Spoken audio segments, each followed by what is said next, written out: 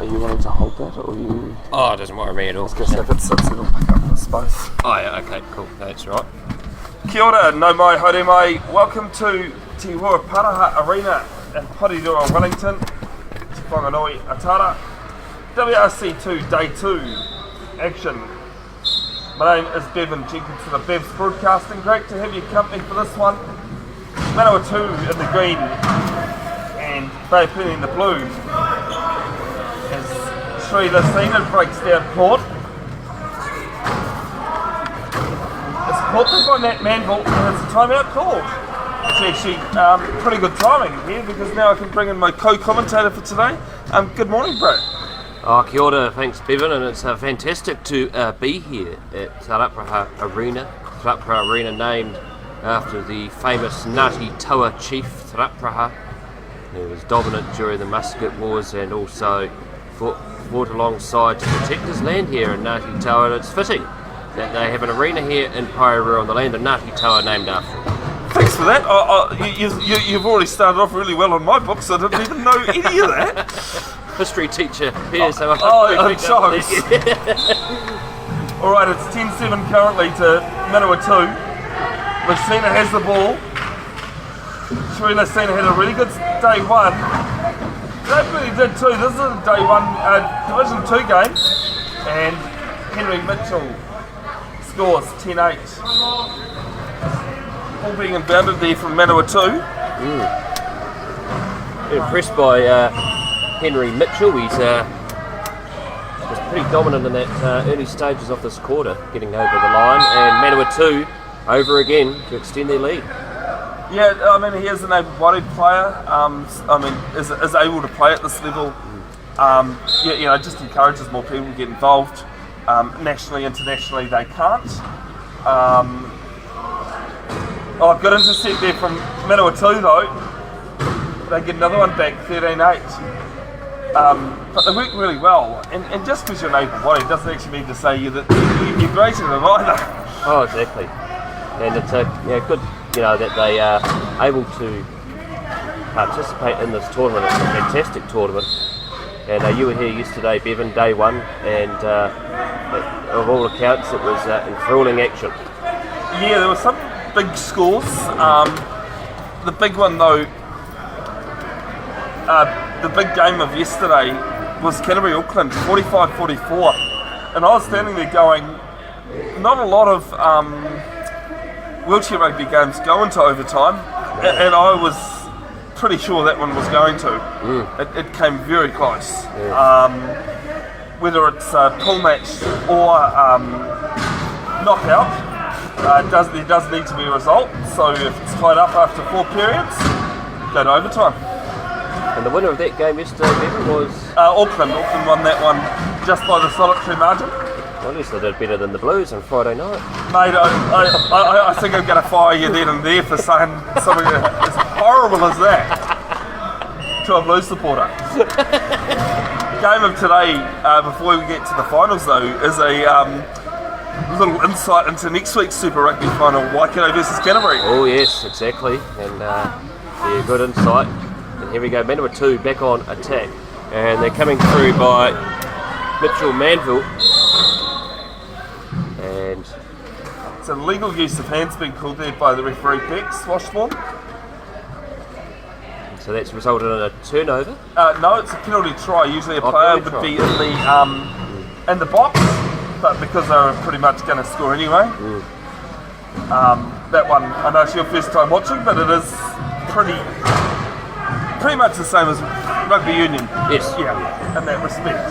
Turnover here for Manawatu though. And another try there by the number 9. Jack Brown scoring there for Manawatu. Great turnover by them. They're really dominating in these closing minutes here of the first quarter. Yeah, 1 minute 50 left. 4 8-minute periods if you're new to wheelchair rugby. Stop clock as well, so it doesn't last half an hour. There's Henry Mitchell. Pop ball, Tito wide. Some work being done there by Lucina. And a great try there by Bevin.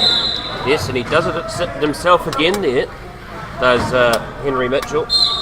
got himself caught, but he managed to get out of the tussle in the middle and went over to score. And here's Manawatu on the counter attack, and it's going to be an easy as you like try there, and it's going to be Mitchell Manville going over again. Yeah, 15-9, just over a minute to play.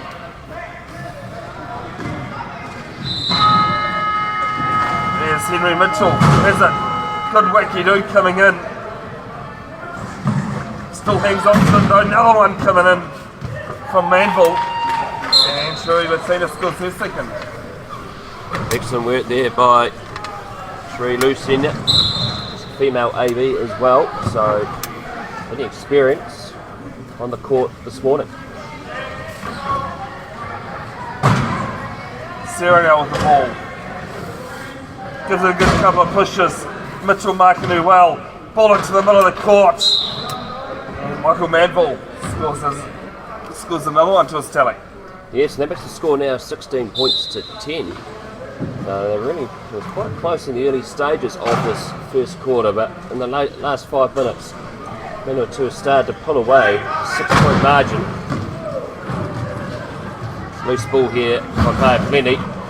Oh, and a bit of a tussle. Oh, and yeah, Sheree's gone over. She'll be alright. It happens quite a bit in wheelchair rugby from time to time. And players end up learning basically how to and how not to fall. Thankfully in the few games I've played, Brad, never gone over myself. Oh yes, it was an almighty bang, that's for sure, but she's back on upright again. She's just fixing a few straps. AB is Brad mentioned, not the famous Alan Border, former Australian cricketer. AB in the sport is able-bodied. Yep.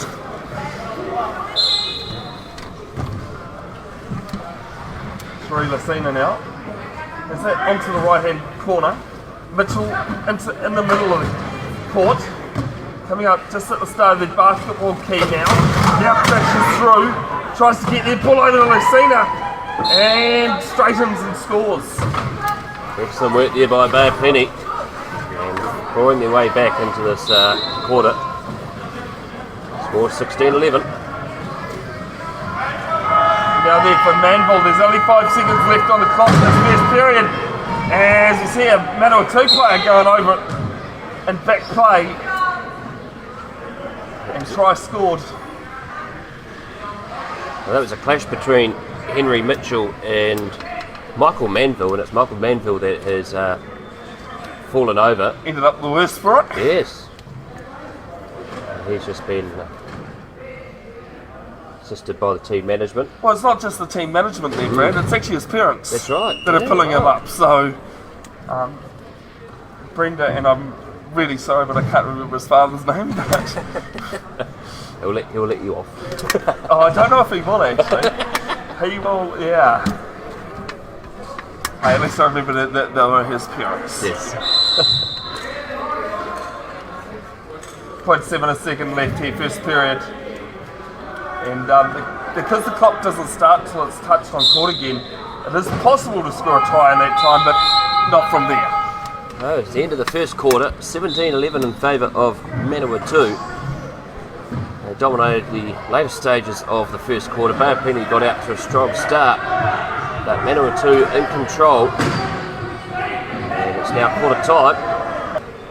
Welcome back, second period. Good to have your company, folks. Wherever you are tuned into this one, Bevin, Jenkinson, and Brad Hudson it is. Brad Hudson. I knew it was a HUD. Yeah. I don't know what made me think of that coming from Huddy Sports, but get to Huddy Sports soon.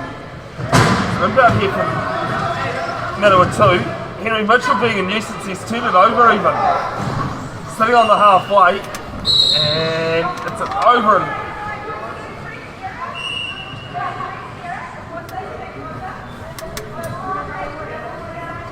oh, well, human referees are human. Oh, that's apparently, Brad. Oh, they are human. They are human. They get enough flack as they can. Kelsey owned up to that pretty much straight away. Oh, it's good. Yeah, good to see the officials owning up to the mistake. That's good. so it keeps the integrity of the game going. And played with fair spirit so far in this match. Can't have a game without them. Exactly. Like all volunteers that are involved is Nikki Borden, who's onto the court. Just couldn't bring that one in. She had a brilliant day one as well. Yeah, it was a good pass too from Mitchell, just couldn't quite hang on to it. So that would have been a stellar try for Penny. Ball embedded there to the number 2. Good long pass down court. Couple of good pushes there. And Mitchell in on each other. And off to Sarah, she scores. Who was that number 2? Sorry, for Manawatu. Number 2 is Ibi Sharif. It is Ibi Sharif, that's who I thought it might have been. And Nikki Borden just can't rein in 2 in a row now. So it'll be Manawatu ball. Yes, it's a Manawatu ball, and they started off this second quarter very well. And they're at the top now, looking to find the gap. But we have a turnover here. The officials have ruled.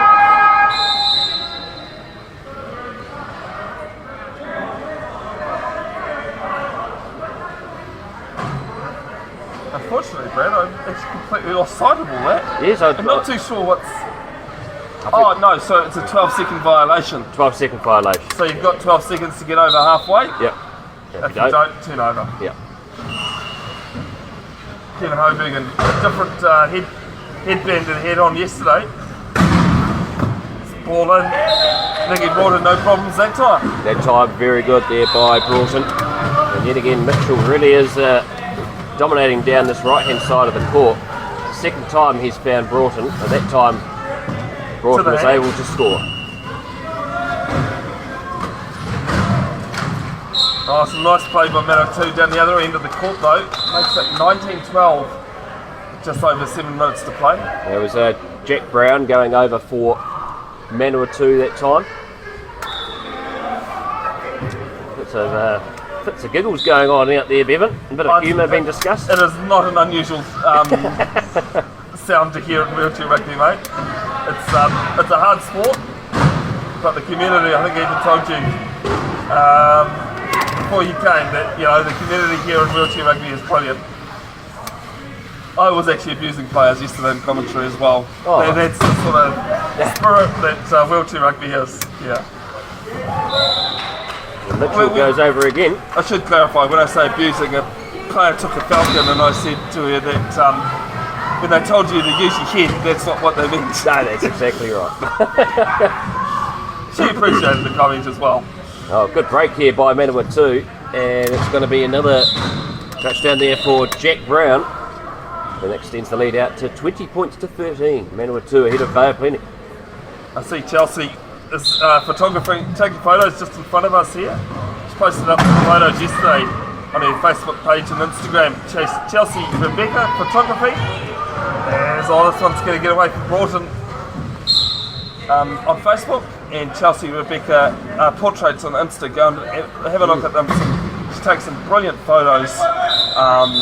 So yeah, please do. Oh, it's brilliant that you have a raft of photographers to be able to not only here with the live stream, but also to be able to capture the action and the moments of the tournament. And a photographer that also picks up after a live streamer left something behind. So. Yes. Yeah.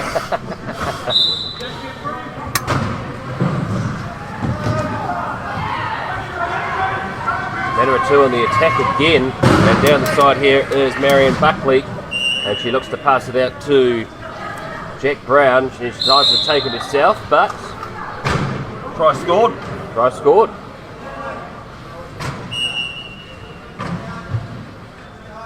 21-13. It's one of the great things about wheelchair rugby, Brad, that even though, don't want to diminish a woman's place in the world at all, but, physicality-wise, men are generally stronger. But in wheelchair rugby, it's quite a level playing field. Oh, it is. It definitely is, and you're seeing that out here in this game this morning. It's a physical contest. And already we've had 2 players fall out of their wheelchairs this morning. There he goes again.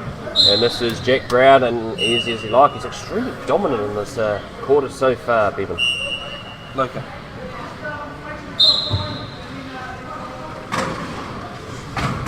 Yeah, it is a pretty good game so far, even though it's a 9-point ball game. As Mitchell comes to the right, I'll explain what was going on there, Brad. Just before.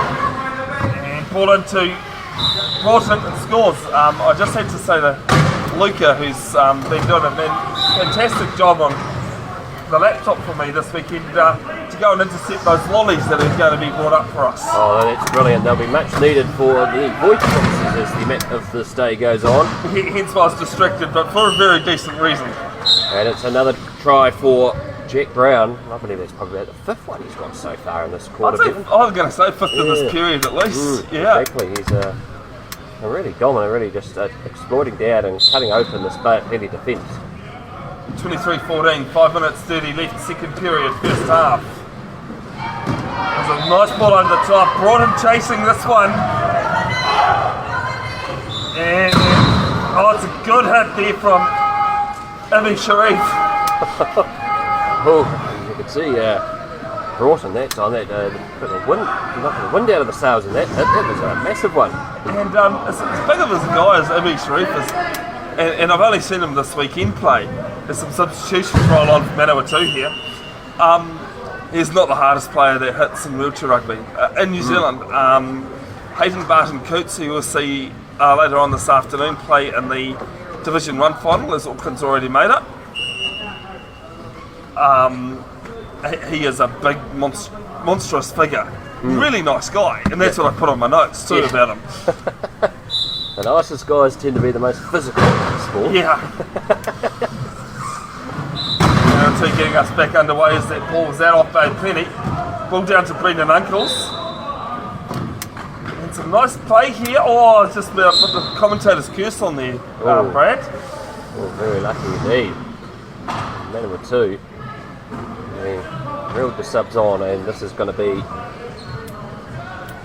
big opportunity here for Bay of Plenty to see if they can try and get themselves closer on the scoreboard margin. Oh, thank you for the check, mate. You've seen 10-point games rolled in before, hauled in before as Broughton takes it to 9. 24-15 with just over 5 minutes. Second period, first half.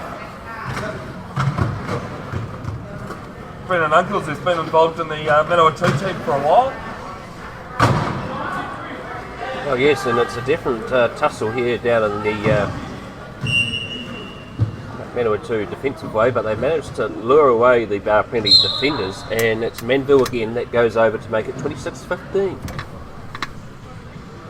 That's just where they're getting caught out, Bay Plenty. They're getting sucked in by Manawatu on the aggression, and they're allowing their players to become free. Yeah, good work you do coming in, and ball down to Mitchell. Mitchell's starting to roll away, but there's a good drag race coming in, and Mitchell wins that one. If all those at home, and including you, Brad, want to know what a wacky do is, it's my version of bumper. Yeah, wacky do. It's my response to Justin Martin's bumper. Oh, unforced error here from Manawatu. And it's turnover, Bay Plenty ball.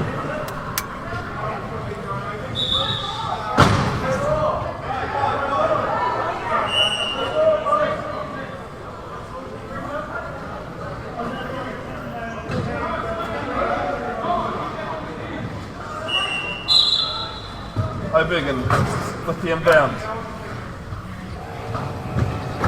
Down to Mitchell. Mitchell, He's losing possession of the ball there, Mitchell. Manawatu hand got in the way there. I didn't want to say anything until I saw the way the referee Ruled on the call. rolled it.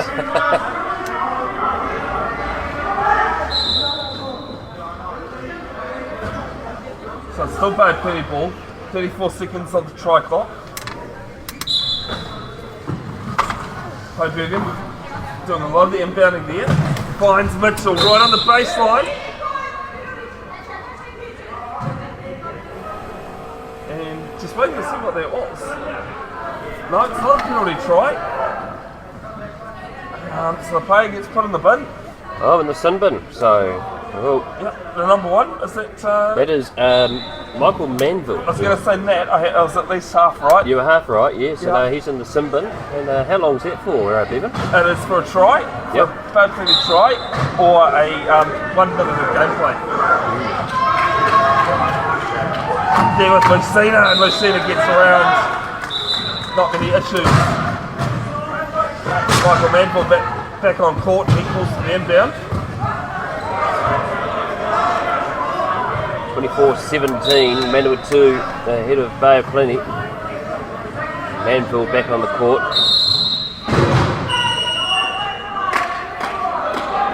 So the legal throw, I think that was what was called there. Yeah, it was, yeah. And it's turnover. The officials have been quite tough in this last period here. I mean, if you don't do it now, they're not going to learn, are they? Exactly right. Yeah. It's all about education and people understanding the rules. There's Nicky Gordon, Sharika Sina still there. Brought it off court at the moment. Well, there's Manville again, he's charging up the court. And the ball's now currently in the hands of Brendan Uncles. He looks for Manville and he just managed to hang on to the ball. Up front there is Jonathan Tyson. And Uncles is there in free space, but Manville's just trying to get around this Bay of Plenty defence. Mitchell just gives him a bunt. And he looks, surveys, he looks at the referee saying, help me. But no to avail. And Mitchell being a real menace, and there was the Manawatu teammates come in, and here he goes again, Manville, and he's going to sail in and score for Manawatu to make it 26-18. I think it was right on the buzzer for the try clock as well. Yeah. So, well played by Manawatu there.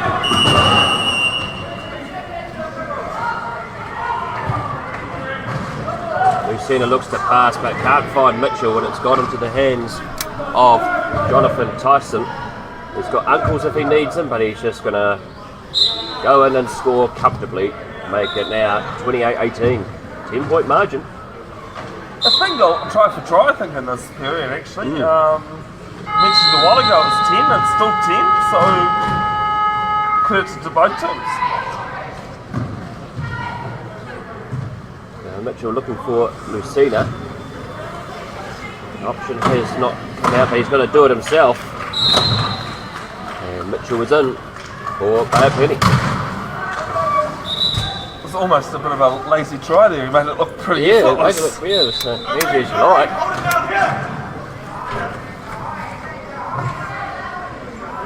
Uncles looking for the ball over the top. Hail Mary almost. Put there by Michael Manville. Nat Manville doing some work for him. And a timeout called.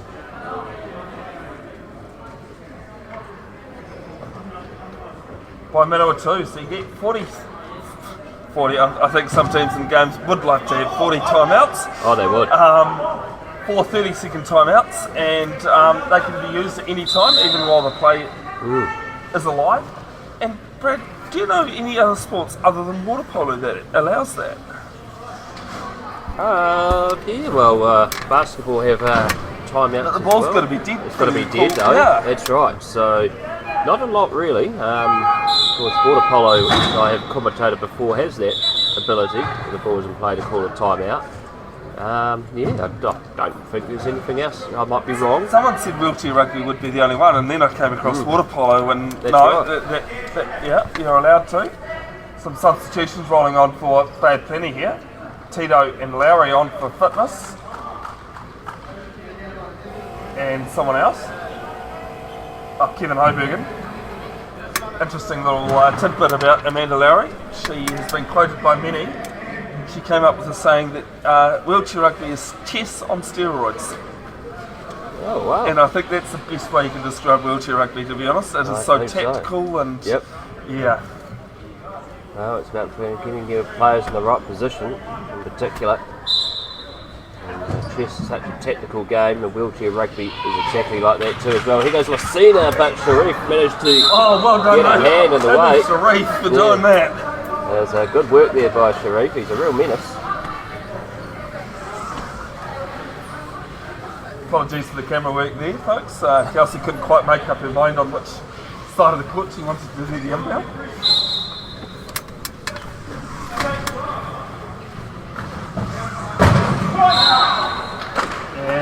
It's a timeout right on being knocked out of court there, Brad. Oh, yes, exactly. Extremely lucky. I believe you've been offered some lollies here, Bevin. I think I am. Thank you, Brad. Thank you, Luca. Oh, another chip plate. Thank you.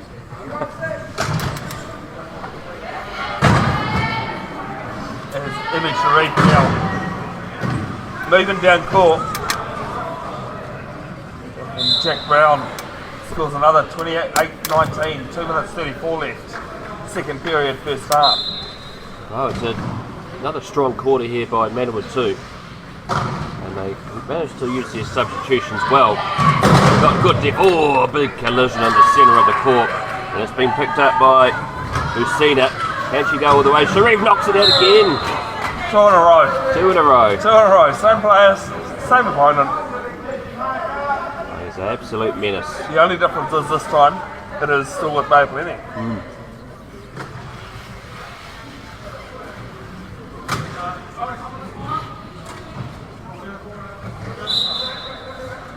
Corner for Bay Plenty. Tito with the ball. There's a Lucina. 24 on the shot on the try clock. But shouldn't need it. It's a great pass there to Amanda Lowry. And even Amanda goes, wow, I scored one. The 1.5 player. That was a good try there for Lowry, and that makes it now an 8-point margin, 28-20, with 2 minutes left on the clock. Oh, that was Mitchell. Yep. So that managed to stop another impending try for Manville. I was going to say, it's not a bad thing. Like even if you tip the ball out of a player's lap and all that, it means you can reset on D, and that's right. It just interrupts play a little bit for the attacking team. Oh, another heavy collision, and the ball comes down to Manville. He tries to adjust, and he'll go over. Is he? I don't know. Yeah, he has. Yeah, he got there eventually. Here with Lucina. Lucina getting away from a couple of the Manawatu players, asking some players from our own team to do some work. And it's an intercept here from Manawatu. Loose pass down, so it's going to be double intercept time. Oh wow, here we go. And Lucina, heavy on defence, but she's done extremely well here as Lucina, and she's got Mitchell if she needs. Manville's coming in on the attack, slams into Lucina, and she gets it out to Mitchell, and he'll sail over. So excellent work there by Blair Penny. Over on the other court, the second half getting underway. Otago currently leading 23-17 over the New Zealand Invictus side.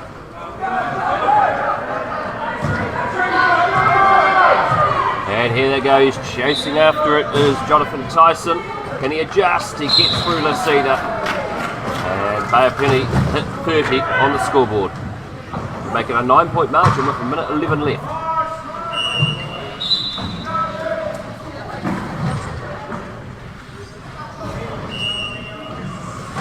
Good pressure defence here by Manawatu. Managed to get the ball out to Lucina. She uses the assistance of Amanda Lowry to cut open. Mitchell is up, Lucina's been stuck. She passes it. Mitchell manages to secure it. He's got Tito in front if he needs. Turns around, gives it out to Lucina, but she just can't get the ball stretched in front of her. Not that time, unfortunately. Turnover.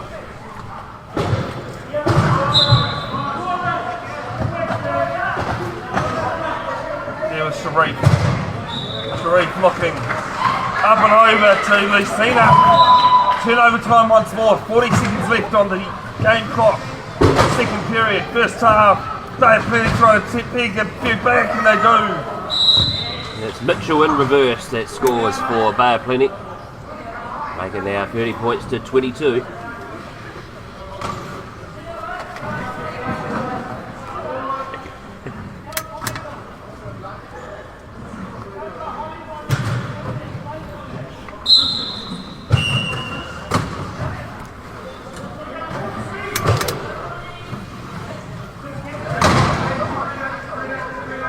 Manawatu trying to get off Henry Mitchell's defence. Henry Mitchell, he's going to force a turnover here. 15 seconds left on the clock. It's an 8-point ball game. Can he make it 7? Mitchell just with a Hail Mary. Larry going backwards. And I've been left behind. 3, 2, 1. And that is it for half time here. It is Manawatu 30. Stampede 22, and just since we've got a half-time break here, Brad, I'm going to ask you, what is Honey Sports? Sure, I'll hop on. I didn't need to go through the All Black media manager or anything, and I think that sums up people like Dan Coles, who are a bit like some of the old school, old school All Blacks, a bit like Colin Meads, Brian Lahore. They're pretty loyal to the game. He's very loyal to his rugby club here in Wellington and Porniki, who actually performed a haka for him in his last home game at Sky Stadium. So Huddy Sports has been going extremely well, and yesterday we called Parramatta Plymouton versus Petone. It was 19 all, and then 2 minutes of absolute magic and madness by Parramatta Plymouton saw them ahead 31 points to 19 after 2 minutes after half time. It was just an incredible game, ended up being a 53-24 win to Parramatta Plymouton. Sounded like almost a better game than the scoreline suggests too. Oh, exactly right. It was some of the tries you'd see, you'd never probably ever see for a long time. They were just magic. So, also the score here at Ruparaha Arena is Manawatu ahead of Bay of Plenty, 30 points to 22 with 2 minutes to go before half-time ends. And I think the verdict there is that Manawatu, Bevin continued on their strong form, but Bay of Plenty fought back there in that last 5 minutes. Yeah, pegged back a couple. Which, sport's all about momentum, and doing things right. It doesn't matter who leads at the start of a game; it's about who leads at the end. That's right. Yeah, and it's we're interested to see how Bay of Plenty go into this third quarter. If they can continue the way they did in those closing minutes of the second quarter. Manawatu, they will just be looking to continue on their fine form. They're really lucky they've got players like Mitchell Manville, who really has been using that counter-attack extremely well. And also you've got Jack Brown, who's another exciting player as well too for Manawatu. But also for Bay of Plenty, I've been really impressed with Lucina and Henry Mitchell. They're working pretty well as a team, and they're really catching Manawatu down on one of their flanks as well. So they're doing extremely well for Bay of Plenty. They keep themselves in the fight here.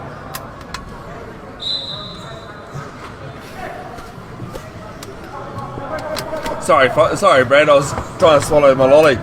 Yeah. No, it'd be a very interesting way to see how this third quarter is going to start. I used the term from golf. Golf called the third round the championship round. It's the real time that things start to move. And I call the third period in wheelchair rugby the same thing. The championship round. Very same in water polo as well. Water polo, 4 quarters. And often the case, it's the third quarter they call the championship round, because if you can dominate that third quarter, you've got to set yourself up for a good position heading into the last. And speaking about that, we're about to get into this championship quarter as we're 3, 2, and 1, and the third quarter is underway. Almost got to reset everything. I love your enthusiasm though, Brad. I know, so just get too carried away. I do love the enthusiasm though.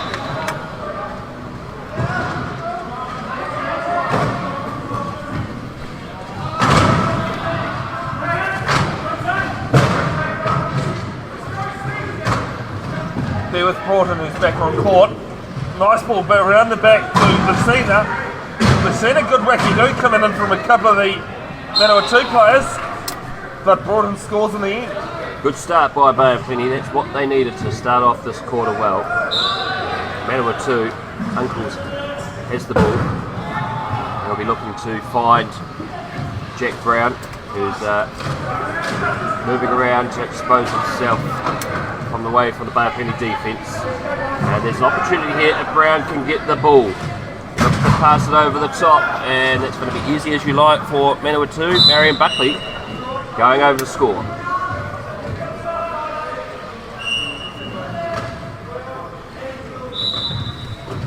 So good stuff, good start, fast start to this third quarter. And Lucina manages to get the ball from Hoberger. And it's probably the first time we've ever seen Mitchell out there on the court for Bay of Plenty so far in the match. He's obviously having a well-deserved rest. Yeah, he is. He's sitting down here, sideline.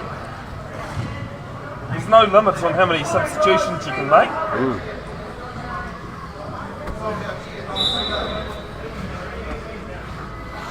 So, corner here for Bay of Plenty. Lucina gets the ball from Hoberger, and here we go. The counter attack is on.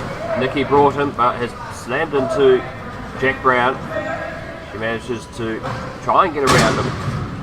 And possession has been lost in trouble, but it's still in Bay of Plenty. Lucina passes back to Broughton. Tito's there if she needs. She bounces and surveys and looks forward.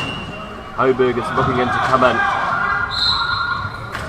And that is the end of the period of the shot clock. And the referees have ruled in favour of... 40-second violation. So it's turnover ball, 40 seconds to score a try. Reset for numerous reasons, but not, didn't call a timeout there in time, unfortunately. So Uncles feeds it down to Buckley. And Tito's coming back, trying to slow down her advance. It's there with Jack Brown, who goes over and continues his scoring ways to make the score now 32 points to 23. Tito with the back, and I think they're going to get, they have been really lucky there. Buckley's tried to catch that.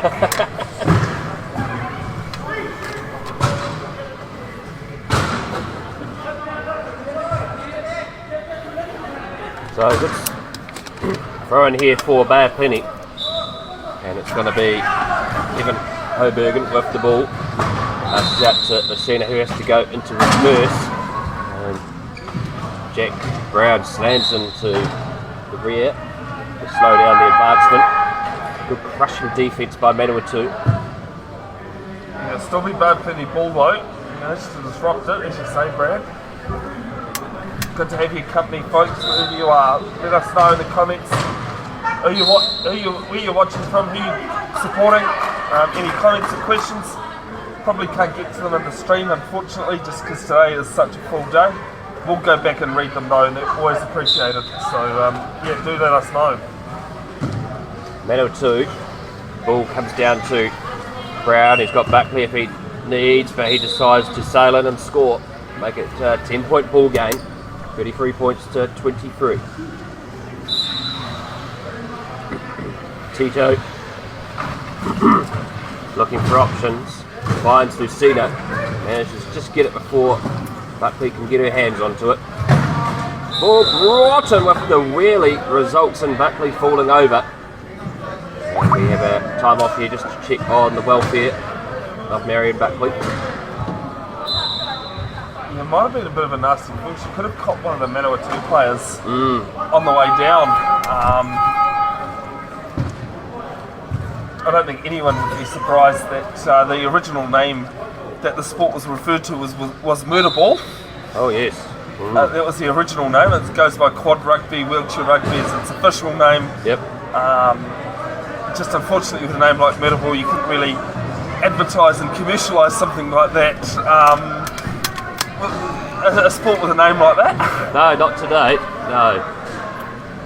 But it's a physical game, and good to see Buckley's welfare is good.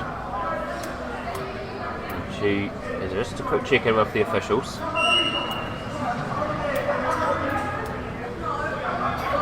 I think she might. Have you got any salt, Brad? Because she's in the penalty box as well.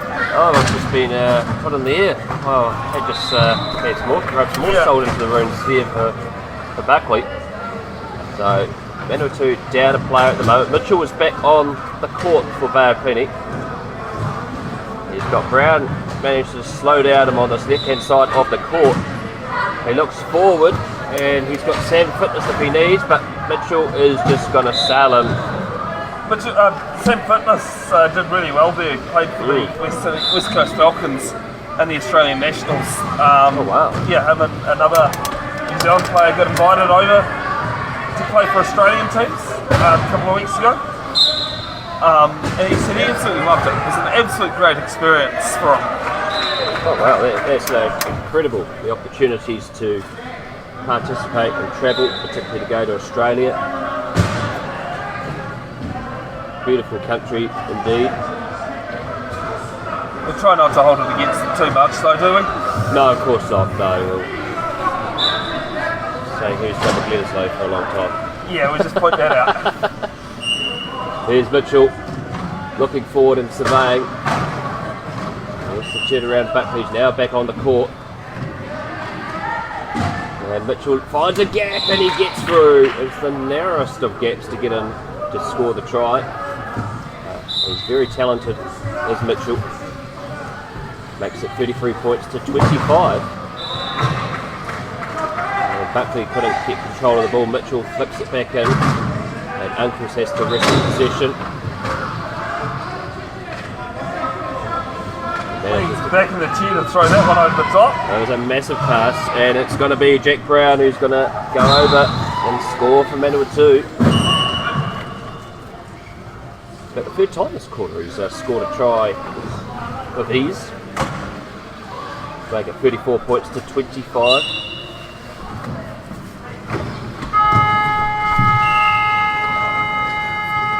There with Broughton. Broughton spins, turns, passes down court. Good wacky-doo coming in on Mitchell now. They've got it peaked up. Marion Buckley helping. Ball over the top there to Broughton. Uncles and another Manawatu player in help. There for Mitchell. Mitchell going left and gets through in the end. Well, even if Jack Brown tried to slow down his advancement by crashing into his wheel, but Mitchell has done well. So it's 60-second timeout called here. Coach's timeout. It's otherwise known as. So I think that one's being called from Dave Plenty. Neil Cudby sitting there giving out instructions. A little fact about Neil Cudby. He has had the pleasure of sitting where you are, Brad. Oh wow. Commentating with me. Oh, brilliant. It's always good having people like Neil who's an insight, particularly on the coaching side of it as well. Oh, he's a former player. Former player as well. Yeah, so no, it was great. Great experience I had with him 6 years ago.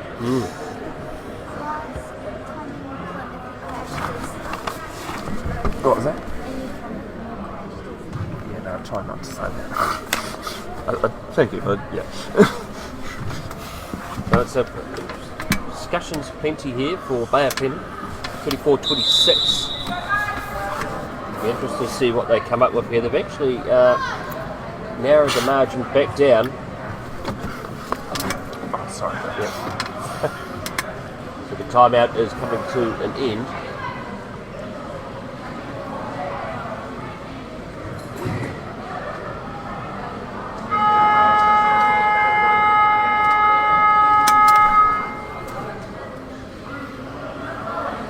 Minutes and 37 seconds left on the clock. Manawatu with the ball. It's out to Abi Sharif, who runs in, collides with Nicky Broughton. They've had a few close calls this afternoon. Brown tries to control, but Mitchell manages to earn the turnover. Yeah, just bounced on the top of his chair. At the front there, and because it's steel, you know, of course the volleyball's going to bounce on that. Oh, well, exactly. So here we go, corner throw in for Bay of Plenty and Broughton. Here comes Brown, be careful. Good collision. Finds Mitchell, and they swarm around him like dogs around a carcass to slow down his advancement. The ball has come loose, and Broughton looks like she took a bit of a knock there. She seems to be fine. Almost thought it was a puncher, to be honest, but no equipment timeout called. So Manawatu with the throw, and it comes out to Brown.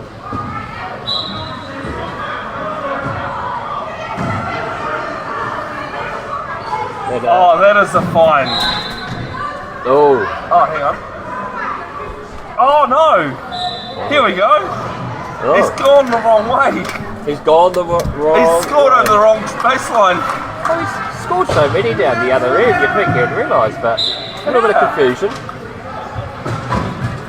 It happens. It does happen. It does happen. I remember. There you go, Luke. I think you were asking me yesterday if anyone scored down the wrong way. There we go. Broughton tackled. And we have a decision here. So it's 10 seconds no bounce. Yep. Team from when the whistle goes for the inbound, it's 10 seconds for the ball to be touched on court. And that's why it's a turnover back to Manawatu. Manawatu ball. Mitchell all nearly stealing possession. Brown having to chase back after that. This time he avoids scoring down the other end, and he advances and puts on the afterburners. One bounce and in to score a try from Manawatu to make it 35 points to 26. Good pass by Mitchell out to Broughton. These two are a good lineup here. Mitchell gets around Sharif, and that time he can't get his hand to steal the ball. And Mitchell makes it 35 points to 27. One of the advantages an able-bodied player has is exactly what Henry showed there.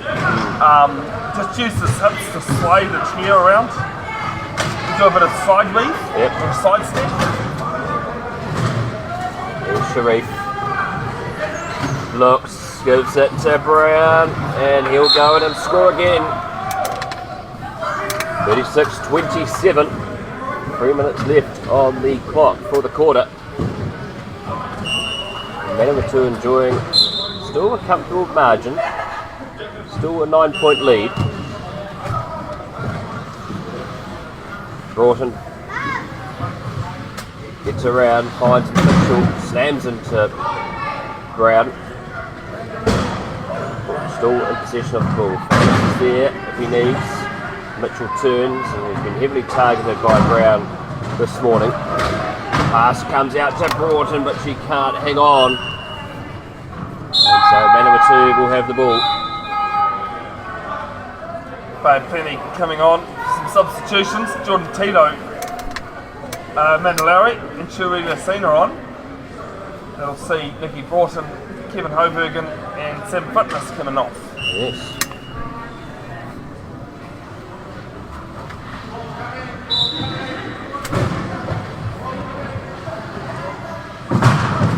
Here we go, contest. Ooh, that was good there between Mitchell and Brown. And Brown winning the collision. He's got Sharif if he needs. He slams into Mitchell. One bounce. Can he get the ball? He will, and score. So great work there by Tyson. Scoring for Manawatu.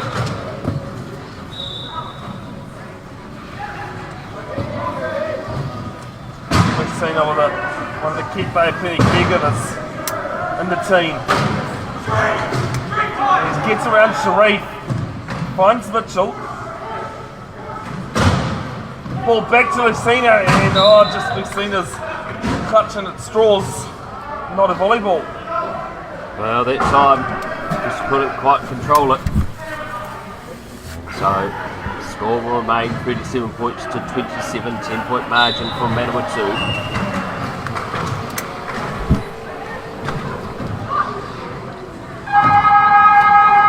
Sharif looks up to Brown. One bounce, flicks. Brown has it, and he's got enough. And he dots another try down to make it 38 points to 27. It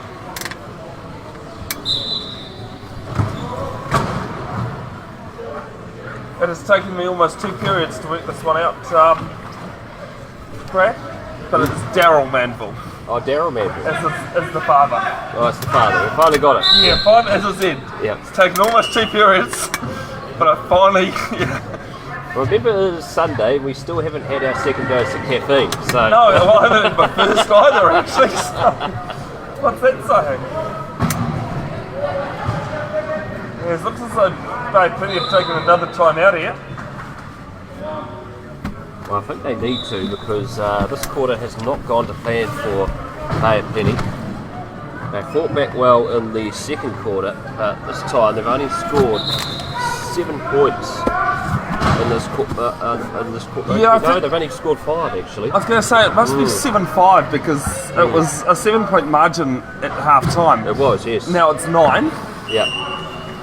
No, they haven't had the flurry that they had in the second quarter, so they definitely need to regroup. Here's Mitchell, and he puts on the afterburners. One bounce, looks if he needs, and there's Lucina.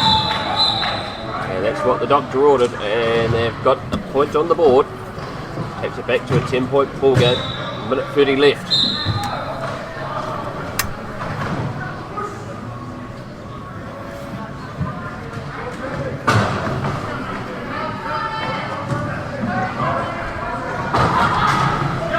Sharif wrestles Mitchell. I think Sharif was just trying to be too cute there. Yeah, he was. And there we go. Mitchell's in.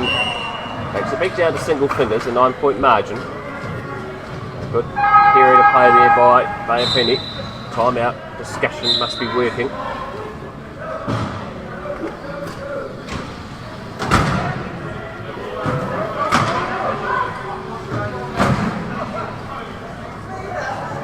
Manawatu will score another. Just a reminder, folks, the Day 2 live stream, unless there's any issues, will be all on this one link.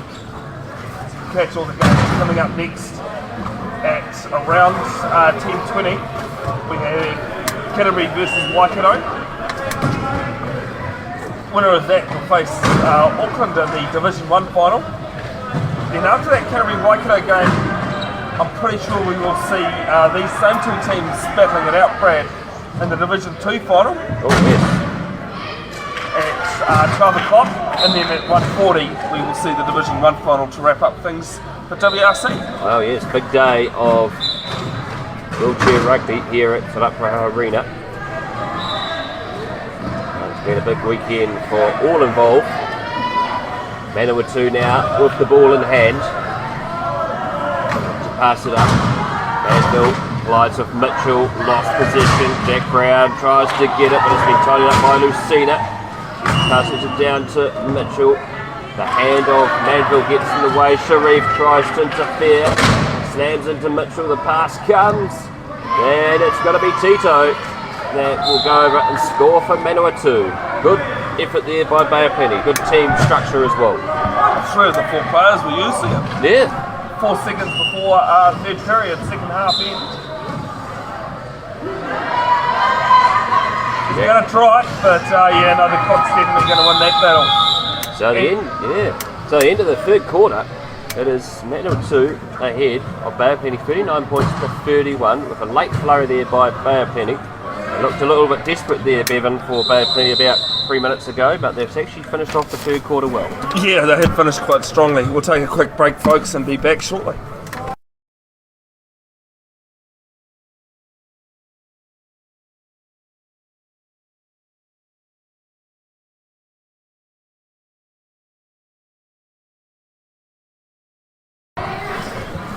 Alright, welcome back. 4th period action, and apologies folks, I forgot to cross-post it across to the New Zealand Wheelchair Rugby page. So, welcome if you've just joined us. Manawatu 39-31 at the start of the last period. If you have only just tuned in, folks, you can watch these games back till your heart's content. Only way that the videos will be deleted is if I delete them.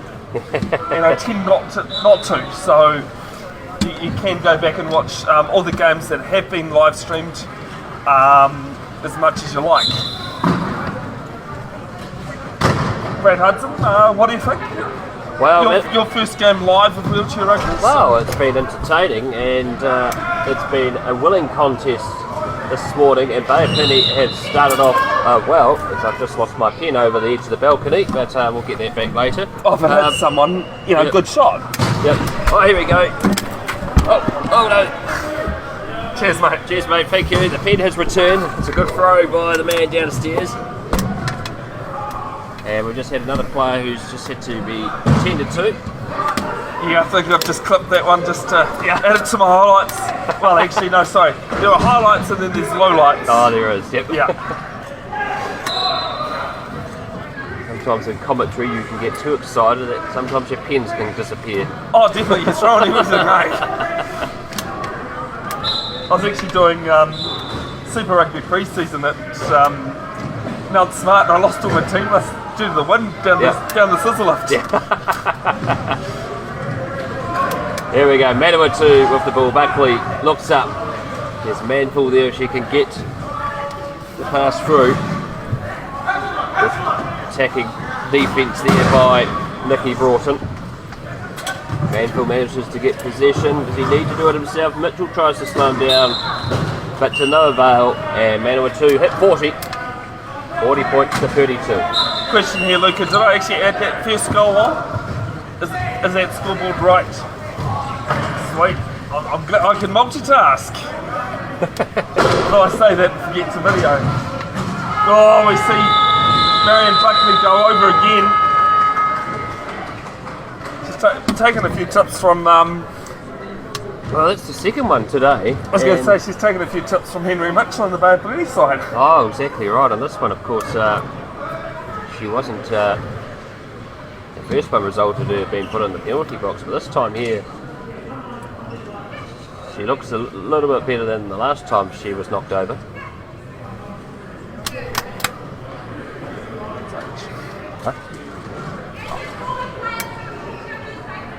Yeah, the reason why she got actually put in the bin, even though she was the fallen player,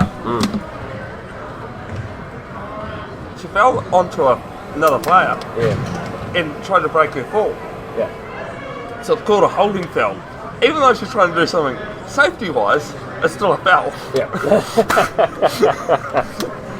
Oh, wow, that's an interesting rule. It is a very interesting rule and one I don't agree with so much, yeah. Over on the other court, it's ended by Otago, their first win of the weekend, 41-34 over the New Zealand Defence Force Invictus side.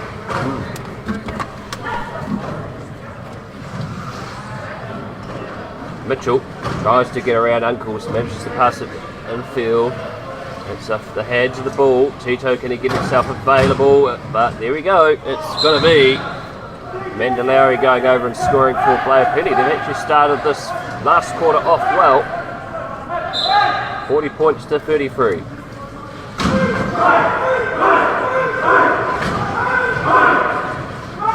Mitchell disrupting play. Manville, here he goes, and he gets those wheels spinning.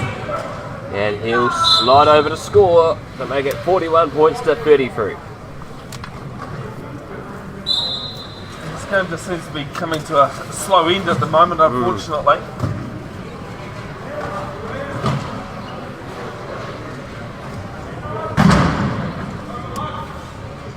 It's all there from Lucina.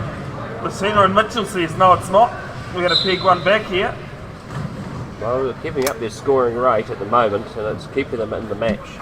But the clock is the one that might go against them here, Bay Penn.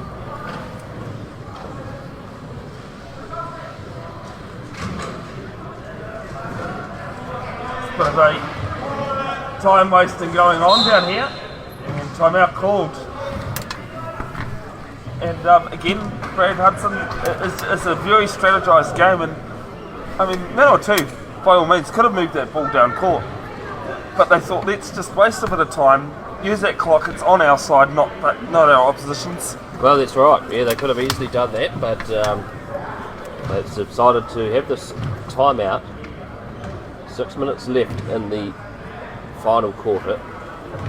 31-34, you probably think Manawatu thought they might be a bit further ahead, Bevin, but Bay Penny have started off very well in this fourth quarter to keep themselves in the hunt.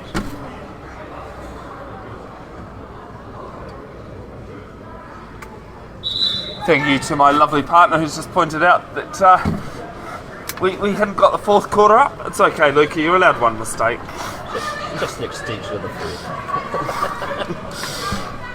Well, I've seen it happen at World Championships where the bench forgot to do the fourth quarter. That's right. And the commentators was turning to the broadcasters saying, why haven't you changed it? But they were hooked into the scoreboard. And unfortunately, the person that was doing the bench didn't put it across, didn't add it. I won't name names. Yeah. I don't want to name names. Well, loose ball by that time there. It couldn't be picked up by Nicky Broughton. It may have been me though. Yes, it could have been. Mistakes do happen in broadcasting, and sometimes they're completely out of your control. So coach's timeout here being used for Manawatu. No, I was going to say for Manawatu, Bay of Plenty, but Bay of Plenty don't seem in any hurry to move to their bench either. So I'm No, not they sure. don't. That Kelsey, the referee, saying that it is the coach's timeout. Oh well, so here we go. It's going to be a timeout. Coach's timeout. And score is 41 points to 34. Just a reminder, the previous quarter scores. The first quarter it was 17-11 Manawatu. Half time 30 points to 22 to Manawatu. And 39-31 to Manawatu. So at the moment, you'd probably say Bay of Plenty have started off a lot better in this quarter, Bevin. Manawatu, they know that they just need to make sure they can just keep them out for a bit longer to not allow that scoreline margin to shrink anymore. Yeah, just game management. All Manawatu need to do. Yep. Make sure Bay of Plenty don't get the easy turnovers. Yeah. They've got to go hunting, make them into mistakes, and get the Bay of Plenty players into the bin. Exactly right. Wheelchair Rugby New Zealand would like to thank the following organisations for their continued support: DG Sport, Dylan's Creative, Lynn River, and Melrose. Those organisations do a lot of work and help, and big thanks to all the volunteers today, the referees, the bench staff, team managers, carers. Huge thanks to Ruparaha Arena for allowing us. You can probably see the big marks that have been made just from one day. So not every gym likes having this sort of sport being played. Oh no, it's a top class facility here, and they have all the technology to polish the courts to make them good afterwards. But here they go, Manawatu getting played back. The possession's been stolen, and it's a wild pass, and no one's there for Bay of Plenty for it. It rolls down out of the field of play. There's Hail Marys and hospital passes, but I think that one's straight to the morgue. Oh, that is. It's no one was there except for Casper the Ghost. Sharif with the ball. Looks to find Brown. He's come back on. This will be quite important for Manawatu to have him in the game. Buckley collides. He's turned over again, that time by Lucina. Second time in the day. Player going to the bin for illegal use of hands. Have we worked out what you're allowed to do in terms of trying to get the opponent's ball hit? Oh Brad? yes, you go. I'm slowly getting there, Bevin, and if I pick up there that the illegal taking there that time. Yeah, by Brown wasn't allowed. So simply put, that you basically can't hit the ball carrier's hands. That's you're, right. You're allowed to strike the ball. Yep. Anytime you strike the hands. You're in trouble. Exactly. Strike the ball, but do not hit the hands. Here's Sharif with the ball. Looks to take it upfield. One bounce. Here's Buckley. Unfortunately, the frustration is she couldn't hang on to the ball. I think she said shivers too. Oh yes. Yeah. Exactly. It's a good thing because the audio didn't pick up on anything else.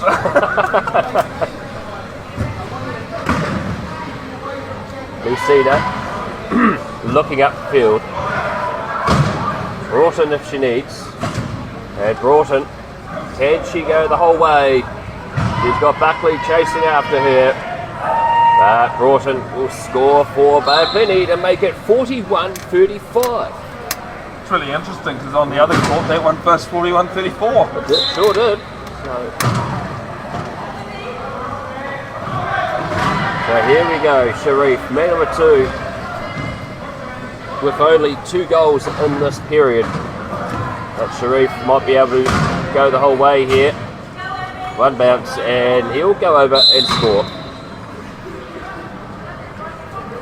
42-35, 4.5 minutes remaining on the clock for this match.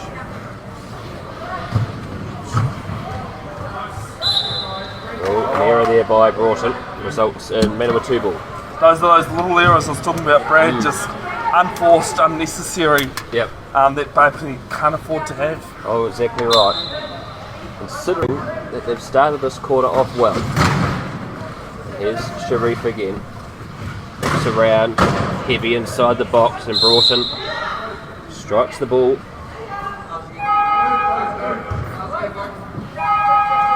No.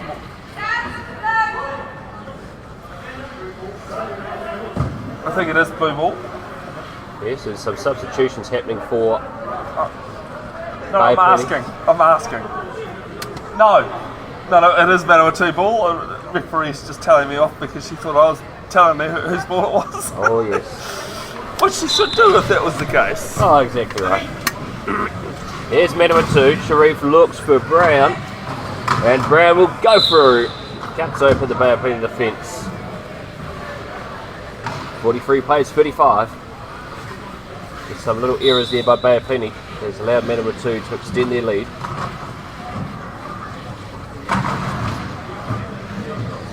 Sharif yet again managing to strike the ball out of the hands, and he'll go over to make it 44-35. So a late flurry here by Manawatu to extend their lead out.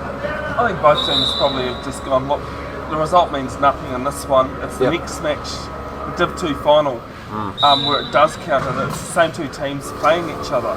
Yeah. So, let's conserve a bit of energy.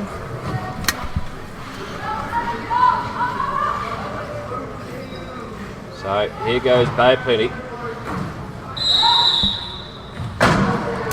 Oh, and that's the first one this game. It's a 10-second violation where no bounce or pass in 10 seconds. That's right, and of course it can be a costly mistake. As simple as it sounds, it's easily forgotten about. Oh yes, once you get going in the match, certain things can be forgotten about, including the simplest of rules. So it'll be a Manawatu ball.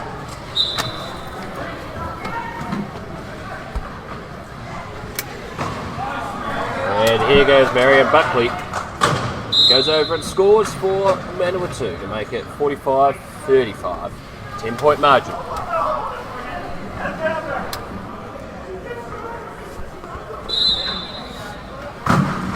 Kevin Hoburger not happy about something going on there. Oh no, he was... He's quite a nice guy. yes. The first time I've really seen him fire up like that. Oh, he was expressing his frustration with the official. Good work here by Lucina, but It's the 12-second violation this time. a 12-second violation. And this is what can count, like when teams, they really aren't in front now, but teams are in front and have used their timeouts. It can cost them and change a game Oh, completely. it sure can, yeah. Not having that get out of free jail card. Get out of jail free, one of those. They're the Monopoly game. Brown, Sharif slams into Broughton, trying to open an opening, and Brown gets in by the narrowest of margins to extend the lead to 46-35.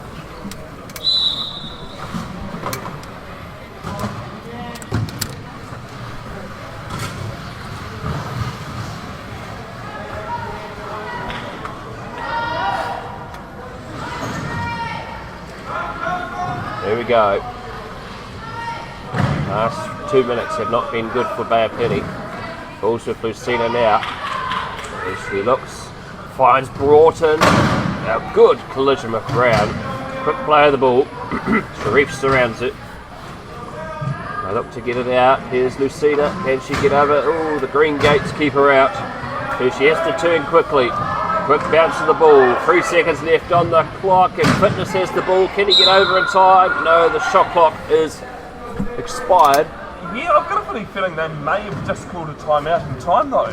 Maybe. Ooh, They have. they have a timeout just in time. So the try clock we reset to 15. Yep. Oh well.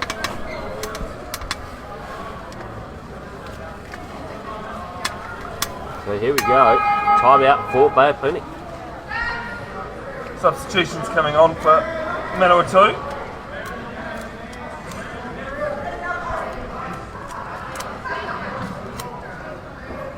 Just a reminder, folks, stay tuned on the live stream on this link that you're watching, unless there are issues. Apologies if you've only just tuned in through the New Zealand Wheelchair Rugby page. Thank you to Chelsea for letting me know about that. But Sunday you can morning watch, after all. Oh, definitely. Yeah. But you can watch these games back to your heart content, folks. If you want to go back and watch anything, you're more than welcome to. Cena going in towards the key, and this time it is the try clock that beats her. But coming up at around 10:20 a.m, which is in about 10 minutes. I need to get rid of this game first though. Waikato taking on Canterbury, and of course that's the Super Rugby final next week. It sure is. The Chiefs had a close one with the Brumbies last night, but pulled away late in the end. So we'll see. I think the scoreline didn't do Brumbies justice actually. No, exactly, it didn't, and they did play very well considering the travel. It was niggly rugby. It was, it actually really suited them. It did, yeah. It suited their game plan. And they weren't able to come away with the victory. So Hamilton hosts the final next week. Yeah, I'll be in Cambridge or Te Amuru at this stage, live streaming club rugby. So I might make my way to the final as well. Yet to be confirmed about where I am for club rugby next weekend though. Good steal here by Brown. Oh, one bounce. And he just needs to sail over, but he's just going to take his time here. Counts again. He looks like he's going to try and share this one around, is he? No, he's just going to wind down the clock, I think. Yep. Bay Penny forcing the try though. Yep. So wound down the clock, and it's another try for Bay Penny. 48-35 is the score.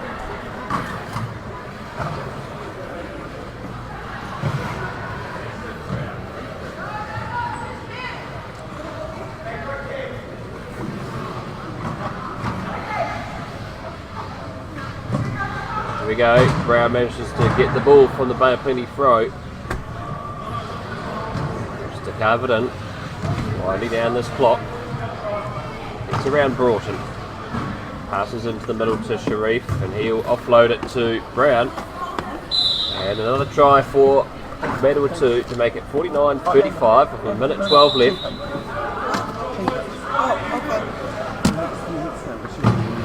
Right. Throw from Hobergen. Out to Broughton. Looks for the throw. She needs some help. She decides to throw one of those 50-50 balls. It's been picked up by Manville. And knocks it back towards the direction of Brown.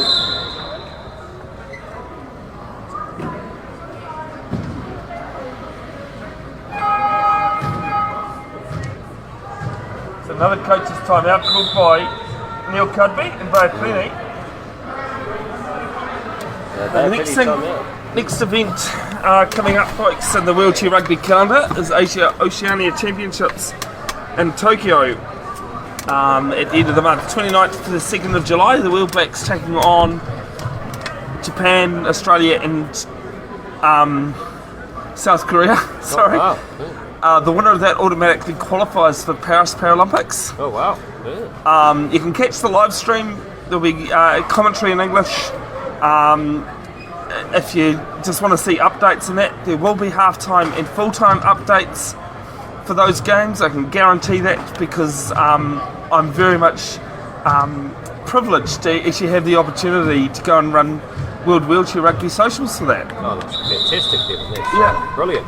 It shows how much the sport, as much as I put into it, it's also put something back for me as well. So, Oh, that's brilliant. That's fantastic. yeah, really looking forward to that opportunity. Coach's timeout is coming to an end. 54 seconds left in the match.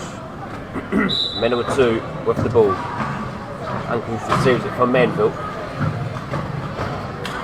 Looks up to see player. Good bounce to the ball. to avoid the expiration of the time. And Uncle's just slowing this down to their advantage. 20 seconds left on the shot clock, 35 seconds left on the main scoreboard. And Uncle's is just having a bit of a play around here. Lucina's like, hurry up. And he managed to give him a push. Up to the strike. Oh, on that wrist, so and into the bin. Use of hands, yeah, Lucina. And I mean, that's pretty much going to mean that Manawatu hold the ball almost for the rest of the game. They sure do. They just need to hold it and just wind down the remaining seconds of this match. Time wasting something not really encouraged in most sports. It is in wheelchair rugby. If it's in your favour, why not? Well, that's right. If it works out in your favour in your sport, you use it. Oh, that time not to be. 9 seconds left in this match. Can Bay and Plenty get a point on the board?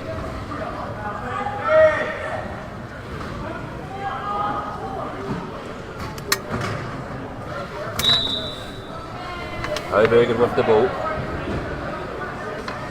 Needs someone to pass to.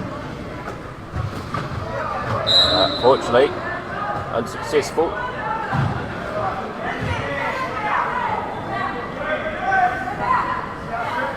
Lucina still in the bin. Borton calling for the inbound. Yep. Gets off the plate that way. So Broughton looks, passes out to Fitness, who can't quite get it, and Brown's got it, and he'll storm in and score. Make it 2 seconds left. I think his bench is actually really not happy about scoring with, still with 2.6 seconds. Yeah. Hey Brendan, you can count. Oh, no, I have to be fair there, Brandon. Yeah. That moment there, what I had with Brendan, really shows what the community's about. That's right. He had a real dig at him, and he replied in kind as well.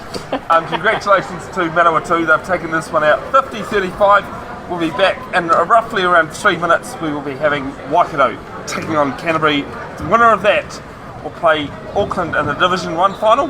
After the Waikato Canterbury game, we will see Manawatu and Bay of Plenty back for the Division 2 title. Yeah. So for now, ka kite anō. We'll stay on the stream though, folks. Oh, very good. Don't know why I turned around to do it myself.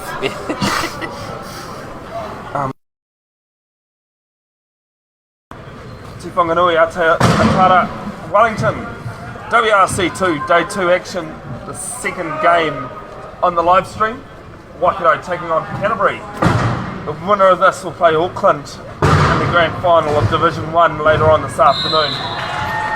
My name is Bevin Jenkinson of Bev's Broadcasting, and with me for this one, Brad Hudson of Huddy Sports. How you going, Brad? Oh, kia ora, Bevin, and many thanks for joining you for this epic clash between Canterbury and Waikato. And it's going to be a good start here by Canterbury.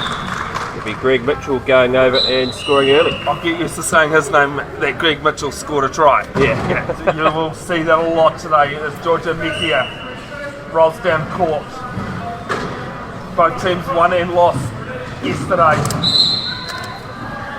Both beat D-Sport, the home side, and lost to Auckland. Canterbury in an enthralling match.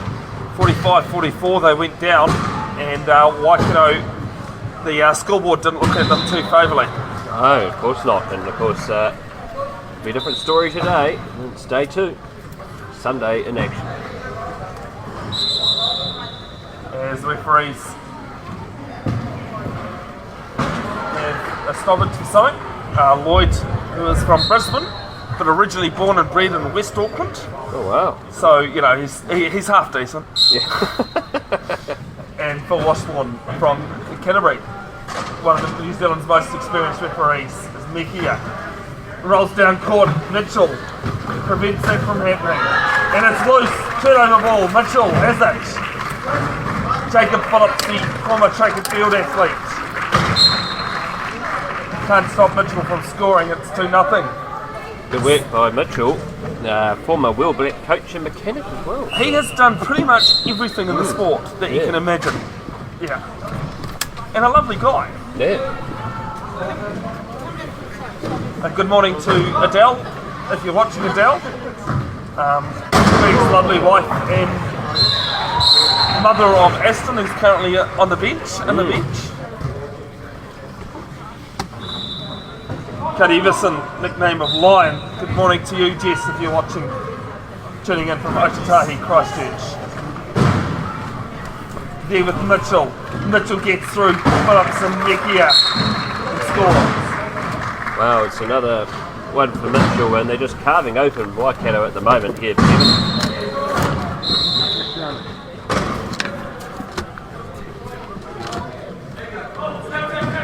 Waikato with the ball, and they're coming down through here, and it's passed out, and Waikato finally on the board,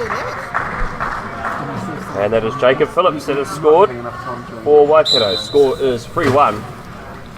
6.5 minutes gone to go in the first quarter.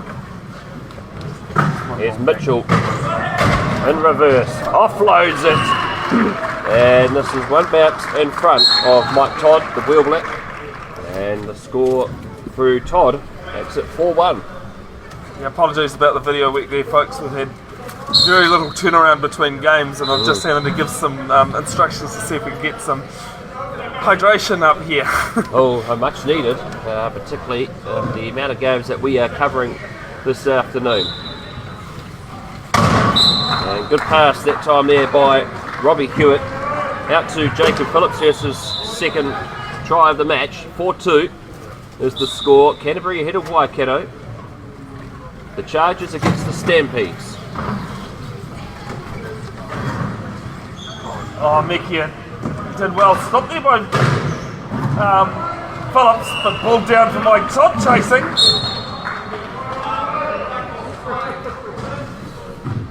And it's out of court.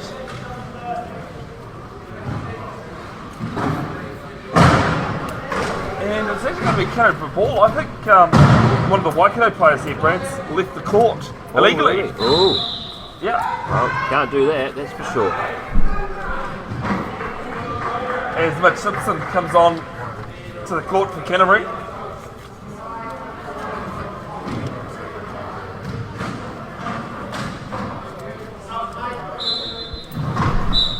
Here we go, Canterbury with the ball.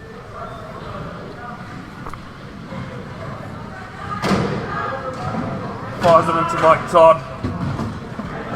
Wheel back as well, gives it off to Mitchell. Mitchell's well picked there by Moore and Nekia, but Nekia's let him go. And Mitchell will score the 5th try, and I think also Brad, that might be his 5th as well. That's his 4th actually. It is his 4th, okay. Mike Todd's got one. Mike Todd's got one, yep. 5-2. The score to Canterbury ahead of Waikato. I don't think Waikato, Bevin, were expecting to be hit by this Canterbury blitzkrieg early in this match. Nekia makes up court and towards the key, looking for options. Hewitt there and goes over backwards. This Hewitt 5-3. Good work by Hewitt going in reverse. The Wheel Black co-coach doing extremely well. Good work there by Nekia as well, really trying to get around this Canterbury defence. Now it's Waikato, and if he can get the ball, this is going to be a good try for Canterbury. It's going to be Cody Everson, the Wheel Blacks captain, going over to score for Canterbury to make it 6-3. Nickname of Lion, because he pretty much gives his all.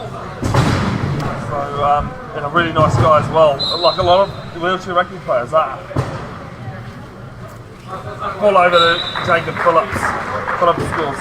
Good pass again by Robbie Hewitt out to Jacob Phillips. And that makes it 6-4. So Waikato starting to get their groove on in this game. Good morning to David Klinkhammer, if you're tuning in, mate. Former Waikato player. Off playing basketball, wheelchair basketball yesterday. Loves a falcon, Brad. He loves a falcon. Oh, he sure does, that's for sure. Yeah. And DK, there will be plenty of those in the bloopers, I can tell you that. The other shout out that has to go to another Waikato player, Cameron Leslie, triple gold medalist in Paralympian swimming. Oh wow. He, for some reason, decided a wedding in Fiji sounded better than wet, windy Wellington. Wow, it's either the sun in Fiji or the rain. Yeah. And there we go. Greg Mitchell, speaking about Greg Mitchell's now got his 6th goal of the match. Now, you know, sometimes Wellington can be like Fiji, Bevin. They say you can't beat Wellington on a good day. The problem is the good, you know, how often the good days happen, right? Yes, exactly. And as Stewart gets it stripped off, and you can see Mitchell not too happy about the call going against him. No, he wasn't too happy that time. The officials have ruled in favour of Waikato. Robbie Hewitt calling for the inbound.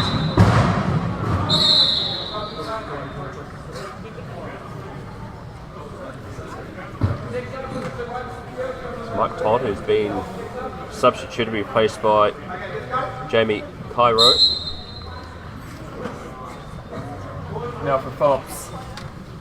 Phillips with Hewitt, they're not even just seeing, they've got 20 seconds on the dry clock. Tries to crash through, gives it off to Hewitt. And Robbie Hewitt, the man from Te Araha. And the mighty Waikato scores. Yep, that's his 2nd goal of the match. So Greg Mitchell, not used to being heavily marked, passes it forward out to Everson, and Everson will go over and score his 2nd for the match. 9-5 is the score. Yeah, well, he's a low pointer, but he's a 1 pointer, and if you're not sure how the classification works, folks, anything from a 0.5 to a 1.5, they're deemed your defenders, your low pointers, who don't generally do a lot of the scoring, but he does pretty well as a 1. He does, very well. Here we go. Waikato trailing by 4 on the scoreboard. It's in the hands of Jacob Phillips. 1 bounce, and he goes himself. So that time there, Canterbury were split open. And Jacob Phillips has his 4th goal, Bevin, of the game. He's in a good contest here with his opposite number, Greg Mitchell, who has 6 goals. And he's looked like he's going to possibly go over and score his 7th. And he just glides in. And that is just an easy goal. Good class and determination from Greg Mitchell getting over the line there for Canterbury. Well, I think at times the Wheelbacks use them in training just for that physicality. But when you come up against some of the teams like the US and Australia and Japan, who have some real physical players, it's quite good to have that contact, you know, and something a little bit different. Yeah. Try there for Waikato, and that's Jacob Phillips with his 5th goal. So he's in a race with Greg Mitchell at the moment. Mitchell in there and tracked quite well, gets the ball over to Kaido. Jamie Kaido, there's many more Canterbury supporters here again on day 2. You see there in the background. Up to Mitchell. Mitchell has it, trying to make his way around. He does, Phillips shadows him, but Mitchell wins that race. And Mickey, right on the line. Very much on the line. Ooh.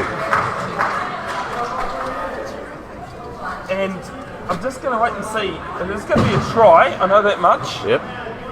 But the match's been called out. There could be a more severe penalty coming here from Mikia. Well, there could be. And Greg Mitchell has been assisted an injury break. And he's actually out of his chair, yes, Greg Mitchell. He's not looking too flash. It's not the first time he's gone over this weekend. No. It's the 2nd time I've even seen him go over, both this weekend. So I think he's just fallen nastily on his elbows. So the call here, you don't see it too often in wheelchair rugby, but it's what they call a flagrant foul.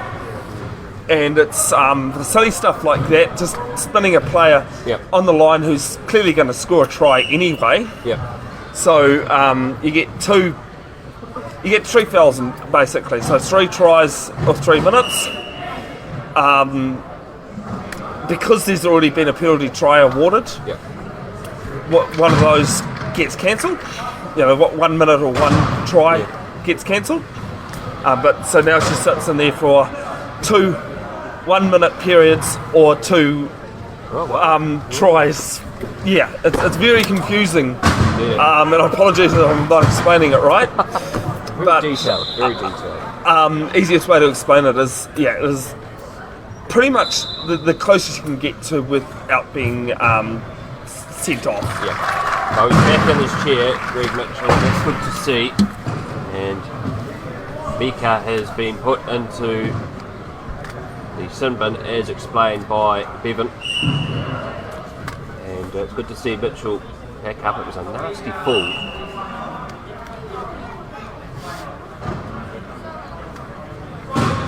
Score is 11-7. 3.5 minutes left in this first quarter. It's a high scoring affair. Mitchell with 8 goals and Jacob Phillips with 5.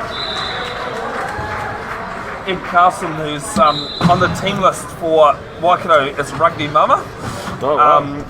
happens to be Georgia Mekia's mother herself. Just over there having a chat, just making sure Georgia hasn't taken that too offensively, and probably just on. It kind of deserves to be put there, unfortunately. Yep.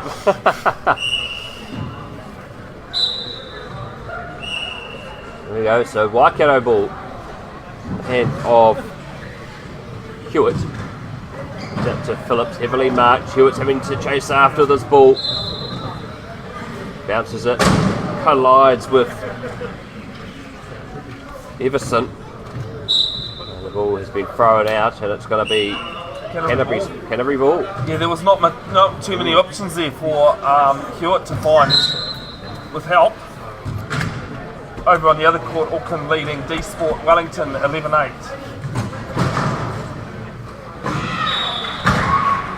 So here we go, Mitchell. One bounce, been blocked over by Todd, and Mitchell's gone in and scored his 9th. Greg Mitchell, 9 goals in this match so far. Nice scoring.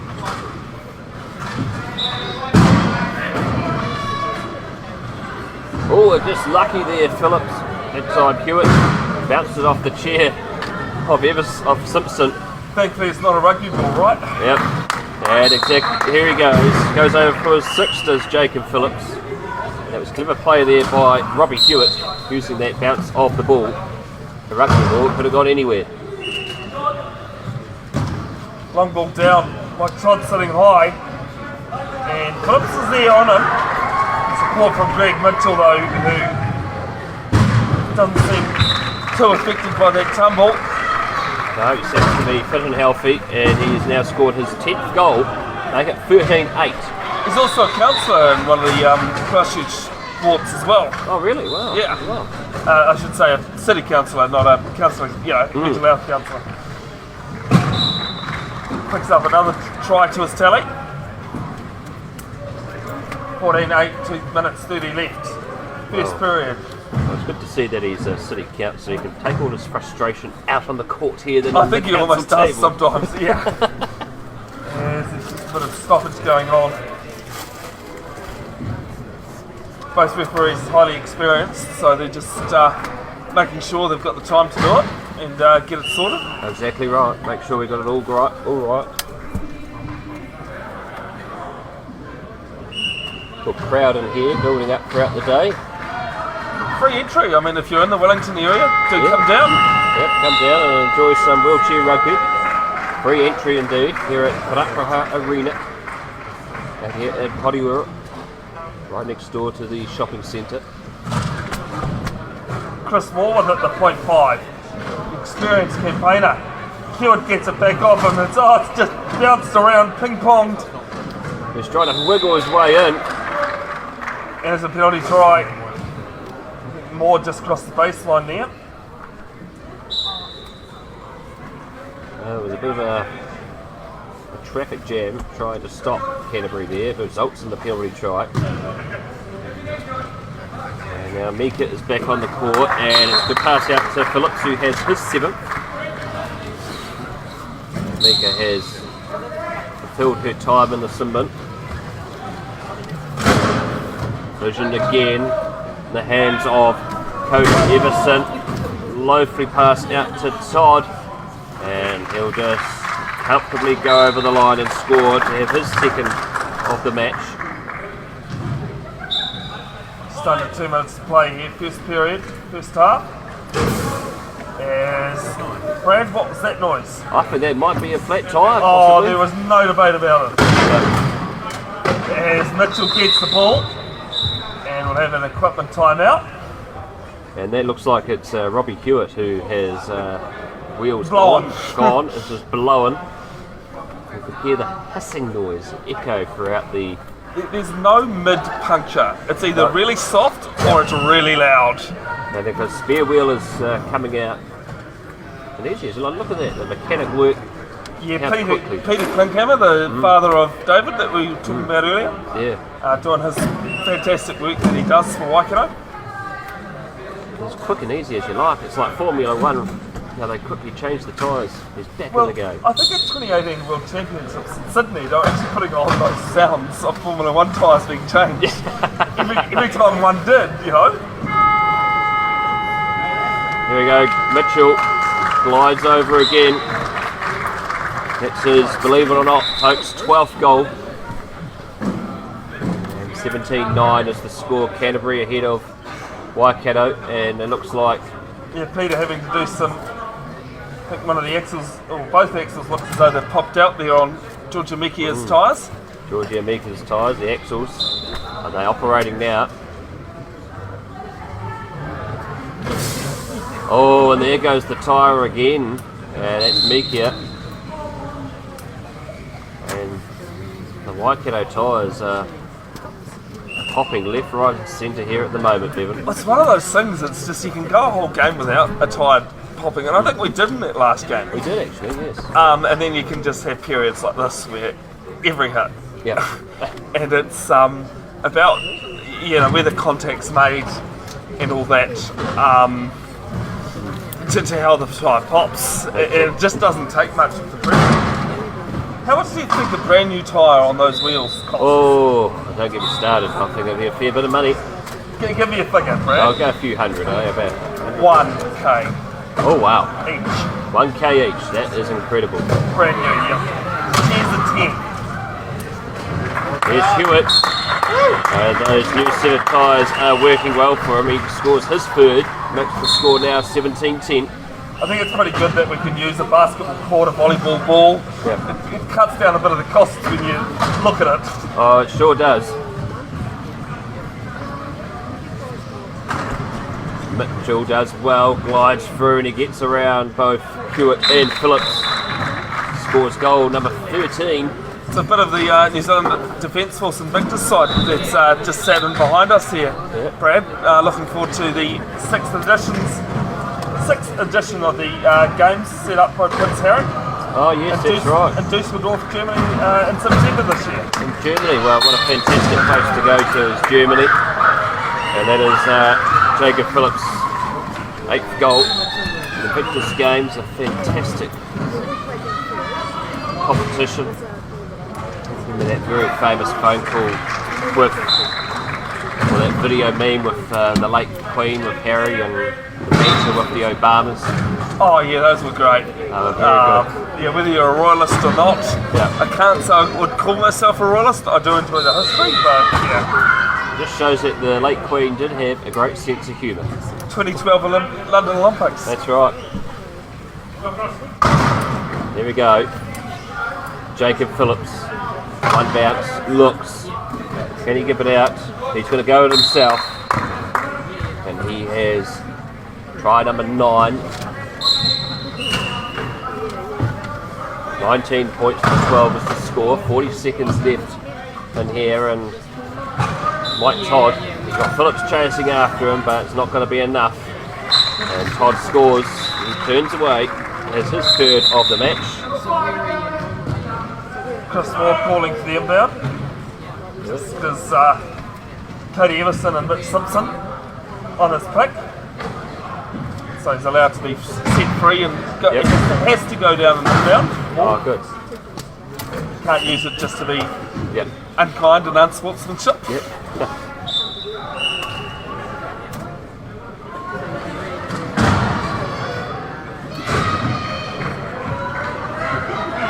So Chris Moore gives it out to Hewitt, and it's going to be. It's an illegal entry onto court, so you got to come on straight onto the court, and Chris has basically just moved his chair illegally there. Oh wow! Very technical. Yeah. And it shows the experience for Washbourne. You know, he's been refereeing for 20 years at least. Yeah.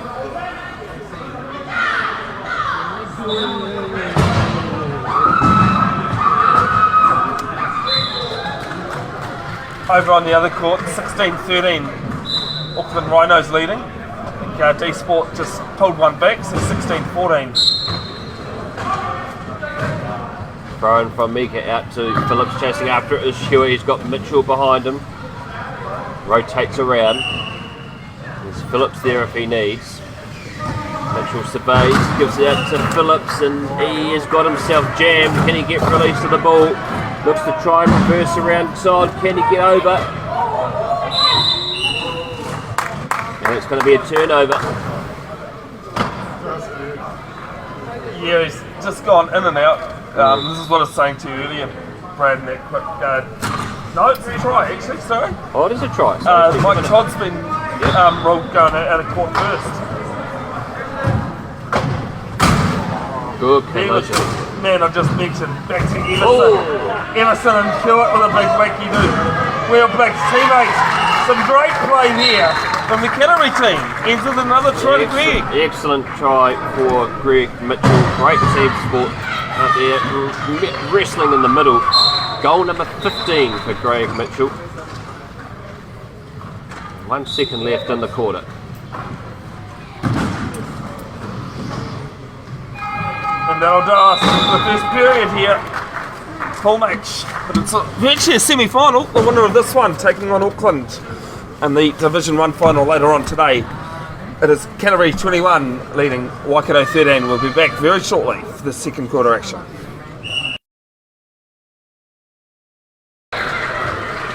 Alright, second period action. Waikato to get us underway. 21-13 down.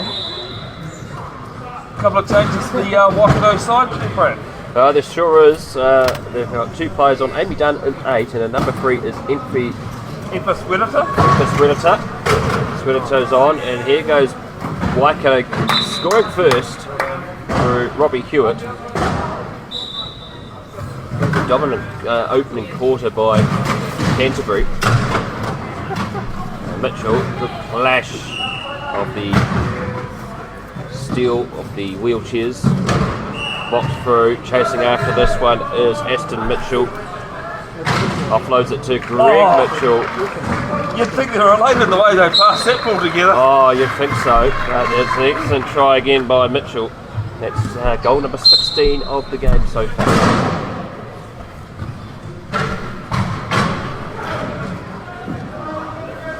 Emphas has it. Been playing the Swan for a couple of years now. Same with Nick here. Ball bouncing, it's going to be loose. Emphas decides to give up on it. So it'll be Canterbury. Couldn't quite get it that time. Waikato in the past just had a bit too much on it. So Canterbury will have the ball. Robbie Hewitt marshalling defence. And we've got Ashley Mitchell ahead. Ball comes back to Cody Everson.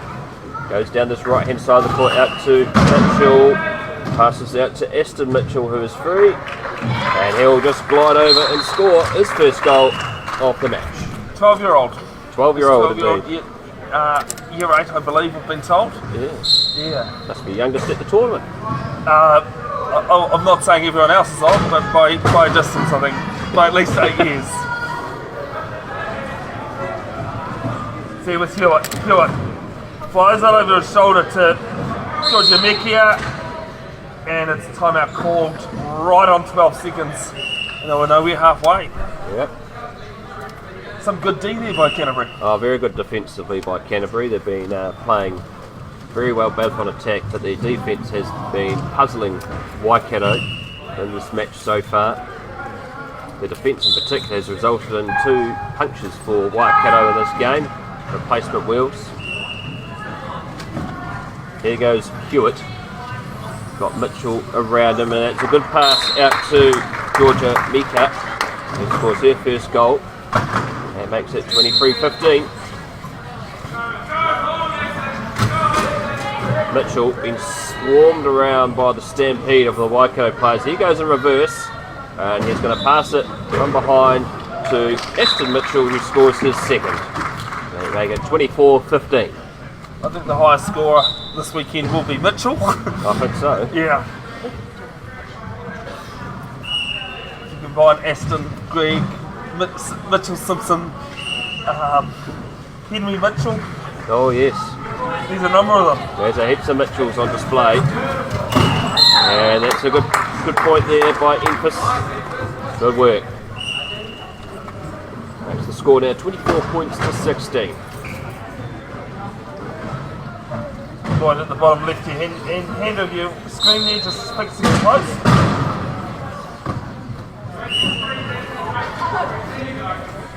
Aston Mitchell, the young man, has been chased by someone double his age.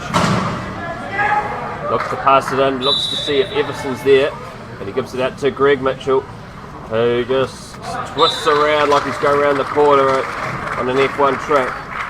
Goes over and scores his 17th goal. Another little tidbit about Greg Mitchell, 2018 World Champs. He was telling me at some point in the tournament, he'd come on court to change a tyre and slide into home base. Did it in the last game that they played. If anyone knows how easily excited I get, boy did I let rip that day. And he sails over again for goal 18. And makes it a 10-point margin for Canterbury, 26-16.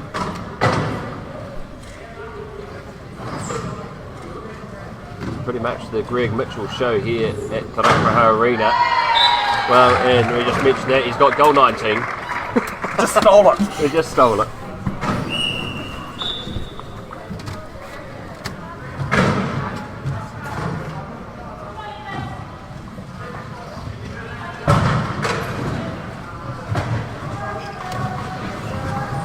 Waikato on attack. Only scored 3 times in this quarter. Canterbury very dominant, but here they go. The defence open. It's worked by Georgia Mika. Swarming defence, hand on the ball, and Mitchell will just cruise like it's a Sunday afternoon and go over and score. Just a couple of hours too early for that. Goal number 20 for Greg Mitchell. Couple of games still to go today. Division 2 final, Manawatu taking on Bevin. 2 teams in the last game on the live stream. As Mitchell, Greg Mitchell that is, cleans it up, puts it over to Cody Everson. That game due to tip off at 12 p.m, but that will be reliant on what time the other games finish. And then at 1:40 we have the Division 1 final, Auckland taking on the winner of this game. So a big collision that time there by Hewitt and Mitchell. Had a bit of a chuckle against each other too as they unhinged themselves from each other. So the goal for Enfys, so 29-18. And a coach's timeout has been called by Canterbury. Now they've actually called it just for the subs, to be honest. I think so, it looks like it. The subs have come on.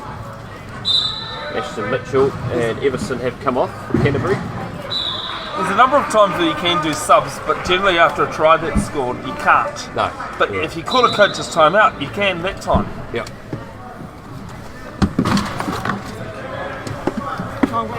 Oh, thank you very much. Cheers. Awesome.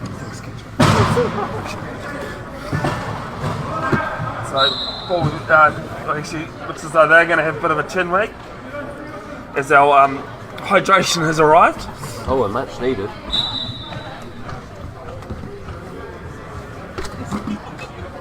play resuming. Waikato look a little bit asleep at the top of the screen there. Obviously needs some more caffeine to get them going. The collision. Mitchell at the top. Looks to cut in himself, and he does. It's just easy. Good agility. Makes it his 21st goal of the game.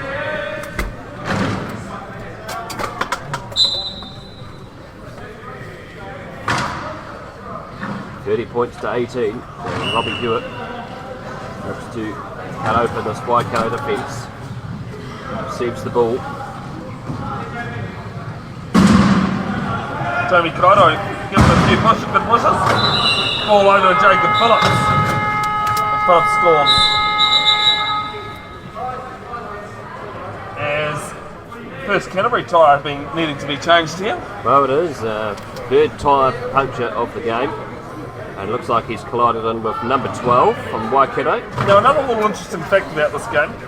The Canterbury manager on screen there, Pauline Hill, sister of Robbie Hill. Oh, yes. Wow. And good morning also to Calvin, another family member who might be tuning into this one. Hope you're well, mate. Good pass to Cairo. And he's got Mitch Simpson if he needs. He's been collided by Chris Moore. Mitchell at the top. Looks he might just go himself here if he can cut around, and he does. Just a bit of a gap there, and even if they tried to close it Waikato, he could just use the strength that he has and just bust through it. Oh, it's great strength. Hewitt and Moore just have a bit of a juggle between the ball between each other. And he's away, Robbie Hewitt. He knows the scoreline is not in their favour, but he's not giving up. Pass comes out to Phillips. Easy as you like. He's got his 12th goal.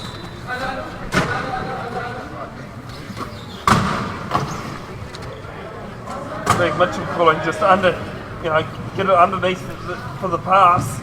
And they did well there to get it. Some great teamwork. And Keenan Alexander, who's on the court for Waikato as well. And Mitchell just slides over, easy as you like. Just had his arms folded too. Yeah. Well, why push if you just can roll? Yep.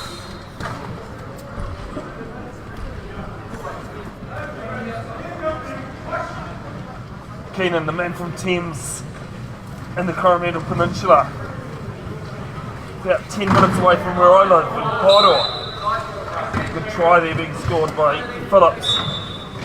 Excellent work there by Keenan Alexander. Really cutting down that flank, and that's really where Canterbury haven't really been able to adjust to Phillips down there, but Waikato can't adjust to Greg Mitchell. Goal number, believe it or not folks, 24. I think it's actually proportionately very low for him. Yeah. He usually scores a lot of Canterbury strikes. Not saying it's a ball hog or anything, it's just his role on the team. Well, someone that's scoring a lot of tries for Waikato is Jacob Phillips. He's now goal number 14. Former track and field athlete. So, great form here at Te Rapa Arena. Rich Simpson with the ball. Former Waikato player, he's playing against the sub team there, Mitch Simpson. Oh, jeez. Now lives in Ojatahi, Christchurch. Cardinal sin, isn't it? I think it is, especially to go, that way. Apparently he will head back at some point. Time out here called by Canterbury. I'll take that one here, the last one.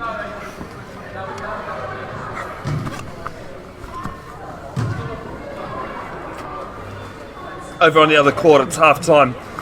Auckland starting to blow out that score, 30-19 at half time.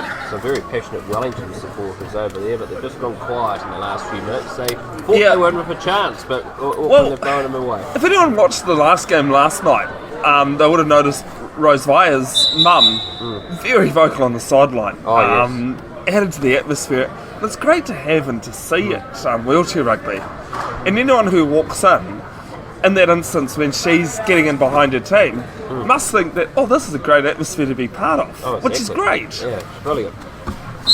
There we go, time back on here. Pass from Cairo out to Mitchell. He's got Phillips chasing after him. but he's got too much pace. Goal number 25 for Greg Mitchell. 34 points to 22. 2 minutes and 12 seconds left in the second quarter. Pass from Hewitt out to Alexander, who comes down this left-hand side of the court. There is a few seconds left, but he'll pass it off to Phillips. And easy as you like. Goal number 15 for Jacob Phillips, and Canterbury still getting caught out down that right-hand side of the court there, Bevin. Yeah, just some space being found, and I think probably 90% of Waikato tries. It is so far, yep. Yeah, on that right side. Well, speaking about pretty much 90% I'm of going the to say tries. 90% or 95. Yeah, he's now got goal number 26. I am actually going to sit down at some point and go through old score sheets and see who has scored the most tries in a match, the most percentage of total tries. It'll be really interesting to see, I think. It will be. Alexander's pass has been picked up by Mitchell. Hewitt tries to slow him down, but to no avail. And the score will be 36 points to 23. Canterbury in total control of this match. Yeah, 1 minute 30.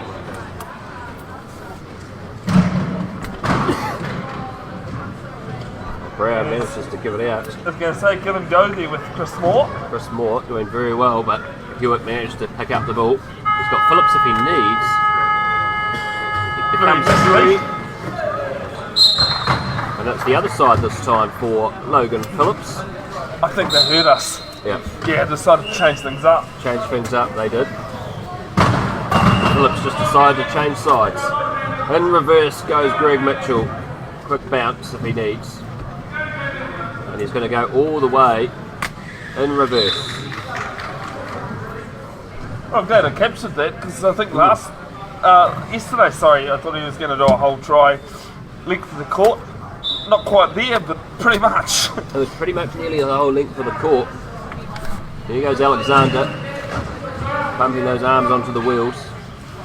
Looks to give it over himself, but he can't, and he gives it off to Phillips, who has goal number 17.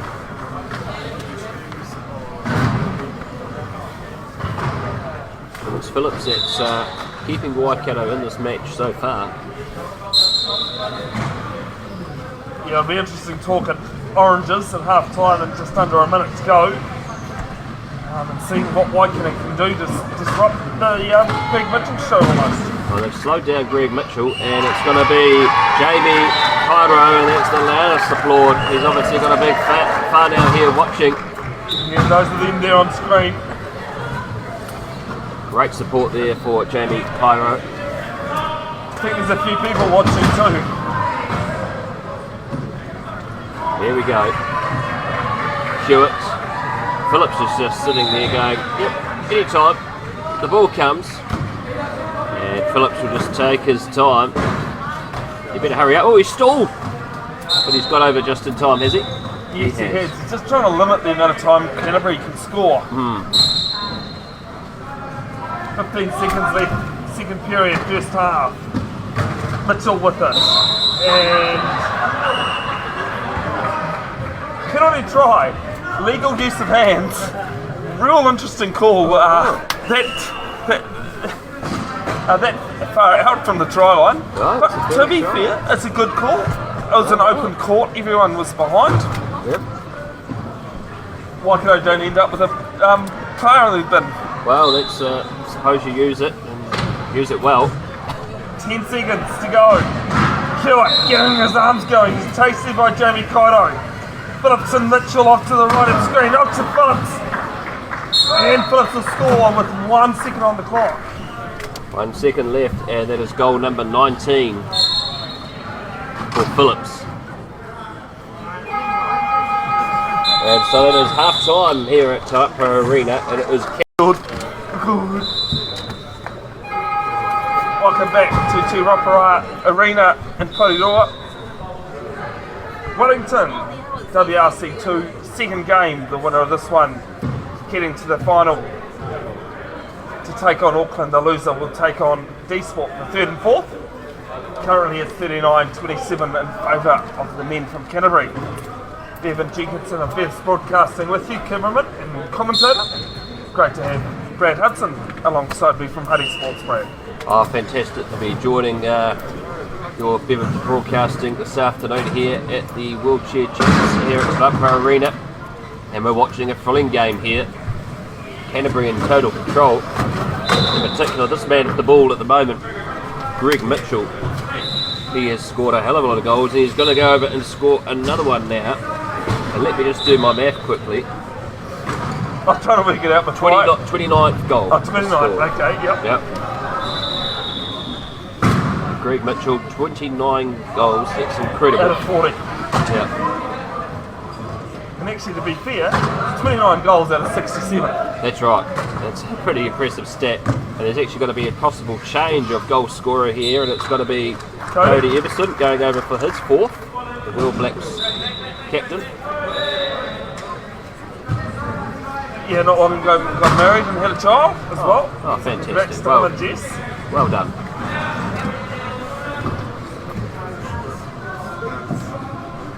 There we go. They swarm it all. There's a good battering ran by Logan Phillips.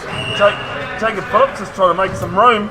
Yep. And a bit of a menace here from Greg Mitchell. And it is black ball. Oh, good work on the defence there by Canterbury. I'm showing my bench skills there. You never assume. You always wait until the referee. You know, if you're not sure, just wait and see. Well, you don't want to jump the gun, that's for sure. No, exactly. And it's wide there with Mike Todd. Intercepted. And Waikato get one back lucky. That might actually be their first real fortune favour change. It is actually their first one, actually, off a mistake by Canterbury. So Waikato coming up trumps there that time to make the score 41 points to 28. Everson out to Todd, who's under pressure, but there's a hand on the arm. Yep, Robbie Hewitt. Played for Waiho in his playing days. And that's going to be... no, it's Kenan Alexander, sorry. Yeah, he's off to the sin bin, or some people like to call the dog box. Yep. He played for Thames Rugby and Sports Club, celebrated 100 years last year. Wow, oh, that's right, they did too, didn't they? Yes. All from the same area. Well, close enough too. Close enough.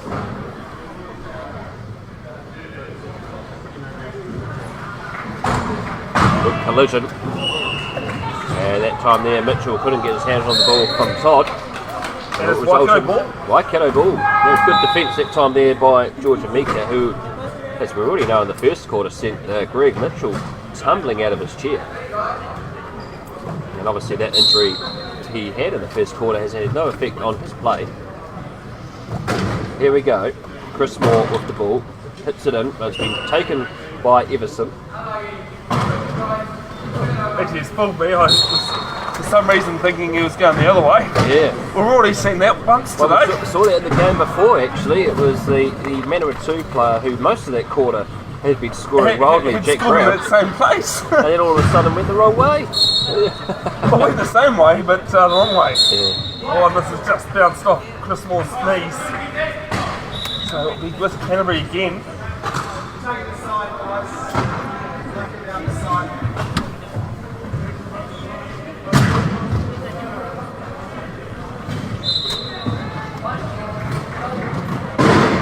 And Canterbury going towards the try line. And it's still with Black. That's for my partner. Oh, yeah.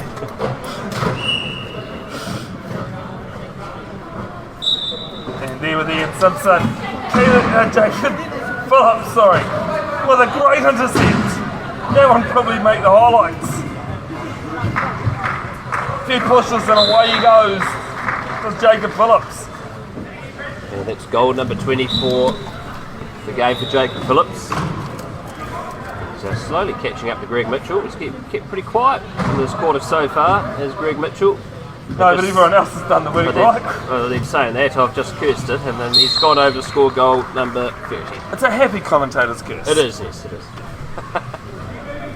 Not usually that happens in commentary, but take the happy ones. Nikia with the ball has Mike Todd on her. Now gets the ball away to Kenan Alexander. And it's out low.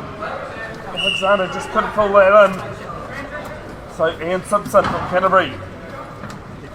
And it was at the 2022 World Champs with the Wheel Black squad. Everson gets away from Mekia. And scores another. Is that his sixth? That's his sixth goal. Oh, that was a rough guess. It was, you did very well. Yeah. Cody Everson. He's got sixth goal. So far makes the score now 44 points to 29. I mean, sometimes when you say stats, it's not about it being true, it's making it believable, right? Oh, exactly right. Turnover here for Canterbury. And Cody Everson scores his seventh. 45-29, 5 minutes 35. Third period, second half. Oh, good, good tussle there from Mika with Todd and also Ian Simpson. Physicality going on. Waikato ball. Yeah, but it's just, Canterbury getting in the way and just disrupting play, just disrupting that momentum for Waikato. Oh, exactly right, particularly Georgia Mika. Now, she's not much to her, but she is really putting in a strong physical Oh, she doesn't hold back. She doesn't hold back at all. Neither should she. No, exactly. Show them who's boss.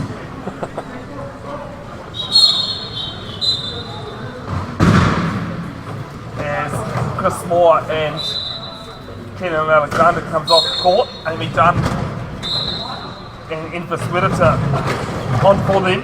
Well, there we go again. There's that wrestle goes Cairo and also Everson. Mika, oh, she's really giving it. She's doing a good job down in the top right-hand corner of your screen there. And there's a break here by Amy Dunn. Can she get the ball in time? She shoves Mitchell out of the way, but unfortunately cannot get there in time. Yeah, it was a little bit of an interesting one trying to shadow Mitchell out because, I mean, yeah, okay, he could pick up the ball and turn around, but then again, the ball's being inbounded from the other end of the court. Exactly right. So, no real need for it, nothing wrong with doing it, but... There's Mitchell, gets around Mika, also gets around Enfys, and he'll slide over for goal number 31.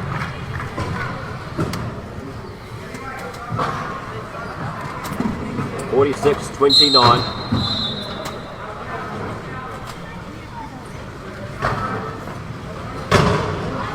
Physicality in this third quarter has really picked up. It has pumped up, hasn't it? And it really has. And it's going to be Georgia Mika going over for her fourth. Yeah, some great work there by the lady on screen, Enfys Wedita, making a hold there for it, Georgia. Now with Cairo. Jamie Cairo. Well, Cairo and Mika have just been physically going at each other all quarter. And the ball's going to bounce there for Everson. And they score. Yep. Everson. Goal number 8 for Everson. Mitch Simpson was chasing after it, the former Waikato wheelchair rugby player, but he didn't quite get to it. But Everson did well to go over and score his 8th goal. Well, what's interesting is that as we see Kaito and Mekia colliding again, George's a 3 and Jamie's a 2, so there was a little bit there. There's a timeout called from Waikato. An important timeout too as well for Waikato because the score now is 47 points to 30, and if you actually look at the scoreboard with 4 minutes left, they've only actually scored 3 times this quarter. Waikato, they haven't actually been able to get over that much. Canterbury total? Canterbury have gone from 39 to 47. So it's an 8-3 advantage in this quarter. So it's a massive quarter for Canterbury. And definitely the physicality, particularly on the Waikato defensive side, has picked up, but they're not getting the points at the moment. Not being rewarded for it. Rewarded for it. So this is going to be an important time out here now for Waikato to see what they can do. So, Robbie Hewitt is on the side alongside Jacob Phillips, who have both been their top 2 players, having a rest here. Great to have you folks tuned in wherever you are. Good to see Matu tuning in. Hope you're well, Henry, the former Manawatu player.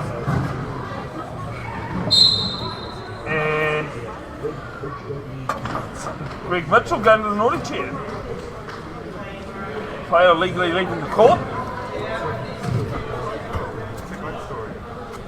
No, he's not protesting the decision, so he knows very well.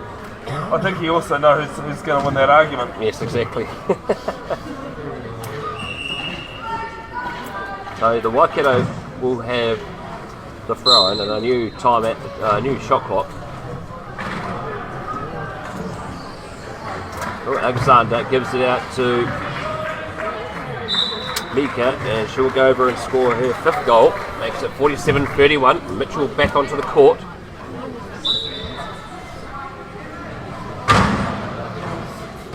The question, Bevin, is how many times are you allowed to be put in the sin bin? It's a there's no limit. Yep. You can have games. Is Amy done with the vital turnover here for Waikato? I'll come back to that. The second, Alexander over to Infus, Wedita. Now to Georgia Meki, and what a team try. It's a great team try. Makes some work in particular by Infus. Going back to your question, there are players that are often in the penalty boxes. Oh yes. And not because they're naughty, they just love attacking. Oh, they and do. they just get themselves into trouble. Cameron Leslie is definitely one of those. Oh yes. But as long as it's not unsportsmanship or real dirty play, Yeah. you generally don't. I don't think in 13 years I've seen someone being taken off the court. Taken off the court. Disqualified is the call. Disqualifying foul. Turnover by Canterbury. Mistake by Waikato sees Mitchell score his 33rd goal of the match.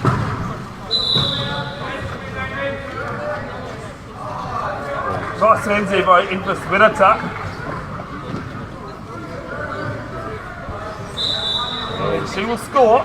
That's her 3rd goal for Infus Wedita. I don't know about these players, but I'm on fire because I said 3rd before you did. Yeah. Not out loud, but I had it in my head. No, you were good. You predicted one before very well. Kaito, Miki are marking her. Go figure. There with Mitchell. And Greg Mitchell going to eat up some time and score. 2 minutes 37 left. It's still a 17-point ball game. Waikato, TG Sport Waikato Stampede needing a miracle from here at the moment. There's Cairo looking to slow them down. Waikato got the numbers, and it's going to be a good try again for Georgia Mika, her 7th. And Waikato having a good flurry of points here now. Oh. All the way down to Mitchell Simpson here. Picks it up. Infus Wedita comes in. Stops him. Can't stop him giving it to Mitchell. Mitchell over to Jamie Kaito. And though he didn't score it, that was Mitchell Simpson's try. It was. Mitchell Simpson did very well there. And assisted by Greg Mitchell, who this time decided not to go himself. And passed it out to Cairo. Hence the big cheer that went up before. There goes Waikato again. Mika cuts them open, and that's excellent work there by Amy Dunn that allowed the opening of the passage there to block off Mitchell. 1 minute 56, 3rd period, 2nd half. Still 1 period to go after this. Mitchell pass out to Ian Simpson, and he's got his first of the morning. Ian Simpson, better known as Mitchell. Mitchell. It's okay, I'll forgive you, Brad. Mitchell. There's too many Simpsons. Far too many Simpsons, far too many Mitchells, mate. I don't blame you.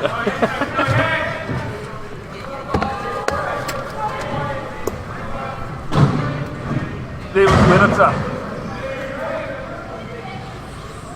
And Keenan Alexander leaving the court, so it will be a turnover. Yes, he couldn't quite get that one that time, Alexander. Haven't seen too much razzle-dazzle in this game of late.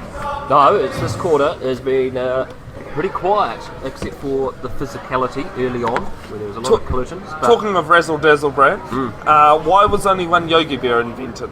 oh, good question. They tried to make a second, but it was a boo-boo. Nice. Sorry, had to. Just had to. Yeah, boo-boo. Mr. Mitchell back on the court, and he's been surrounded people that are twice the size of him. Can he get out? He does extremely well, does Aston Mitchell, the young 12-year-old. Some great work there by Cody as well to get him free. He really did show up people that are twice his age, Aston Mitchell, and he's doing extremely well.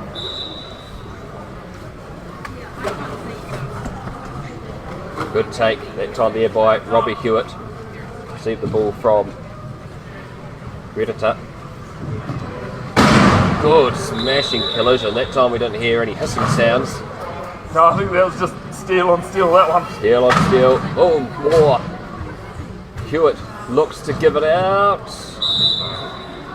But unfortunately, no try. No try, as Chris Moore was already out of the court before Phillips could actually score.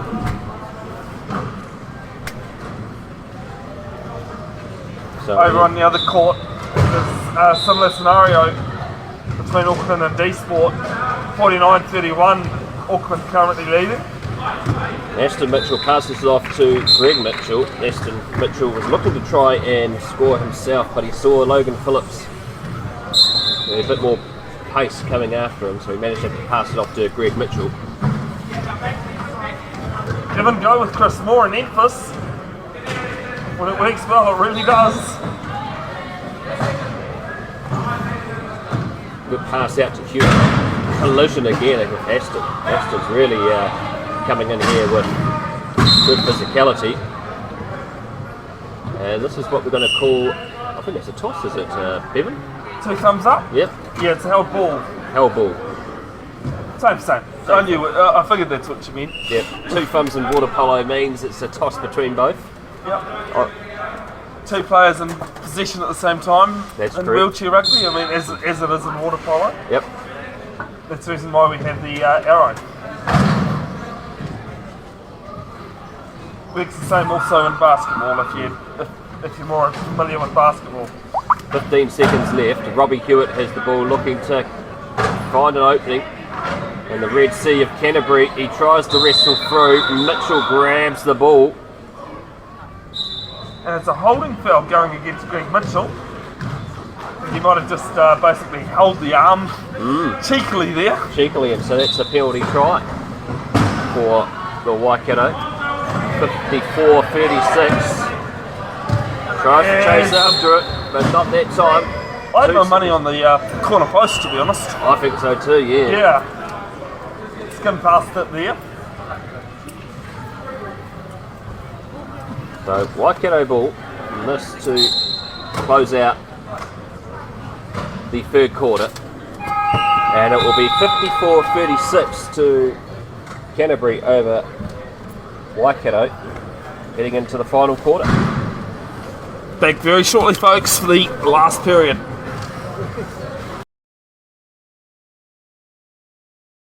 Alright, welcome back. Last period of this one. Bevin, Jenkinson, Brad Hudson with you.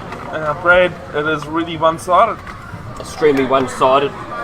54-36. Canterbury in total control. In particular, Greg Mitchell, 35 goals to his name in this match. And it's fitting that he's actually finally having a rest on the sideline to give his teammates an opportunity. Here's Todd with the ball, passes out to Cairo. And there's Aston Mitchell. Can he get there in time? He can't. The far pro just was a bit too far for his short arms. Greg. That's Greg Mitchell. As you can see, he's having a Powerade, and it looks like a protein bar. Logan Phillips wrestling with Todd, and he goes, and that's good work there that time by Chris Moore, and it's going to be a try here for Waikato. Emphas Whittaker scores her 4th goal to make it 54-37.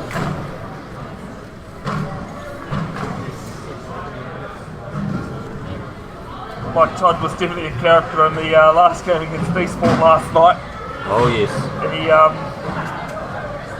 some colourful things to say is probably the best thing to put it as. Good pass by Todd out to Cody Everson. He goes over for goal, try number 9.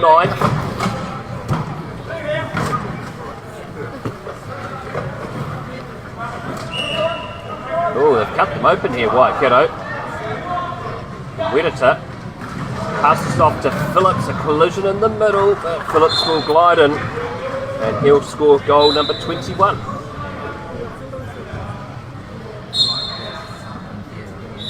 So unlike the third quarter, Bevin, this quarter started off with a bit of a hiss and a roar. It has. Both teams coming out to play. See Shaden, Paige Phillips, I think. Sorry, Shaden, if I've got your name wrong. It's Wellington supporting Canterbury on the live stream.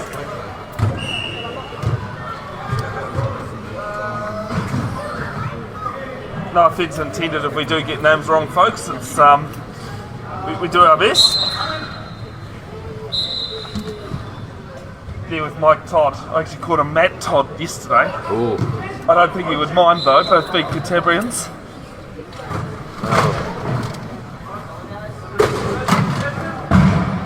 Bit of a bounce to the ball. A bit like volleyball at the moment. Well, it's a volleyball ball. Yeah, it is. There's Todd. Knocks around. Looks to pass it in. That time, Ashton Mitchell couldn't quite get his hands on the ball. And so it's going to be a throw-in for Waikato.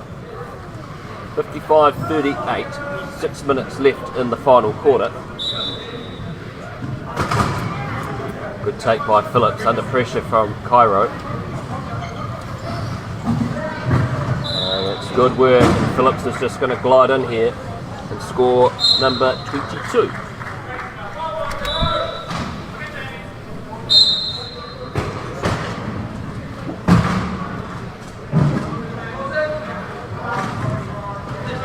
Loose ball that time, a little bit messy here for Canterbury. I was about to say it was a really good tap on from top, but didn't go to anyone. Didn't go to anyone. Is it now calling key? Canterbury going to set up down the end. Probably going to see that a lot in the final, Brad. I think so. Both teams in the round robin match decided to sit in the key on defence. It's a tactical thing. Allowing the attackers to come to you also means your defence is a bit more set. A lot more set as well. Yeah, a bit more emphasis there. 5 minutes 43 left in this game on the other court. 55-34 in its dying stages as well. Auckland Rhinos leading D-Sport Wellington. I just missed that before. Who scored for Waikato? I think it was Emphas. Yep. Let's just call it Emphas. Yep. Executive decision made.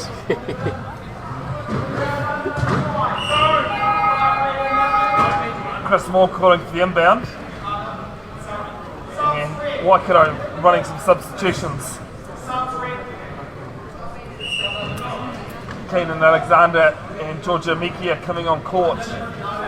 Emphas Wedita and Robbie Hewitt off the court for Waikato.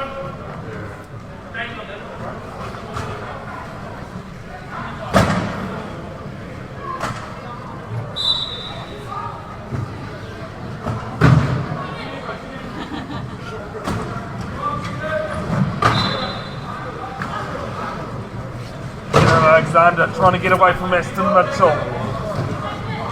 Ball over.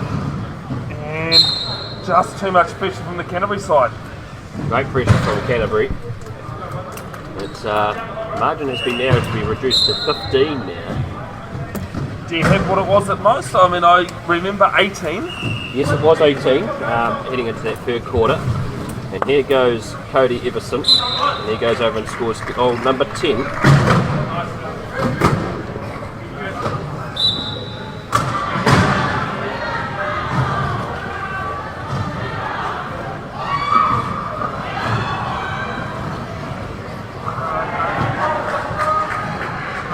Long ball from Mekia, finds Phillips. Phillips trying to get away from Aston Mitchell. Can't at the moment. Turns, goes back again. Chris Moore getting in there and helping him out, and the try scored eventually. And that was Jacob Phillips again. It's his 21st. I thought Waikato have been doing well. They've allowed more scorers because that's almost down to half now. That's right, exactly. Team game. Stripped here from Phillips.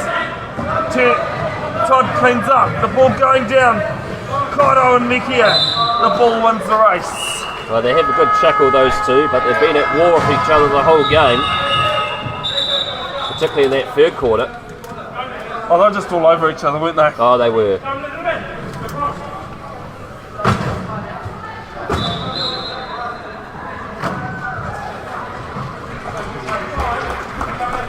It's full time on the other court. Auckland Rhinos have gone through pool play undefeated from 3 games. 57-35 over D-Sport. It's a comprehensive victory for Auckland, who already booked themselves into the final. And Canterbury pretty much have as well. So it'll be Waikato and D-Sport playing for 3rd and 4th in Division 1.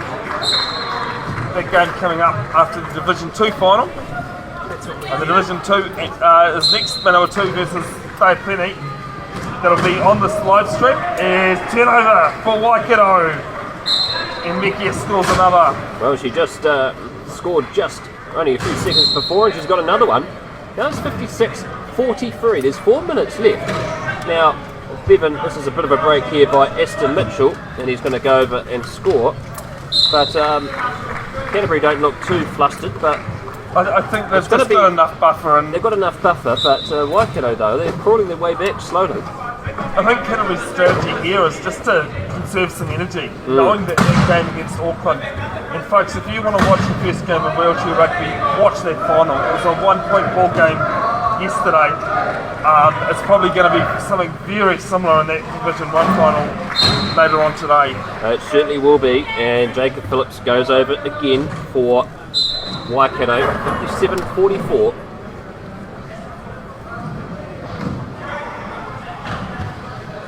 Greg Mitchell's on the sideline. He's been rested this quarter. He's not looking too worried because he knows that this is in the bag. Here goes Todd with the ball, and there's an easy one for Cairo, who just goes over and scores. And the other thing with Canterbury, even if Waikato did start coming back, they then could apply more pressure. Oh, exactly. If and when they have to. So here's Mika. Goes around Aston Mitchell, who does his best. He's not bad for the 12-year-old. He has been playing in a chair. I mean, he's able-bodied as well, but he's been playing in a chair for a long time at Canterbury trainings. He played here a couple of years ago, I think, from memory. Yep. Even though he's 12, he's definitely not new. Oh, he's not new, and we're seeing an emerging talent coming out here for Canterbury. He could be the next up-and-coming Greg Mitchell. At a WRC level. Yes. Must just state for you at home, no, they can't play at nationals or internationals. They're allowed to play at this level, given a higher classification. That's right. Just to make it more even, allows more players getting involved. And look, if you are wanting to get involved as a player, coach, mechanic, referee, volunteer in general, please get in touch with New Zealand Wheelchair Rugby or myself on Brev's Broadcasting. I'll put you in touch with people.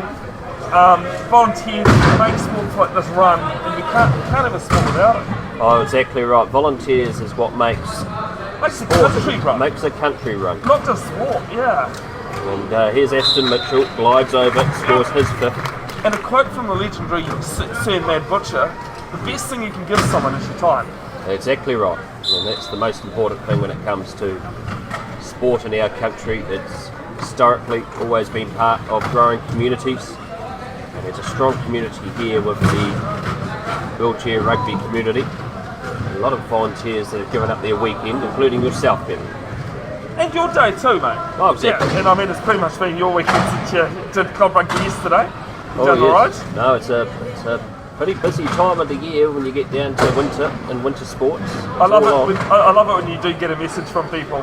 I mean, they're more than welcome to ask. Yep. You don't ask, you don't receive, as Amy Dunn goes over backwards. Are you free this Saturday? Oh yes. Amy Dunn, that's her first try of the match. She did it in style by going in reverse. And hey, look, if you have anything in Wellington, get hold of Huddy Sports, look through Brad. Brad, what's the best way? huddysports.co.nz. You can also find us on Facebook, Instagram, and also Huddy Sports YouTube. We do most of our broadcasts through YouTube, so you can find us through there. That's another goal there for Aston Mitchell, his 6. And that makes it 61-46. And anything with Auckland, Waikato, Bev, get in touch with me. Bev's Broadcasting on Facebook. Bev's got the Upper North Island and Huddy Sports has got the Lower North Island. Oh, hey mate, as long as it's covered, eh? As long as it's covered as much as we can. Have you found a cloning device yet? I mean, it would be easier if we could clone ourselves, right? AI is a possibility. Definitely, by the way the world's going. There with Mickey, ball to Chris Moore. Chris Moore, he's blocked there by Aston. Aston says, I'm not allowing you to score. Mike Todd gets in. Ball to Mickey. Mickey goes through the middle in a hole with 1:24 left on the clock. 61-47. And that's her 11th goal, Mekia. She probably, besides Jacob Phillips, has probably been across the whole court the best player for Waikato this morning. Not only on attack but on defence as well. Oh, Jacob Phillips nearly went flying in the air of the collision with Aston Mitchell then. And Cody Everson goes over to score goal number 11. It was a bit of I've used an indoor cricket term, the up and down of the wheelchair. When it goes up, comes down, and no harm, no foul. Oh, that's exactly right. Well, we've only had the one person knock out of the chair this morning, and that was Greg Mitchell in the first quarter. But we've had a few punches in this game, particularly in that first quarter as well. Here's Logan Phillips. A minute left on the clock, and this is going to be an easy goal for Georgia Mika. 42-48 with 57 seconds left. Amy Dunn chasing after it, but Mike Todd is going to get there just in time. And he goes over and scores his 4th. There's a few people here, Amy Dunn included, that work with Healthy Goose Game, the Healthy Goose Foundation. Oh, wow. Yeah, nothing could be oversaid about how much Healthy Foundation does help disability sports in this country. Oh, exactly right. And for a guy who won the Olympic 5,000 gold medal with a paralysed arm back in the 70s. That's right. Yeah. Sir Murray Halberg, rest in peace. He's the great Murray Halberg. Also a man here in Lower Hutt down here in Wellington, Grant Quinn, who helped set up New Zealand Disabled Olympics. He's an extremely great asset to Special Olympics in the country. And Grant Quinn, he got a Lifetime Achievement Award 3 years ago at the Hutt Valley Sports Awards. And I think he might have actually got one at the Special Olympics Summer Games. He did too. In December, yeah. And he stunned the audience that night. He got up and sung Frank Sinatra, My Way. I did not hear it. I was there for the opening ceremony when he got that award, because I was like, that name sounds familiar. Yeah. Hey Maya, that's a bit early, isn't it? That's a bit early. Maya Marshall-Armai, who's getting ready for the final, holding the WRC trophy. You ready? Oh, just polishing it off, getting it ready for the final. Well, Auckland are defending champs, so all I see in here, folks, Jamie Kaito scores 66-50 with 2 seconds to go. Ball hits the chair, and that'll be all she wrote here to end pool play. Canterbury champion 66 over Waikato 50. We'll turn the mic off in a second. Canterbury taking on Auckland for that final. Waikato will play D-Sport for 3rd and 4th. Coming up very shortly, we will have the Division 2 final. Manawatu taking on Otago. Join us very shortly. Alright, welcome back. It is the Division 2 final.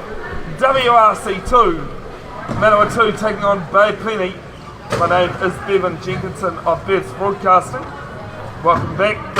Hudson from Huddy Sports. Oh, thank you, Bevin, and it's been a great start. We've already seen these two play today, and it was a 65 points. Oh no, sorry, I got the wrong score there. You got the wrong score. That was the one we just had before. It was 50 points to 35 to Manawatu, but Bay Plenty have scored first for Henry Mitchell. We had a strong game. Manawatu comfortable winners this morning. Different story now. We're out in the Div 2 final, and here's Marion Broughton, Berkeley. Can only try referees for this one. Jenny Jones Paul, who was the head referee of New Zealand Wheelchair Rugby these days, as well as Phil Washington. So 1-1 is the score. A penalty try for Manawatu. Mitchell under pressure.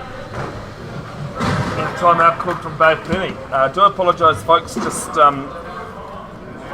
Lucas had to disappear on us to go and catch a flight home to Tauranga. So we haven't got a scoreboard up. So we'll just keep telling you the score.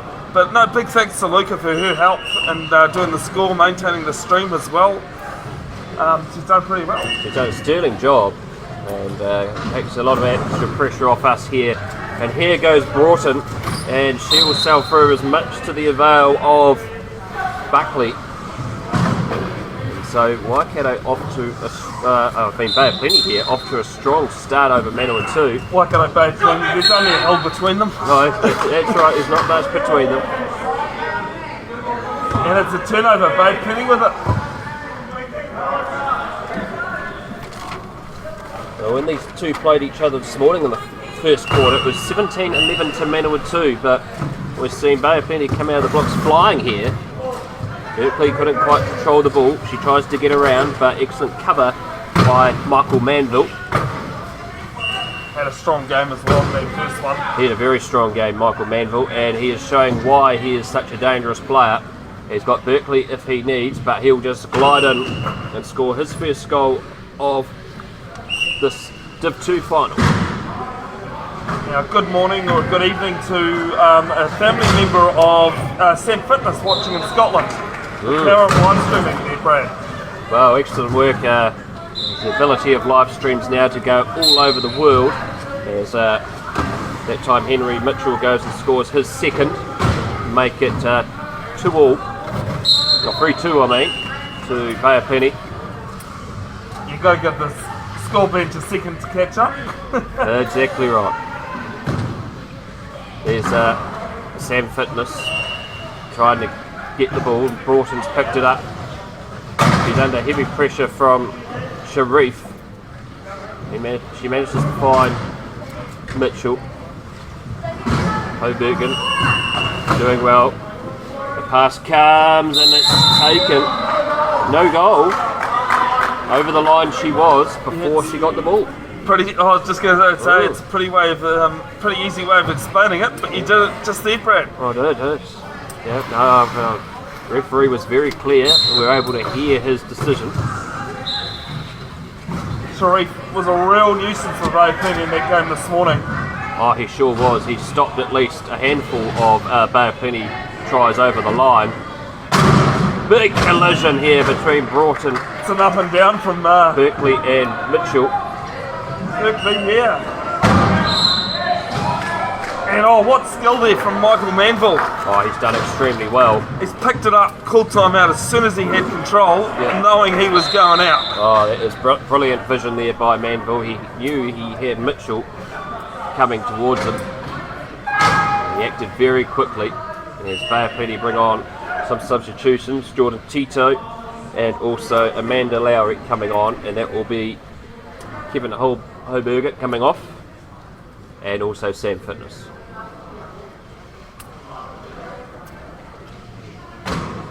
One more game to go after this one, folks. Long way to go though before we get there.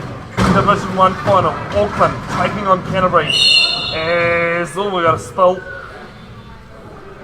Player going over. Be interesting to see actually. Just for privacy reasons, I won't say exactly what I was told, but to see how Canterbury come out as a team, as Greg Mitchell didn't look too comfortable. No, he took a heavy knock in the first quarter when he went in to score, and there were real concerns for him. He got back up and continued playing, and it didn't look like he was sore at all. He scored 35 goals in the game against Waikato just before. There with Michael Manville. Try reclock, reset to the defensive side. Stopping play. Manville to the left. Lowry can't stop it. Yes, he can. Yes, he can. Looking at that, Michael Manville's gone into the corner post. And no try. No try. Even though the scoreboard has got it as 4-3, it should still be 4-2.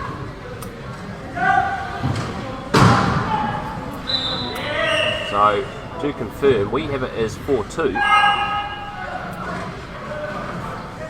Mitchell, the ball, takes it up centre court. Manville's taken a tumble as he collided with Mitchell, and Mitchell could go all the way here, but he gives it out to Broughton, who hangs on and gets the wheels going. And Nikki Broughton has her second. 5-2 is the score. I think Jordan Tito's just said to Michael about stop falling over, I think I just heard. Well, yes, he just fell over before too. It's the second time. Good competitor, Jordan Tito. Enjoys his rugby. Sure does.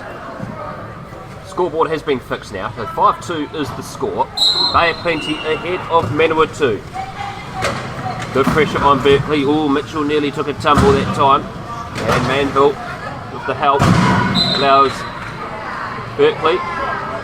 Calling a timeout just as she's pushed out. That's very clever again. It's the second time Manawatu have done that in this game. Well, it's a get out of jail free card, and they've only got 4 of them. That's right. They've used 2 in the first half of the first period. It is quite risky actually to do that. So Green are going to have some substitutions here, and it looks like it's going to be a whole scale substitution. As it's going to be Jonathan Tyson, Brandon Uncles, and Jack Brown coming on. Jack Brown in particular was outstanding this morning. Sarah Ward also coming on for Manawatu. So time it's back on. 5-2 in favour of Bay of Plenty. And here goes Tyson. Good bounce to the ball. Mitchell comes towards him, whacks it out of his hands. That's Bay of Plenty ball. Bay of Plenty ball. I think Jackson's just got the hand on it, you know, an instant reflex sort of thing. He's done extremely well. Very good work. So it'll be Tito with the inbound.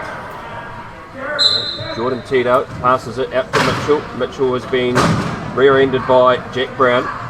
But he has done well here, Mitchell. He could go all the way here. Brown is chasing after him.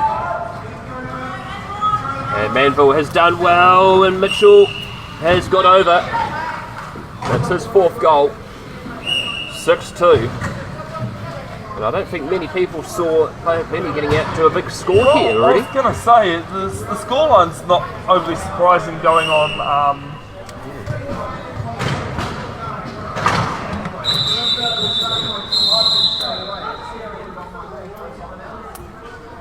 A bit of a discussion here between the referee and Brandon Uncles from Manawatu.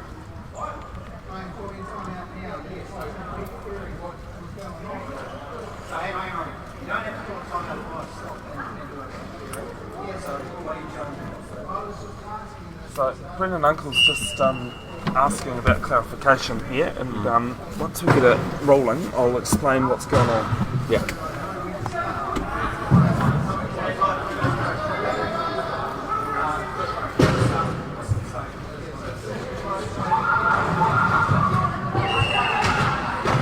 So what he was asking about there was when the 10 seconds actually starts, he believes that the count was starting as he was turning the chair, rather than when he gets square and set. Oh, okay. But yes. it's up to a referee's decision on when that 10 seconds starts. Referee discretion. Oh, it may have worked out well here. Jack Brown in a wrestling match with Mitchell.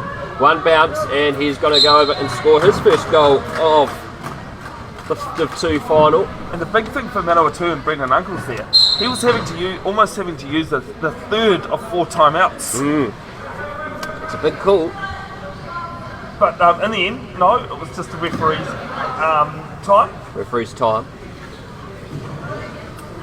There's Mitchell looking. There's Tito. There's Broughton. He's trying to keep in. But unfortunately, Broughton was out of over the line, out of the Brendan court. Uncles has done really well there to push her over. Oh, that's very clever play by Brendan Uncles. He's been heavily involved since he's come on. Yeah. Query decisions, actively He's an involved. experienced player, so he knows the game. There's Jonathan Tyson. Going to go all the way, is he? He will. Jonathan Tyson has his first, and the score now is 6-4. 3:09 left, first period, first half.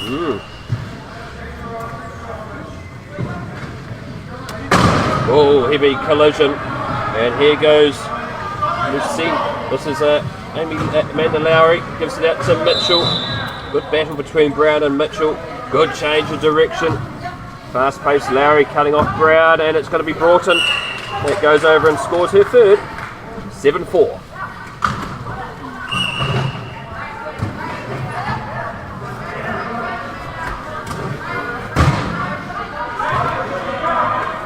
Tyson going down court, unmarked. Brendan Uncles doing some blocking there. You can see, stops Amanda Lowry. Well, there was a good battle in backcourt between Broughton, Brown and Mitchell as well. They're having a good wrestle with each other. Well, I reckon 95% of wheelchair rugby happens off the ball. Yeah. It is a lot of the tactics and everything else. As I mentioned to you earlier, Amanda Lowry on the left of the screen there is coined wheelchair rugby chess on steroids. Well, it is. It's those the pawns and the bishops that do a lot of the hard work in chess. It's very similar here. 8-5 is the score. They are plenty ahead of Manawatu.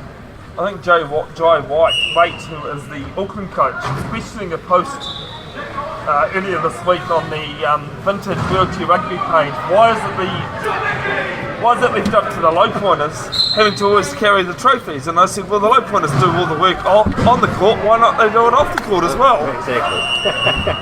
Manawatu have the ball. And Cherie Lucina coming on from Nikki Broughton.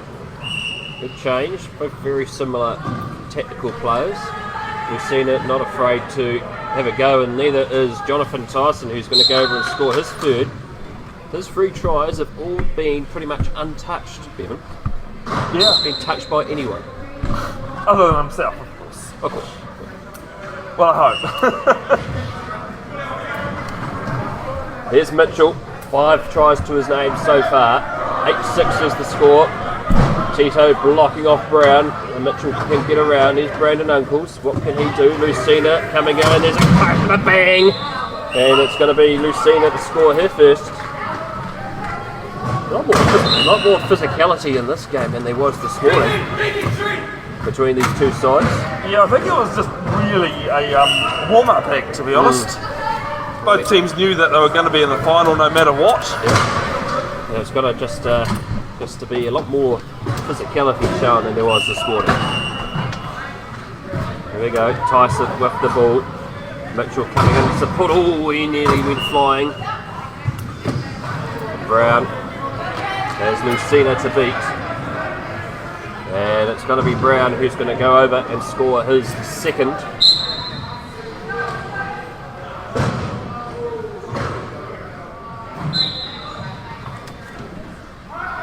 So 9-7 is the score. Minute and a half left in the first quarter. Lucina gives it out to Mitchell, who's under heavy pressure. He's done well. Good koi defence there by Lucina. Oh, she's cut them open, and here goes Mitchell. And he's in. Goal number 6, and Henry Mitchell is just carving up here, Bevin. Yeah, he's just his game awareness, his game placement. The team is doing the work for him. I was speaking about someone who's got gas. Here goes Tyson, and Mitchell can't stop him. And Mitchell scores his 4th. We've got just under a minute to play here. First period in the 3rd versus 4th match. But Otago leading 13-7 over the New Zealand Defence Force Invictus side. A big breakout there for Otago.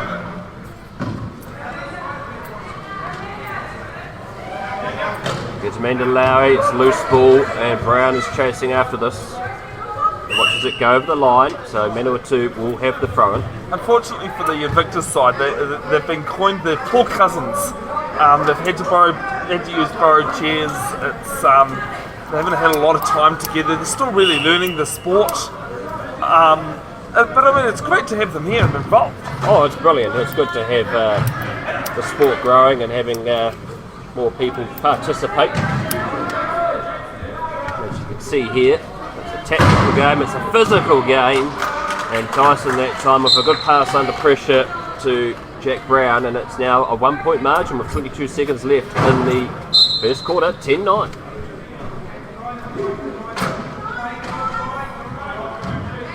Tito has uncles to beat.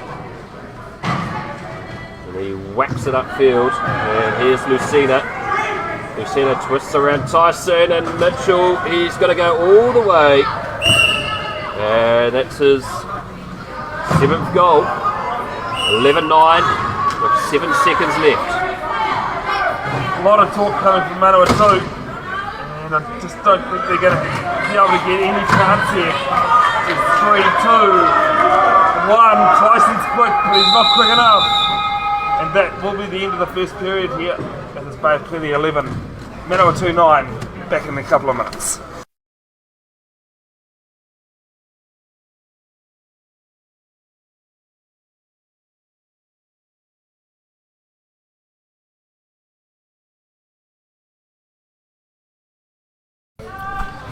Alright, welcome back. Second period, first half, action, Division 2 final, WRC.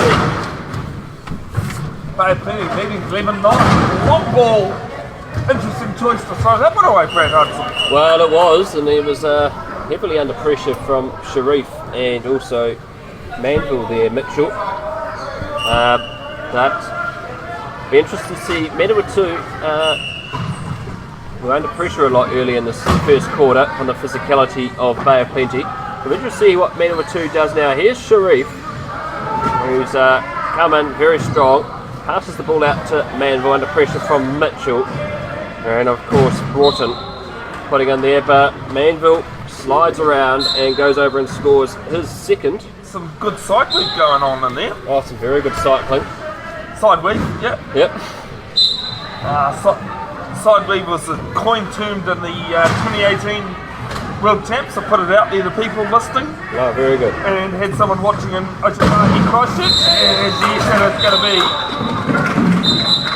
Well, that was a heavy clash, and yeah, it's over and back. He's come into the front court and then been shunted into the back court. Oh. And it's like basketball. If you go into your front court, you can't go back. So turnover here for Manawatu. And Sharif tries to get around Broughton, one bounce. And it's been stolen by Mitchell that time there. Stolen, given to really. Ants Carter couldn't get there. And here's Mitchell. Collided with Buckley. And Manfield's chasing after it, but Broughton can't get hold of it. It came off the front bar of her chair. I think that's about the third time it's happened today, and none of the pick bar. No, they've all been off the front of a standard, high pointed chair. All off there, that's exactly right. Pro Cummins, Carter wasn't expecting that, I don't think, but he's managed to get it, and Buckley tries to get round Broughton, does well. Sharif in reverse supporting. Pass over the top to Manville. Mitchell slowing down his advancement. Bay Penny coming back on defence very well, but Manville will find the gap. Eventually. And he just gets over to level up the scores. 11-all.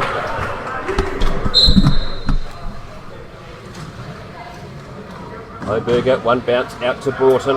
Broughton under pressure from Manville. Gives it out to Mitchell. Mitchell could go all the way here, and yes, he will. Oh no, excellent cover that time there by Manville. And Sharif knocks the ball out. Who else other than that man on screen there, having Sharif making a nuisance? Well, he did this morning, and Mitchell, I think he was just a little bit too casual there. He thought he was going to go over, but didn't see Manville coming on his side.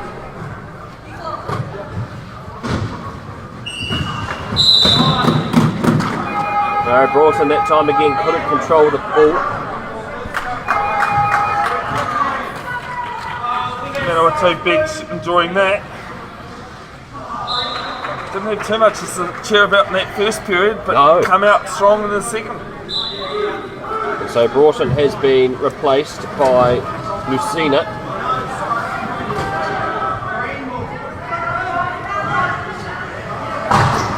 So green ball is the call from the referees.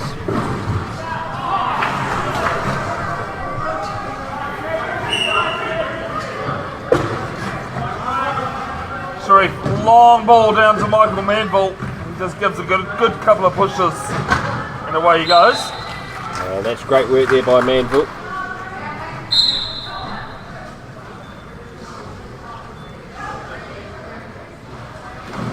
Pass from Mitchell. Oh, couldn't get hold of it that time. Was Oberger. So Manawatu have the ball. The referee nearly gets run over. There was a lot happening in there, just that little play there. Oh, Marion almost pushed out. Yep. Jenny almost taken out. Oh yes. I did have one yesterday. Lincoln Stewart being taken out by a player. Unfortunately, he seems to be okay. He was refereeing again this morning. Oh, that's good. Ball to Manville, and they extend their lead. Manawatu. It's 5 goals for Michael Manville. 13-11. And Bay Penny yet to score in this quarter. I really wanted to question that, Brad. I know you've been across it all day. I wanted to question it, looked at the scoreboard and went, no, I'm not going to. Yeah. Because it was 11-9. 11-9. End of the first period. Ball from Mitchell to Lucina. Sheree Lucina. Finds Mitchell. And Mitchell will go over and score the first for the quarter for Bay Penny. Kia ora to Sheree Harris, if you're tuning in, Sheree, I think you are. NZWR President. Great to have your company. As there's some substitutions coming on for Bay Penny here.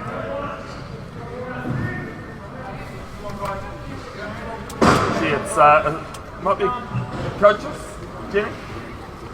Coaches timeout called by Bay Penny. 60 seconds to reassess things, as Brad pointed out. That was their first goal, first try. It was, yes. Taken a while. They had one denied. Mitchell casually before thought he was going to go over, but didn't see Manville in the corner of his right eye and denied him. And of course, Broughton's had 2 opportunities as well before she was substituted, but couldn't hang on to the ball. So mistakes costly for Bay Plenty in this quarter. Manawatu taking full advantage of that. So this will be interesting. Bay Plenty in a circle. And earnestly spoken to by their coach. Completely different game from the first one this morning. And it will be Berkeley here, who is down on the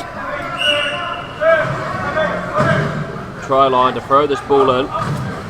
Sharif's calling up Manville. There was a hand there from Mitchell.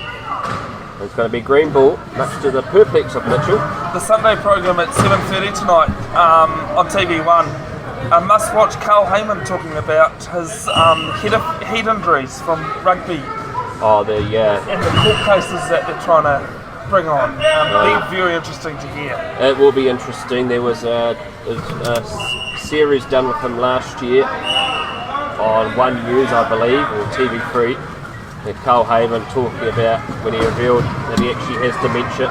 Yeah. And it will be a worth a watch because for so long in rugby we didn't take head knocks seriously. No. And it's good of in the last decade that there's been a lot more awareness And there's around been it. a lot more found out about the effects of it too. Oh, exactly right. And of course you've seen the studies in America of American football as well, and some of the effects it's had on players as well post their careers. Just very quickly, folks, if you want to watch a movie that's worthwhile watching, Concussion, starring Will Smith, about the African doctor that helped the NFL players get That's right. compensation. Yeah. 14-12, 4 minutes 40 to go in the towards the end of the first half here. We'll try and get back to the real rugby. Yes, exactly. And it's been a thrilling contest here. And Bay Penny trailing by 2. They were ahead at 2 at half time, and they're going to bring this margin back to 1, and it's a good try there by Lucina.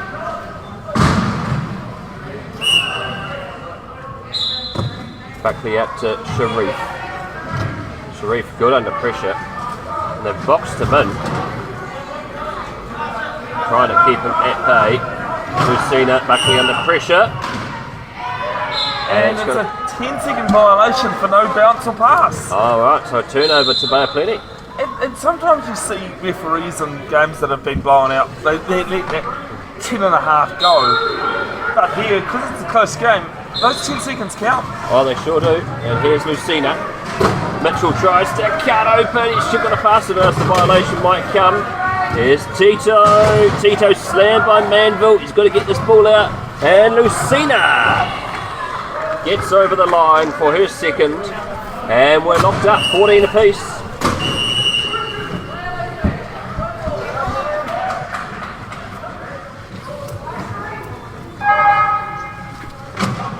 Run hand, Buckley and Manville, but Manville picks it up. That's brilliant work under pressure. Tell me, that was Marion Buckley's ball. It was. Like, I mean, it looked awful money, and then he just screamed up the sideline there, on the outside, and taking it cleanly. It was like the wing of a pelican snatching the fresh fish. At that time there, Manville picked it up. Lucina backs into Sharif, and that's stolen. He is a thief in the night, is Sharif, but it's been turned over. Mitchell has the ball. Use of Lucina to block off play, and here he goes. Mandalori's there if he's needed, but he'll sail in and score his 9th. I think Manawatu was just too worried about a defence and didn't see the quick turnaround. That's exactly right. Yes, it's got a lot of haywire here from Manawatu. Well, they started off this second quarter very well, Manawatu. They just scoffed up a few mistakes. And they're going for pretty much nearly a wholesale change here, Manawatu. No, it's a full sale. A full sub. It's a fire sale, basically. Yep. Selling everything. Play back underway. Mitchell at the top. Tito trying to get around. Lucina still there. Smashed by Brown. And Mitchell's just going to glide in. Goal number 10. That time there. Jonathan Tyson just couldn't turn around in time. Brendan Uncles gets around Tito. Mitchell is directly in front of him. He passes off to Tyson. Can he go over and score? A bit of a juggle. And he will. Goal number 5. 16 all with less than 3 minutes to go. It's amazing to think that it was a 2-point ball game and Bay Plenty pretty much in control for the first period. Yeah, and then they were trailing by nearly 5 midway through this quarter, and they've crawled back. I hate cliches, but folks, don't go anywhere on this one. Oh no, don't go in here. This game is unpredictable at the moment. The ball is just going to roll into the corner, and it's going to be a throw-in for Manawatu. Some good calls there from the Manawatu bench. just saying, leave the ball, let it go, it's ours. Nicky Borden coming on for Sheree Lucina.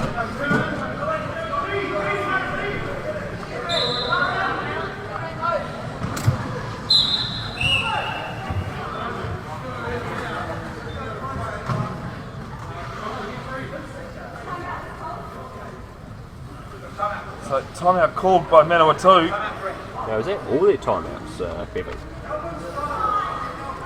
I think they had about 3 in the first quarter, didn't they? Or what? No, one of them was a coach's, was a referee's one, wasn't it?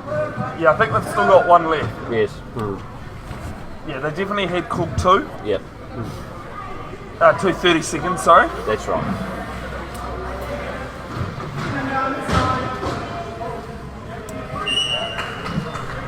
So change your side for the front.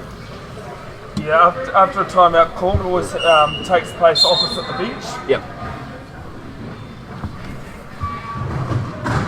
It's the one time you should know where the ball's being inbounded from. Should. Good contest here between Tyson and Mitchell. Brown tries to cover up, but that time excellent work by Mitchell. Goal number 11. Player Penny back in the lead. And Brandon Uncles getting the ball from the referee. Now remind me, Brad, to show something on the live stream about the score bench in this game. I've just noticed, but can't do it just yet. She might be able to pen away as number 9 from Manawatu scores. Yes, Jack Brown his 4th goal. We're locked up again, 17 all. Now we've got 3 officials on the score bench here. 2 of them are Waikato support managers. Oh wow. Yeah, which is great. That's good. Waikato aren't involved, so they've got some time. That's right. Help out. Help out, that's excellent. Good use of volunteer work. Mitchell smashed by Brown and Uncles. Tito! Oh, it comes off the front bar of his chair. Well, I asked for it, didn't I? Yeah. I did ask for a pick bar Yep. out of bounds, and it's happened with Tito there. Yep.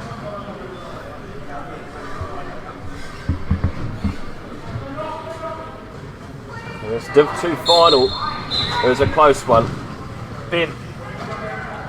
And Brown will put Manawatu back in the lead. That's his 5th try. Sorry folks, I got distracted there by someone I met last night. I thought I'd say hello. Oh, good. Also their 3-year-old who was waitressing last night at the bar. Oh, well. Yeah. Apparently I wasn't allowed to take my drink to the table, but she had to do it. Oh, well, that's good servitude. Broughton smashes into Uncles. And Lowy allows Mitchell to get that pass. And it comes to Tito, but he can't get hold of it. Tell you what, he did really well there to stay back and stay in court. He did, because he was about to go over that line, wasn't he? And you never know where the ball's gone from behind you, so... Yep. So here's Tyson, wheels, slams into Tito. Brown met on a challenge by Mitchell, but he got his wheel jammed on Brown, and Brown was able to get away and score try number 6. And Manawatu ahead by 2. 56 seconds, this is going to be a big 56 seconds both sides. Both Penny had the possession at the moment at the start of the 3rd quarter. Oh yes. There you go. Half time in the other game, it's Otago ahead of the Defence Force. 27 points to 15. Back here, Broughton on attack, and Lowy, oh, she just couldn't get hold of it. No try.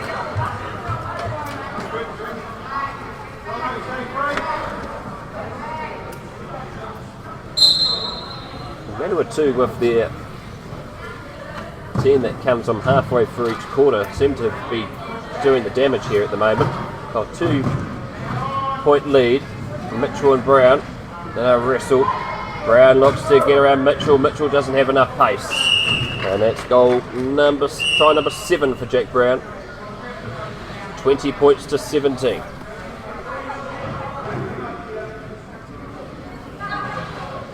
Looks around, finds Lucina. Finds Broughton, I should say. A lot of it in mid-court at the moment. Now with Mitchell. Mitchell's eyeing up his opportunities. asking for some blocks being done. Lowry does a great job there in holding some Manawatu players. Oh, he did very well there, Lowry, and it allowed Mitchell to sail over to score his 12th goal. 9 seconds left, 20 points to 18. Huge moment in the match. Okay, so this is the first time I've seen this being called this year, this season. Weekend minute. Lowry's been pinged for being inside a metre of the player inbounding. Well, that sends her to the sin bin. And that puts her in the bin for a minute or a try being scored. Because it's half time, she will be allowed to go back to her bench. Oh, that's good. But we'll have to return if the penalty's not served. Oh, I don't think it's going to be. Tyson hit juggle, he tried to keep it in, but it went over the line. Got referee's time here. Yeah, I think the clock just wasn't stopped quite. Yep. I think there's been a couple of seconds missed there. Because the clock doesn't start till the ball's touched on court, you can actually score a try within a second of game clock. Oh, well, that's exactly. And I've seen teams who have had timeouts up their sleeve, and they just inbound the ball down court. They keep inbounding it, call timeout, and they just use up, they move the ball down court by using very little time. Oh, wow, that's in the exactly. game. Yeah. Another great example of how, strategic the sport is. Oh, exactly right. It's all about strategy and tactics and Well, making sure. I had 3.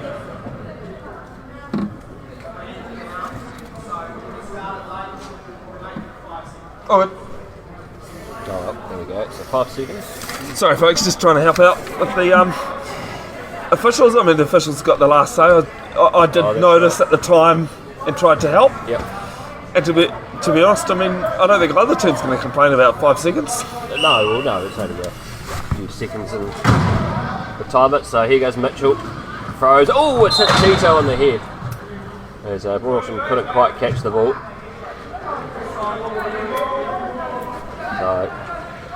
Yeah, this is the thing, even though there was 5 seconds, because it's not started until it's on court. That's right. It's still just over 5 seconds to go.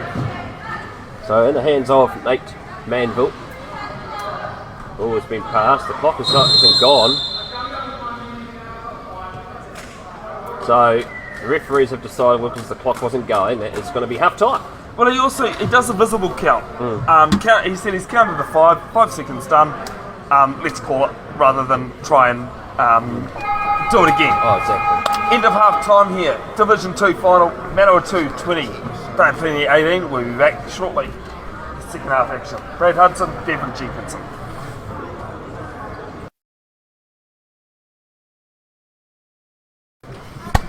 Kia ora, welcome back to Ruparaha Arena. Porirua, Wellington, Whanganui, Atara. There's a Division 2 final. Manawatu leading 20-18 over Bad Clinic. Bevin Jenkinson, your cameraman and your commentator. Brad Hudson just had to pop out for a few seconds. So he'll be back very shortly with us. Huge thanks to him and the work Huddy Sports does in Wellington. He pretty much is what I do in Hamilton in the Waikato. Community-based live streaming.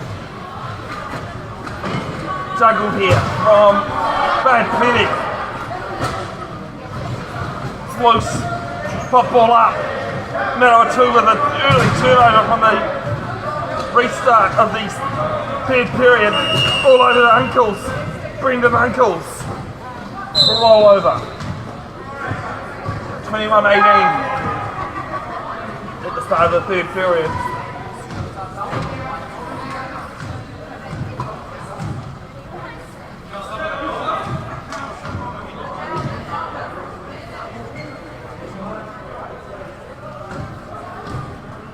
There's Amanda Lowry, who was in the penalty box just before half time.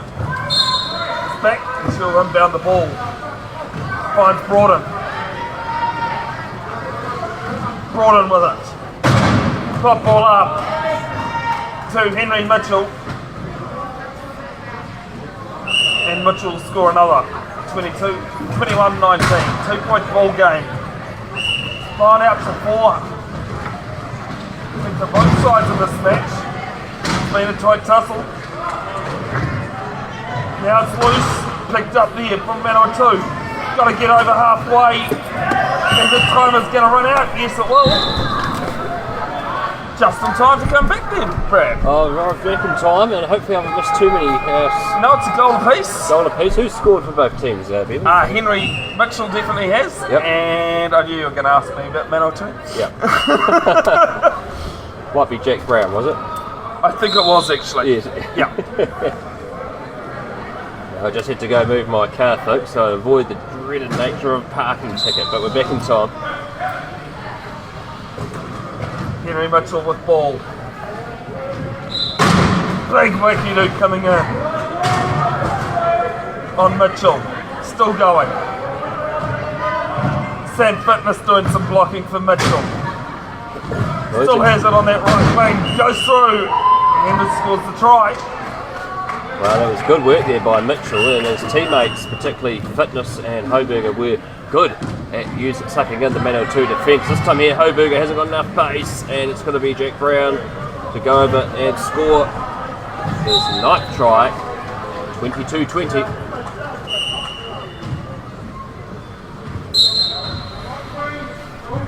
Hoburger can't miss with that pink, bright pink headband. Sure, it was yellow this morning. No, I think it was actually an orange. No, like a completely different colour yesterday. Yeah. Yeah, it was. Actually, it might have been yellow because it was orange yesterday. I wanted to say, which is probably what it is now. Probably is now, yeah. So Henry Mitchell scoring there again for Bay of Plenty. Takes the margin back to 1. Brandon Jacobs coming up down this left-hand side of the court. He could go the way here, Jacobs, and he will. Brandon Uncles, I mean, sorry. Oh, we got who you meant.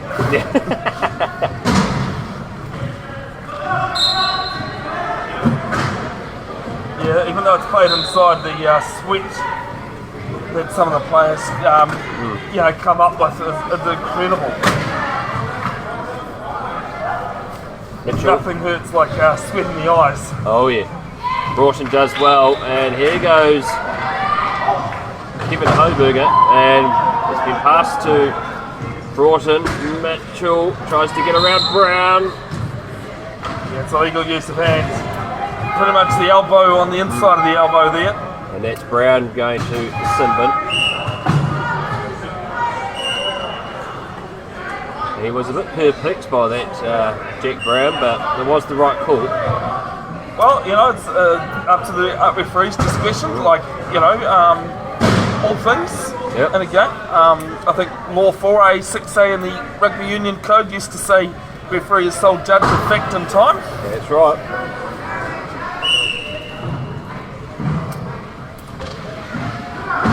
Hoburger to Mitchell, and he's looking, he's in trouble.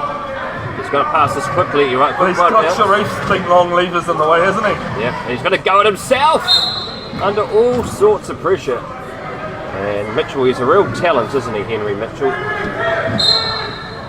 Juices it now to 23-22. Sharif, big throw. Brown's chasing after this. Is he going to get there in time? Oh! No. No try. The chair had just gone over the line before he caught it. Now, congratulations to Jenny Jones-Paul there. She stopped to think about it and then made her decision. Good. Well, that's good officiating. But just using time and space to great effect. And it was a very 50-50 call. Oh, it was.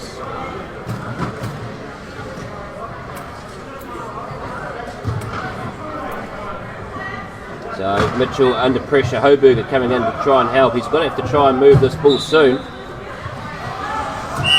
Yeah, timeout's going to be used here. Get rid of the Manawatu players on defence. Was that the second time out for Berkeley? Yes. Oh, I know.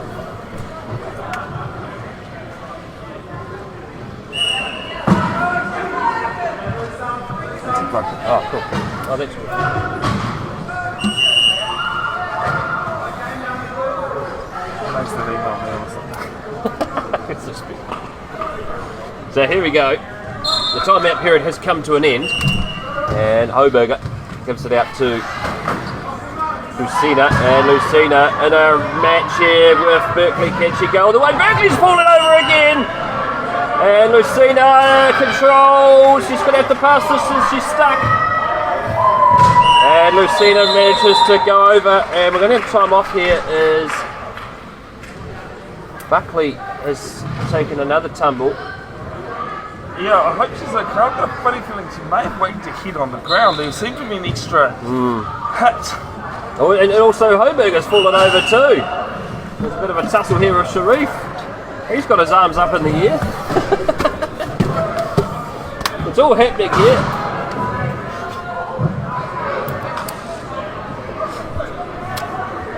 The drama. Oh, I'm sorry, Grant Hudson. I had to just leave the commentary box. I have no idea what happened to Kevin there.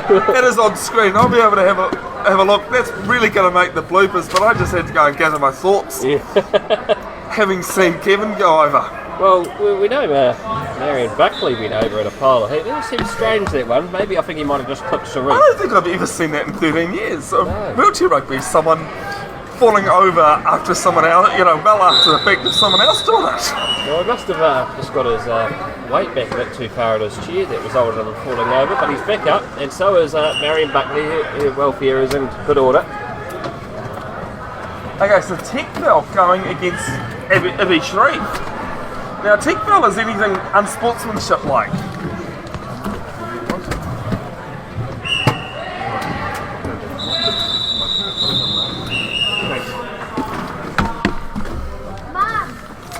Lloyd, I'll send it to you. Yeah. Apologies, folks. Just had Lloyd coming up, just asking for that whole clip as well. That's what that interaction was going on. Oh, well, it's... Well, it's an education for referees tool as well as players, and Oh, exactly. and a bit of a laugh as well Yep. to see. Yeah, so Ibi Sharif is sitting there. Unsportsmanlike conduct is generally what technical foul comes under, and I think that's all got to do with the way how Kevin's gone over. I think so. Something, obviously resulted It's- in him falling over, Yeah, just when everyone was focusing on Marion Buckley. and it's definitely unsportsmanlike even just to hit a player when you've got someone out. It was his own teammate too that was out. Well, and you can tell the tensions are getting high here. It's 23 all, and Manville with a big pass to Buckley. She has to adjust and turn to get the ball, and it's going to roll in the line, and it's going to be Bay of Plenty ball. No, Mitchell. Manville slams into him, and he's done well here, adjusting to the force. Ooh, and Tito managed to help reduce the impact here. The ball comes out to Lucina, and Sheree Lucina, will she get there in time? Oh, Manville's fallen going over. over the side. Manville's fallen over. He's on his knees, and the mats come out again. And that's a point to Lucina. 24-23 is the score. Bay of Plenty ahead. And good to see that Michael Manville is back upright.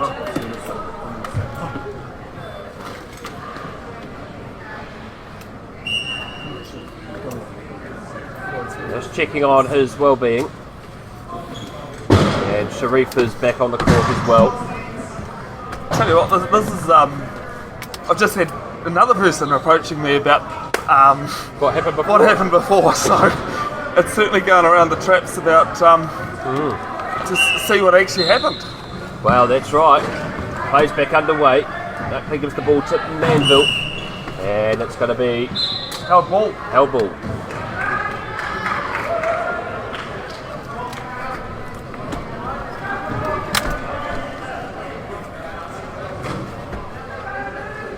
So, Tito with the throw. We've got Lucina. Lucina has to adjust, reverse. There's Lowy if she needs. Mitchell is holding together the middle. Can Buckley get there in time? Oh, just short and over. Lucina getting her 6th goal. Good work there by Amanda Lowy. She nearly went over the line, stopping the advancement. And now Manawatu trailing by 2. It's a slam on Manville. And Sharif, can he go all the way here? Slammed again by Mitchell! He's carted himself over and he's hung on to Sharif's chair. It's a holding foul as well. Now, I'm not too sure who that holding foul's gone against. We've already seen one time one player going over and also then being penalised for that holding foul. Well, and it's got to be Mitchell who's going off to the sin bin. It is, and he's off in a bit of a hurry too, so thankfully uninjured. And changes subs again for Manawatu, wholesale changes. Well, that was probably the most spectacular one in this He game. has fallen over a lot in both WRCs, and that one's definitely tops. Well, you said yesterday that he fell over 3 times against Otago. Yes! But even at WRC 1 in Tauranga, he fell over a number of times. And Jack Brown scores for Manawatu to reduce the margin back to 1. They are plenty ahead by 1. 25-24. A flat tyre for Manville by the looks of it. He's still trying to go up with a flatty. And Mitchell gets around Jacobs, getting around. Oh! Slammed into Brown.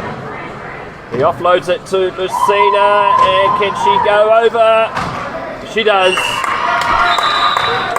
And they extend their lead back to 2. I'm going to have time off as Michael Manville has a flatty.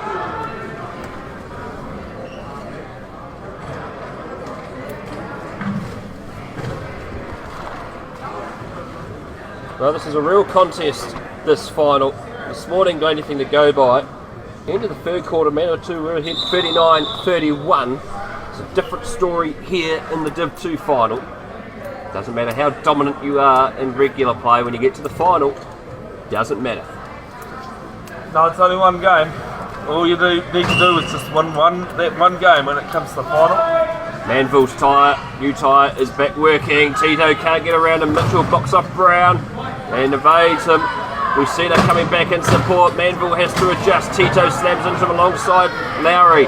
And here is Uncles, passes it to Brown, and he'll go over, score goal number 11. And the scores are levelled, 26 all. 2 minutes 36 left, 3rd period, 2nd half. It's a final for the ages, very low scoring. Nothing wrong with a final like that, Brad. No, exactly right. Ball from Tito, gets it just in time, he loses possession, he has to tidy up. Brown picks up the ball, that's gone in. Yeah, it's an over and back call. So it's with Bay Plenty again. Bay Plenty again. No, sure, we've got a 26, so the scoreboard says 26-25. Yeah, at the moment we'll have to go with the scoreboard. Yep. They do write the scores down as well, so they'll, if there aren't any issues. So Mitchell looks for options. Lucina's there, but he can't get there in time to pass the ball.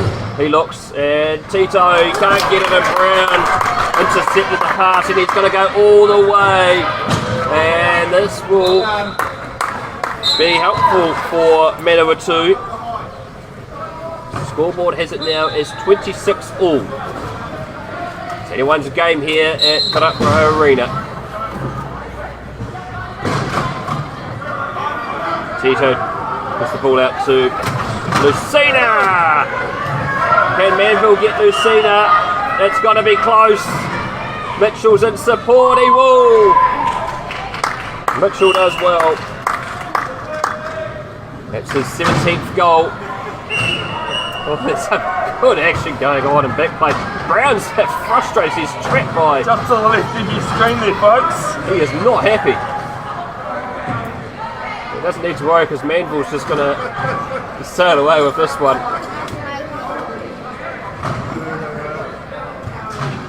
Oh, is he? He's just taking his time. He's just going to eat it up. Bryce scored 1:23 left in this third period, second half. Division 2 final. 27 all. Just a reminder, if we locked up after the fourth period, we go to overtime. That could be interesting.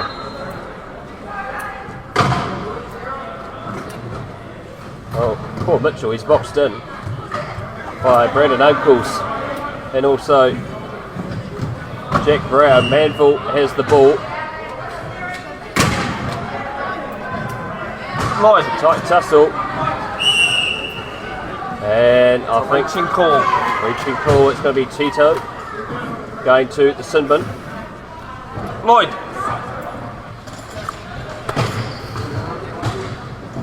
Lloyd.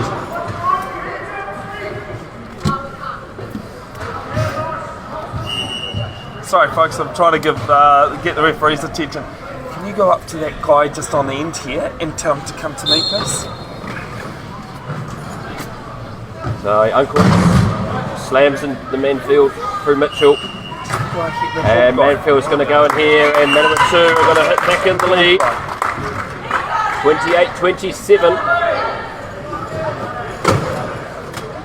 It's a tight affair.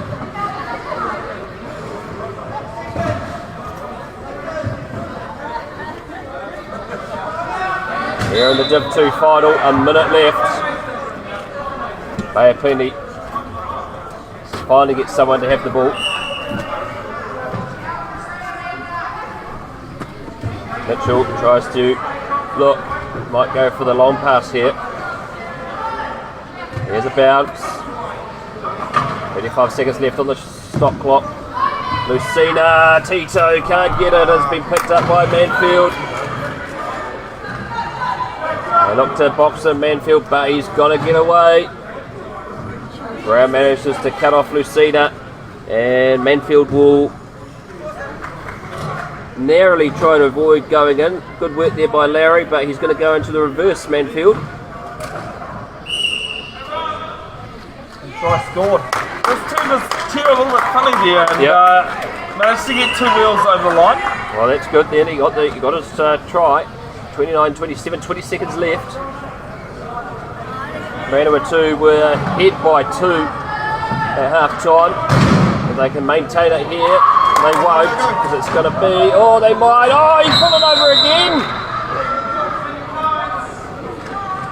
It's almost it's almost spent more time on the ground than he has up. Well, he certainly has in this quarter. It's the third time he has fallen over.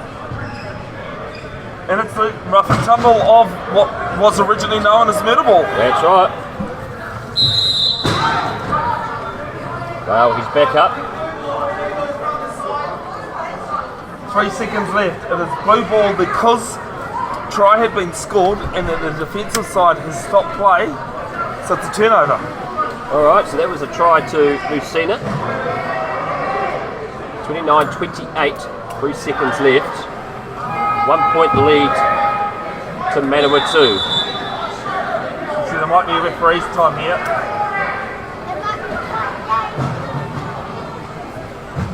Well, we're having a discussion here with the table. I believe they might have actually added that try on and it's been ruled as no try.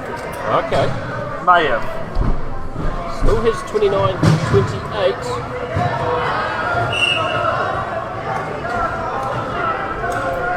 No adjustment to the clock. Lucina scores her 9th. There's 0.8 left. We're going into this final quarter, all tied up. All tied up. 29 all, we have it as. The scoreboard hasn't changed yet though. And so, end of the quarter. It's all locked up here at Ruparaha Arena, and there's going to be 1 more to go. Join us back in a couple of minutes. Exciting action. WRC 2 Division 2 final. Alright, welcome back to Ruparaha Arena. WRC 2 Division final. Division 2 final. 29-28 as Henry Mitchell's gone over again and scored, and the try is scored by Michael Manville. Well, he did well there, Mitchell. He nearly went full over, but he used his left arm to keep him up. Yeah, the ability of an able-bodied player. Yeah. The advantage. Had he been in effect, he may have been called for that actually. Oh, exactly. Here's Broughton. She could go the way. Brown's chasing after. Slams into her. But she's still going. He's going to have another turn and another charge. Fitness is there to help block him off. There's Hoberg, but he can't get there.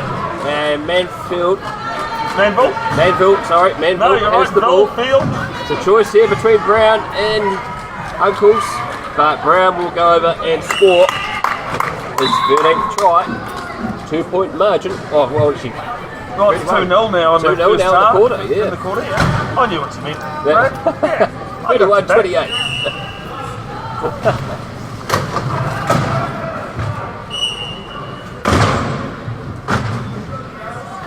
It's physical tussle. Here goes Broughton again. And is she going to go the way Manfield's chasing after? But she's going to do it. No chance that time. That's her fourth. What I was saying to you off air in that period break, that before Beijing they never had try clocks, so teams would go out to a good margin and they just hold on to it. And you'd have scores like this. Oh yeah. Since Beijing they brought in the try clock, and I don't think I've ever seen a game this low scoring. It's a pretty low scoring affair, and Manfield is gonna. Oh, it's Manville, sorry. I keep saying Manfield. We're not at Manfield Racecourse, it's Manville. So no try awarded there. Mitchell juggles fitness, can't get it. Broughton's having to chase after Uncles. And Brown is going to easily back there. He's got Mitchell behind him. It's a wrestling contest. Here goes Brown. Broughton's coming in. Tries to block him off, but Brown has done well. Goal number 14. I'm not surprised here at all that Neil Cudby has called a coach's timeout. Things have just really gone pear-shaped here for Bay of Plenty at the moment. Oh, they haven't started well here in this final quarter. And Manawatu have got out to a good healthy lead.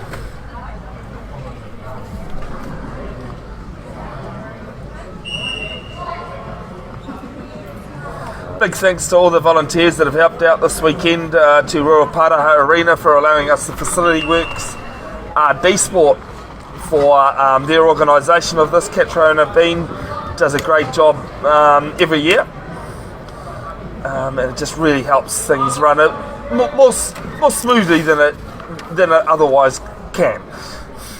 Hey Bev, sorry mate, we'll do the present. We'll do the present straight up. So No, I've already talked about it. I'm just going to be down the bottom, so I'll talk and then she can hand the rules out. No, so she already She didn't tell me that. Cool. Done an awesome job, bro. Thank you. Oh, Robbie, this is Brad. Hey Robbie, how are you?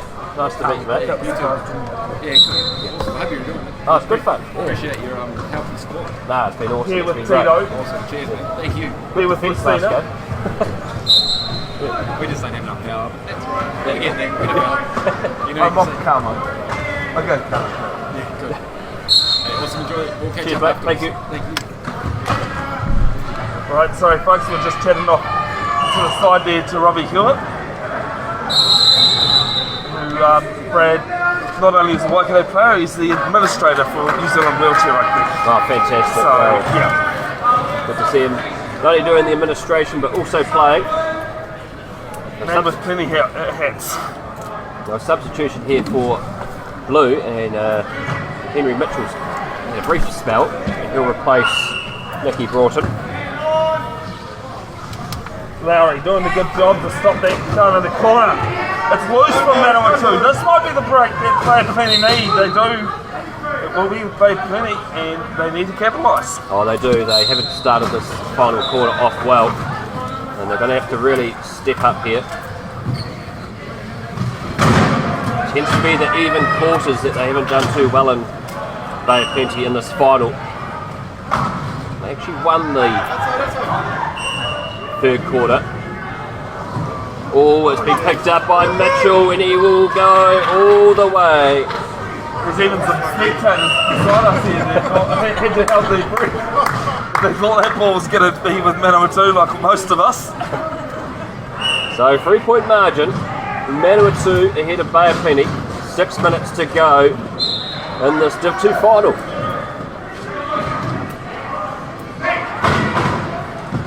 Good collision, Buckley in review and Mitchell does well, keeps it inside the field of play. He passes out to Messina, that's her 10th. Only 2 points in it now, 33-31. Bay of Plenty clawing their way back. Buckley under pressure from Lowry. Jordan Tito coming in support. Messina tries to get it. It's been a mistake there by Jonathan Tyson. And it's a 12-second violation. This is where Manawatu having no timeouts left, it counts. Oh, it does, and they took them early, didn't they? They had 2 in the first quarter. Two, one in the second and one in the third. So that could be quite. Well, it's only 2 points now. They are in the lead, but could that be a costly decision taking those so early? On the other court, Bay of Plenty up to a comfortable lead in the third versus fourth of Division 2, 44-29 over the Invictus side. Well, here's Lucina. She's trapped. She's got a look, and he's given out to Amanda Lowry. That's her first.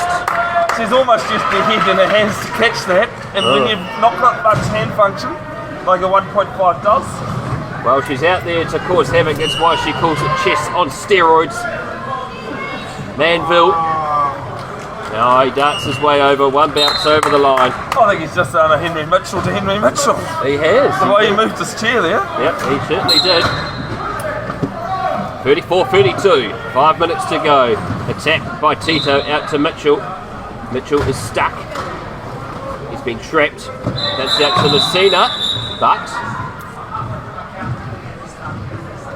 Okay, so the 40 clock hasn't started, just a bench here. It happens, we're all human beings. So we'll go back, and this is also the reason why we have a piece of paper. Any issues like this, they've got the time written down of that last try. Well, that is important to have that there, that's the paperwork. You can have all the technology in the world, but sometimes the pen is mightier than the keyboard. Oh, definitely.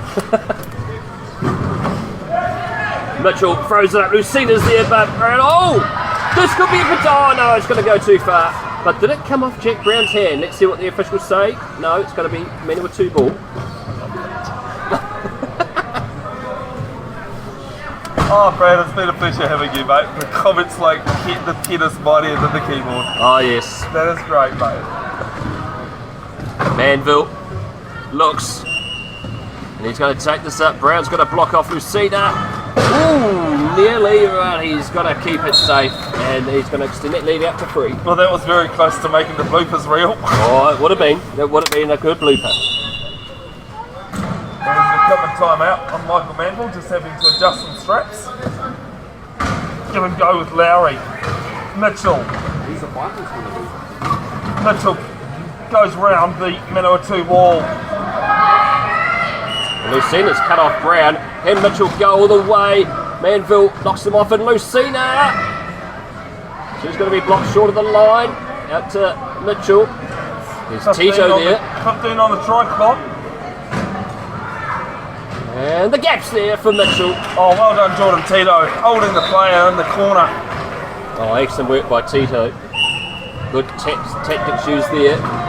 Margin back reduced to 2. Oh, unforced error. Unforced error. Brendan Uncles has not come onto the court straight, and it's turnover. Well, it's very technical, but in a game as close as this, you know, all matters. it does, and this could be a big moment. 4 minutes to go. A technical error. This allows the ball for Bay of Plenty, and Tito has the chance to throw it in. Here's Lucina receiving the pass. That comes out to Mitchell. He tries to squeeze through that gap. Oh, he's lost it.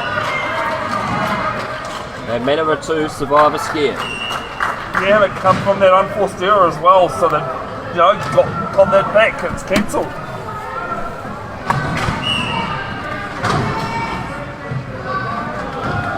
And here's a break. Manville. This will be relatively easy. He's just going to take his time and wind down the clock. They're chasing after him, but he's over. Well, this is where that game management comes into play for Manawatu. It's a close game. They use that clock to their advantage.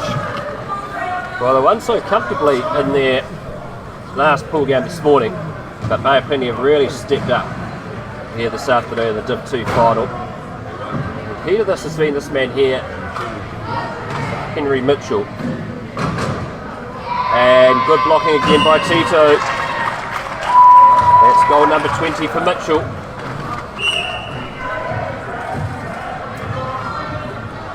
Uncles with the ball, trying to strip it is Mitchell. Been knocked out. It's Well, going to be... Mitchell was looking for a held ball there.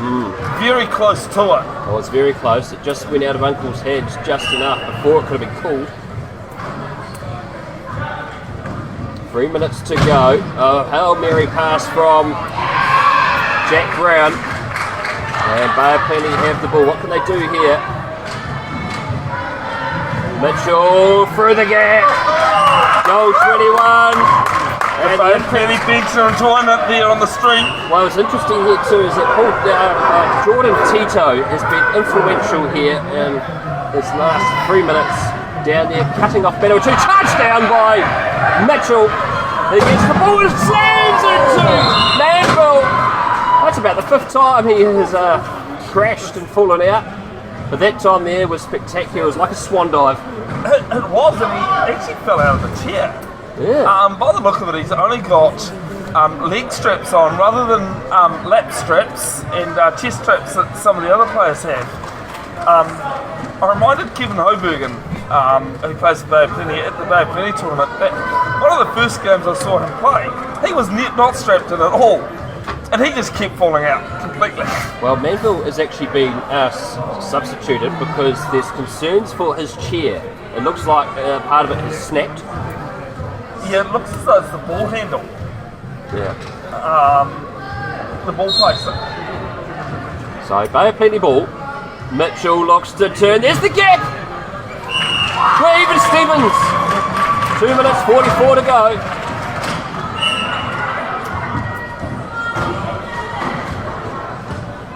Well, we have it as even Stevens. The scoreboard still says 36-35. No, it's just changed as I said that. But here goes Jack Brown chasing after the ball just to give Manawatu back in the lead. Doesn't matter now. It's still back to a 1 point ball game. Oh, it is. It's the 15th goal for Jack Brown. Tito passes it to Mitchell. They have to travel down the other end of the court. They've got 40 seconds to do so. The clock's not going. Lucina is free. And it's a try for Lucina, number 11. Noticing the shot clock wasn't going then Bevin before. Yeah, referees didn't notice it, so play on. And in the end it wasn't affected either, so yeah. Well, Jack Brown's going to make this an advantage again, back in front.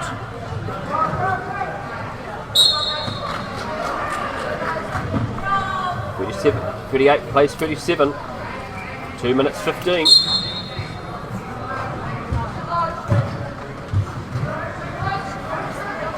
Manville is still performing surgery on his wheelchair.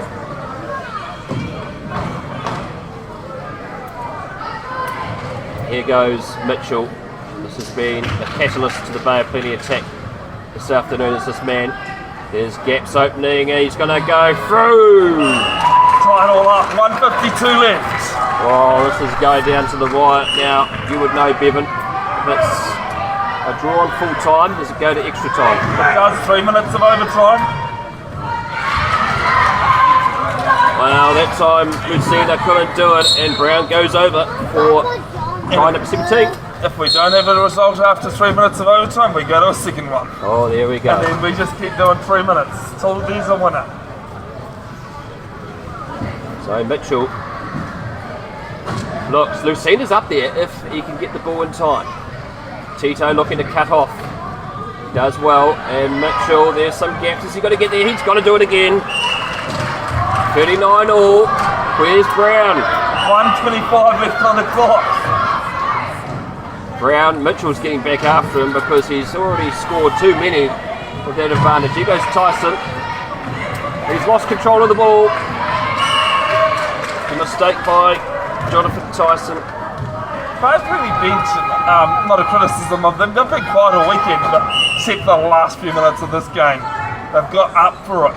Wow, and they're bringing on some power now, and Nicky Broughton. Probably fresh arms, Oh yes. to be honest. Yeah. But he also brings the physicality. As Michael Manville has his chair fixed. Well, what a time for him to come back on. Two of the best players out there in Manawatu. Here's Mitchell, and already he uses his fixed chair and slams it into Mitchell. Mitchell looks, Broughton, oh, she just gets it just in time. There is Lowry. Can she get the ball away? Or she's going to go herself. She will. 40-39. And Bay are plenty in the lead. 53 seconds now. 40 seconds generally for a possession. So, Manawatu, they've got to use it smartly here. Oh, Mitchell. I don't know if they would just curse them there, but yeah, it is turnover, Bay plenty ball. Oh, that's another costly one. Manawatu again. The thing is, Bay plenty have to score though. They can't score. just sit on it. No, they've got to score here. This throw from Tito to Mitchell, and they trap him in. One bounce, looks. Broughton's there if he can get another bounce. There's Lowry. Can he get it over the top? He does. Lowry reverses, and they've got a lead. Now by 2. And look at that player plenty bench, appreciating it like anything. And the Manawatu bench is getting nervous, but this man here is going to show they're not giving up just yet. They're still in the fight. 41-40, 32 seconds left. All it hangs on is one turnover. Oh, what a thrilling finish we've got here at Ruparaha Arena. And folks, this is the first of 2 finals. Oh, this is brilliant. Oh, Mitchell, he just reaches in time. He could have lost that. Is he just going to run this clock down as much as he can? Uncle's just getting in there with his hand. Uncle's just getting... Oh, what's the decision? Timeout Timeout. called. Great game management there from Bay Plenty. They had those timeouts to their effect. And this is what I was saying earlier, Brad, is that those timeouts, using the timeouts early on in the game can really cost you. Yeah. And if it stays the way it is and Bay Plenty win, I think that was the key. I think that is the key if it does go that way, taking those timeouts. Manawatu not having those get out of jail free cards. But they do have the right players on the field here at the moment, Manawatu. Particularly their 2 big ones, and Jack Brown and Michael Manville.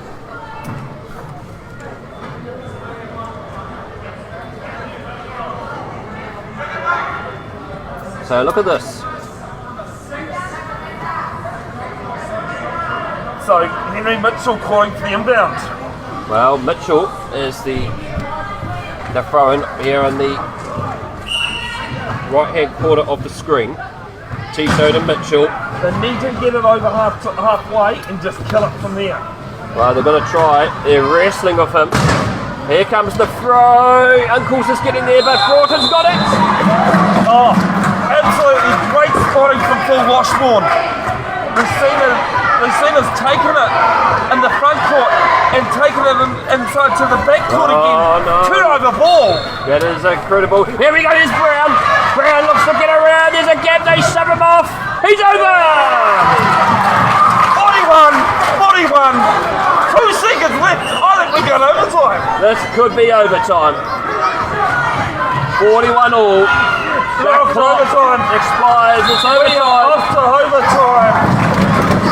And Manawatu absolutely celebrating that one. There's 2 minutes before we start the period of overtime. Wow.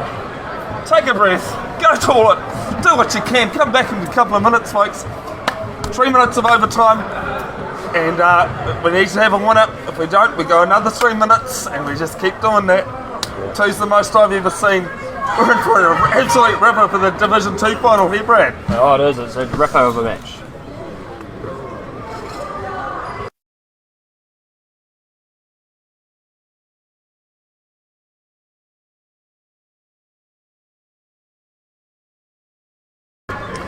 Alright, welcome back to Ruparaha Arena in Porirua, Wellington. Te Whanganui Atara. Division 2 final between Bevin and Manawatu. We saw a hiding from Manawatu in the first game, Brad, but we have overtime now. We have overtime now, 41 all, and the first game of the morning these two played each other, and it was 50 points to 33 to Manawatu. But as they show in finals, it can be completely a different story. And here, Bevin looked like at the start of the fourth quarter, they looked like they were out. And then it looked like a minute ago they were going to win. The tip-off is underway. Quick introduction to every overtime starts with a tip-off. 3 minutes, it is stop clock. If we don't have a winner after those 3 minutes, we just keep going with another 3 minute period. We must have a winner at some point. Well, here's Lowry. She bounces it to Broughton. Broughton is looking for Mitchell. Mitchell is trying to get himself free. He finally gets the ball. Manville is looking. Here comes the gap, and Mitchell is through. In 13 years of wheelchair rugby, Brad, it's probably the third time I've seen it live. And this is impressive. That's Overtime. goal number 25 of Mitchell. He nearly gets him. Here goes Brown. They try to cut him off. Broughton's working hard, but she can't get there. Well, that's goal number 20 for Jack Brown. 42 all, 2 minutes 20 to go in that first period of overtime. I'm actually picking the Division 1 final to be similar. Well, if it's anything to go by in this game, it's going to be a thrilling afternoon. Here's Lowry, and we got double blast of the whistle. Yeah, clock hasn't started, so they'll go back to the inbound at the start.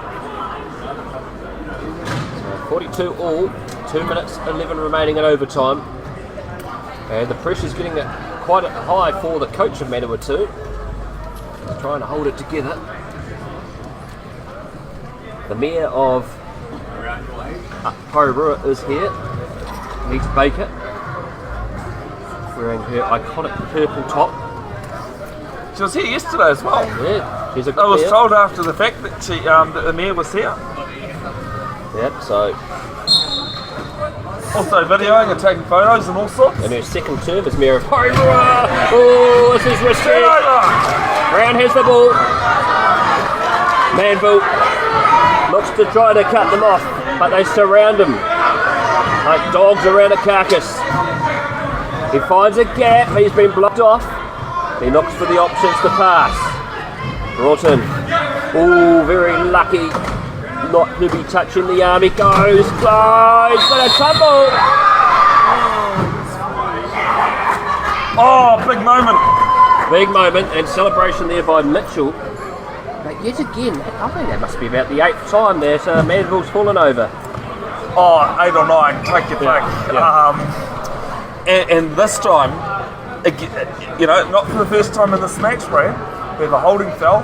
It's a turnover ball because he's basically fell into another player's lap. That's right. So the foul's gone against him. Well, he's back up right now. And he's just adjusting himself.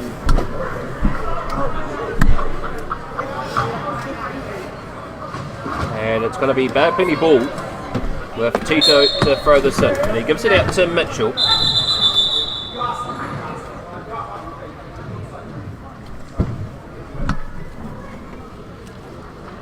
So there was no equipment timeout called, even though Michael Manville was actually fixing straps. Oh, well.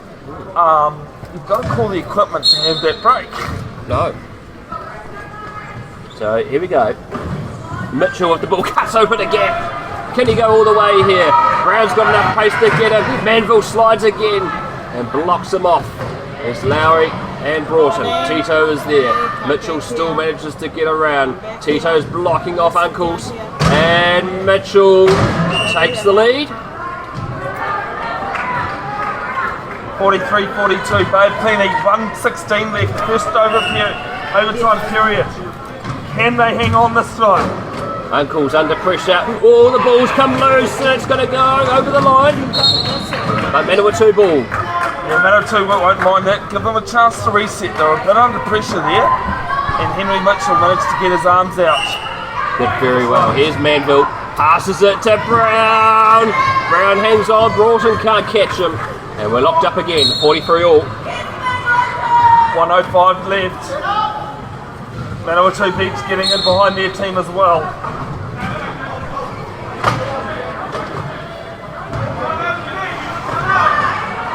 Lowry looks. It's a time. Yeah, timeout call. Now also with overtime, each team gets an extra timeout. An extra 30 second, not an extra 60 second. Yeah.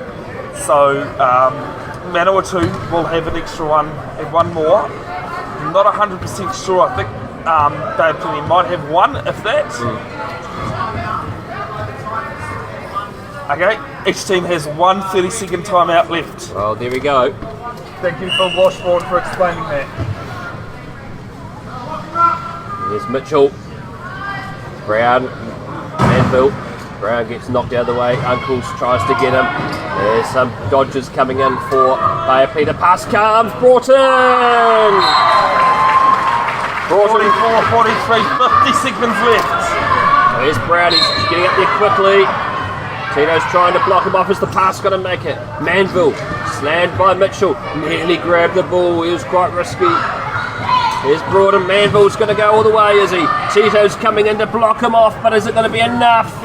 It is not. 44 all, 36 seconds left. 14th goal for Michael Manville. Go another overtime period, folks, if it stays the way it is. Mitchell is trapped. He needs to get rid of this ball. He bounces it. Looks. Calls that timeout.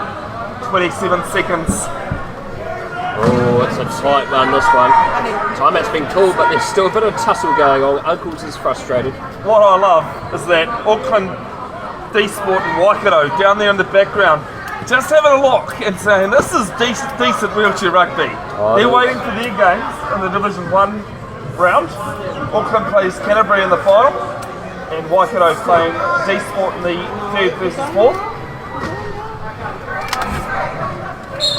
Bay of Plenty, no timeouts left for this overtime period. Mitchell is stuck. Broughton, oh, heavily marked by Brown, but Brown's got twisted around. And Broughton's going to go. There's Lowry if it's going to be available.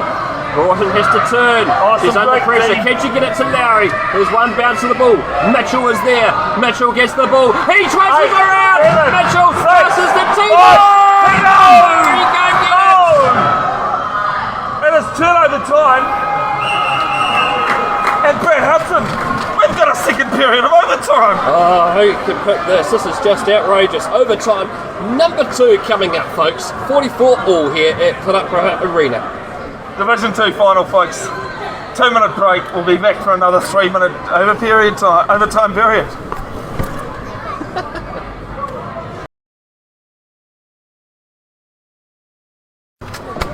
All right, welcome back. We are overtime period number 2.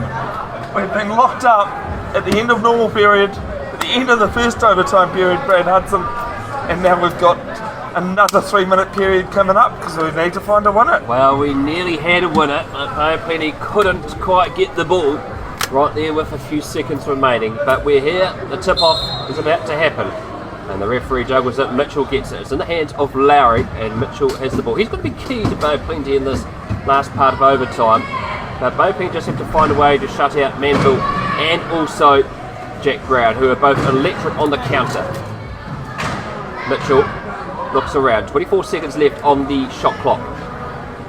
And there's a gap. Is he going to get around it? He will. That's a gap for Mitchell, and they're in the lead by 1. Here's Brown. Can he get back in time, Mitchell, to block him off? Uncle's overbalanced there. He just had to readjust, but luckily for Manawatu, ball's still alive for them. Oh, it's risky. It's going to be a try to Manawatu and Manville.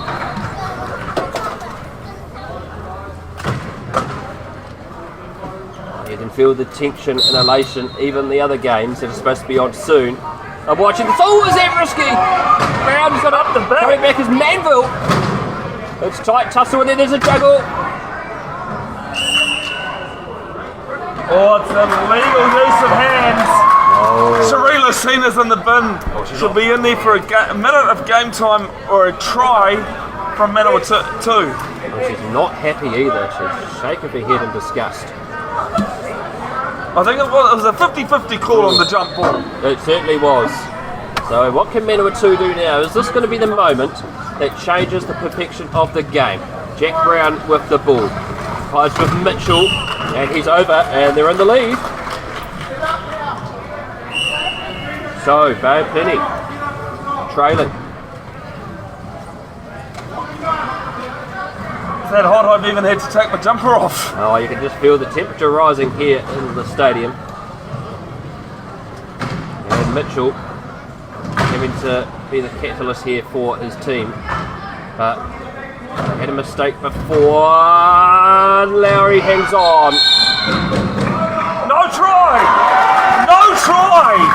Well, I thought she had it, but she must have been over before she got the ball. The Manawatu bench really ecstatic about that. Well, 1:45 left, second overtime. Big moment. Here goes Brown. He's gonna send this out to 2. And how big is that call gonna be? Oh, Washburn a lot closer, a very experienced referee. Yeah. Well, here they go. They're going to try risky stuff now. And can she go all the way here? Lucina. Uncles is doing his best, but she gets over. It's back to 1. I figured about this time last year in the same venue, but it wasn't a Division 2 final, that we actually did have a double overtime. Here's Manville. Gets the ball from Uncles, and he's looking to exploit them down this left-hand side of the court. Mitchell can't do it. And the margin's going back to 2. Should just point out that Penny, after that last earlier Manawatu try, back to 4. Mitchell passes to Lucina. There's a player up if she can get the pass there. Brown's coming back quickly. Lucina might try and do it herself. She can't. She bounces. She looks for Mitchell. He's tracked. 1 minute on the game clock coming up. 22 seconds Tito. on the try.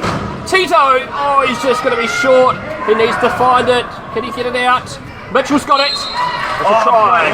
From Henry Mitchell there, just picking it up off the ground and sailing over. Oh, extremely lucky. Manville. No one's home for Bay of Plenty. He's got to hold up here. He's got to hold up. And he's Waste just gonna as much time. Oh, he's stuck. Bounces again. He's going to get some help though from the Bay of Plenty players. They want him to score quick, and they do. 2 points, 39 seconds. Reminder, we need a result. Well, Tito and Uncles are having a real tussle down the other end, and turnover time. Huge moment. well, The Bay of Plenty player spent 10 seconds in the key.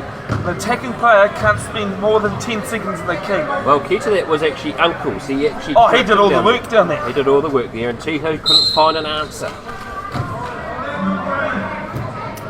So if Manawatu can score a try here, Well, I believe that will be the game. Actually, it's within 40 seconds. Yep. So they can just take their time here. Mitchell is charging forward. Yeah, Bay of Plenty coach Neil Cudby just saying pressure him. Get that turnover. We can't win it if you sit back. 8, 7, 6, 5, 4, 3, 2, 1. And Brad Hudson, what an absolute end to the Division 2 final. Well, we thought that Bay of Plenty did enough just before full time in regular time, but Manawatu struck late to send it to overtime. Twice. They couldn't separate each other until 2 big calls. A mistake by Bay of Plenty and Lucina being put in the bin. And those were the turning points for Bay of Plenty, and Manawatu have taken out the Div 2 title for 2023 here at Ruparaha Arena. All right, congratulations to both teams. Both definitely deserved that one to win. Only could be one winner. Congratulations to Manawatu for winning it. We're going to have the presentation very shortly and very quickly. Hopefully the mic will pick up the speeches and that. And then we will have the Division 1 final. And folks, if you enjoyed that, stay tuned for the Division 1 final. Auckland, Canterbury, 45-44 yesterday in pool play. I'm picking something else like this one that we've just had. Oh, who knows here at Ruparaha Arena. It's going to be a thrilling final. Sorry. Alright, so the presentation's about to take place. Robbie Hewitt, down court side. Bring it in, guys. Al, good Johnny. Bring it over, bro.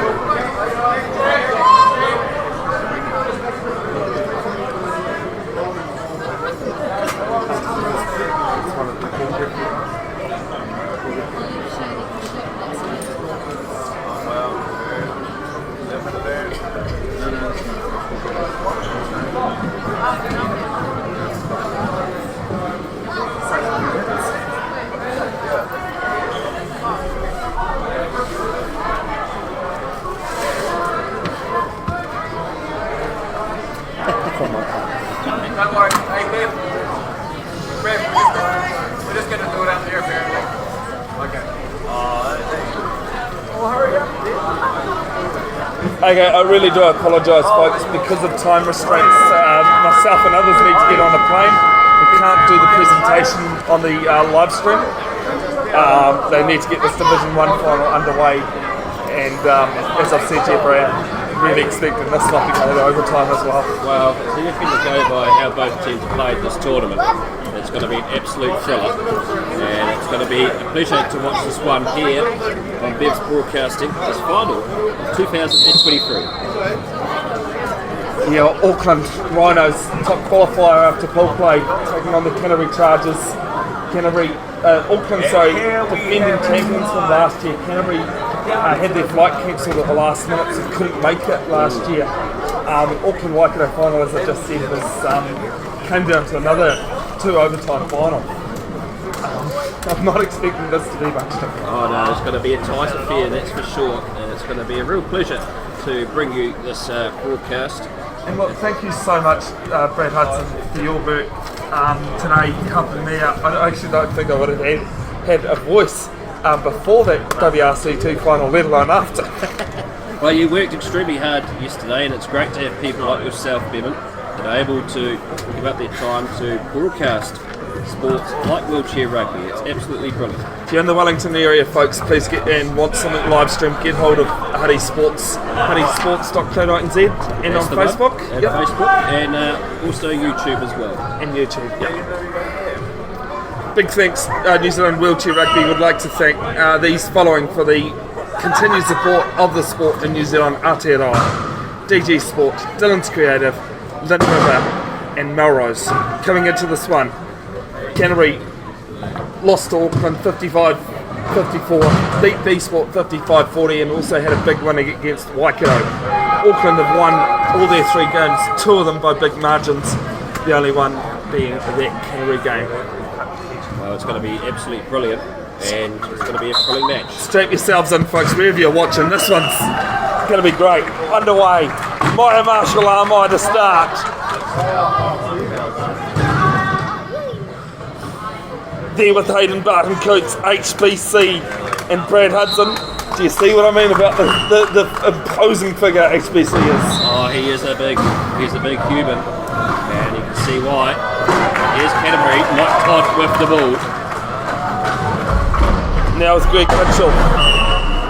Mitchell working. Seems to be okay after that fall.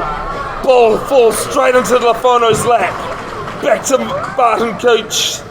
HBC, as John O'Farr coined him a few years ago, bumps Everson out of the way.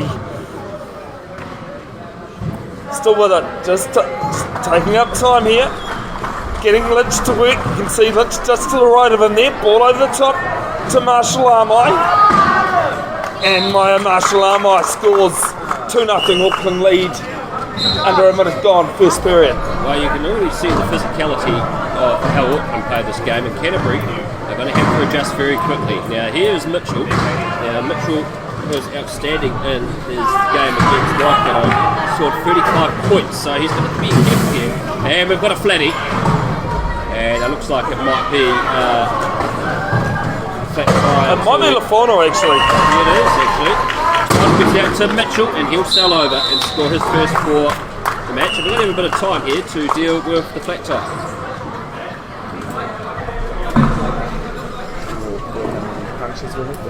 That's it.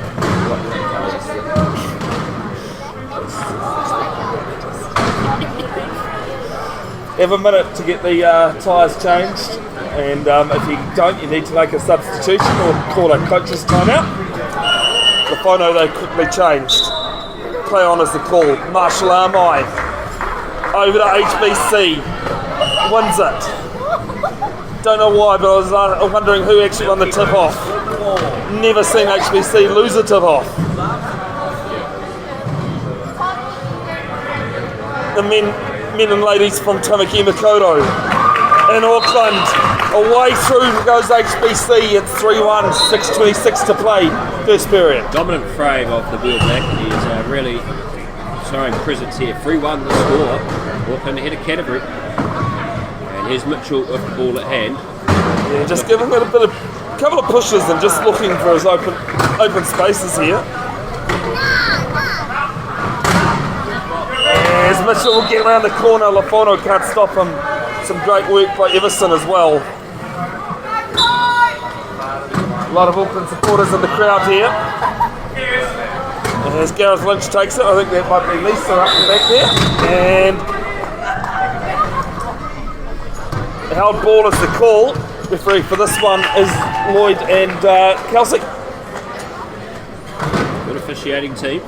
And it's turnover 2 because Auckland won the turnover. Held ball goes to Canterbury. Oh, fantastic. Auckland, unless there's a held ball, will get the start of the second period. And Lloyd just had to go over the bench to just double check on something. Daryl Manville, Yvonne Mackey and Stephanie, I can't think of Stephanie's last name because she's just recently got married, Stewart. Because she's married to the referee, Lincoln Stewart.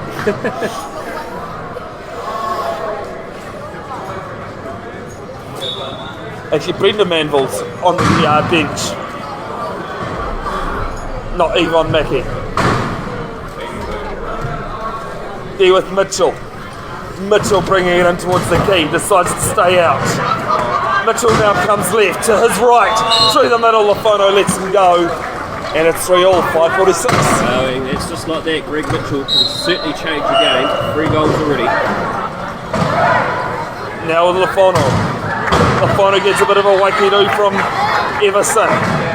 Lafano going wide, has to get it over halfway. And it's a timeout called. Important timeout, early one here. This is going to be quite crucial. I really get the sense that this game, even though Auckland got out to a bit of a lead, it's now drawn back and it's going to be a real contest throughout. Get out of jail free card that you can use 4 times per team. Over on the other court, D-Sport up over Waikato, 5-3. Play there with Hayden Barden-Coots, and as I called in that last game, you'd see the Canterbury side defending up high as 4 in the key is called against Ian Simpson. He will go to the bin. So defending team can't have all 4 players in the key. Yep. On the attacking side, and a player can't spend more than 10 seconds in a key at one time. Oh wow, that's a good So good rule. yeah. makes it just that little bit more strategic. There to Lafono. Now we're to ACC, Maya Marshall Armai. Famous first cousin of Benji Marshall, the New Zealand League player. He absolutely took the mickey out of me when I met him with Maya. Oh, yes. It was deserved, but yeah, it was a good, they laughed hard. I stuffed up, yeah. Greg Mitchell. It's 4-3 in favour of Auckland. Mitchell over to Todd. Todd working hard to get over halfway. He does. Now to Mitchell. Mitchell just on halfway. Passes the ball over to Todd. Todd's there. Barton Coots. 12 seconds over the shot clock. And a great try there by Cody Everson. Cody Everson, nicknamed the Lion, the World Cup captain. He scored 11 points versus Waikato. Expect him to just do a lot of work. That one pointer. Marshall Armai. Breaks away. 5-4, 4 minutes 30 to go, first period. Oh, and she's got 3 goals as well. Maya Marshall. Nice, Maya.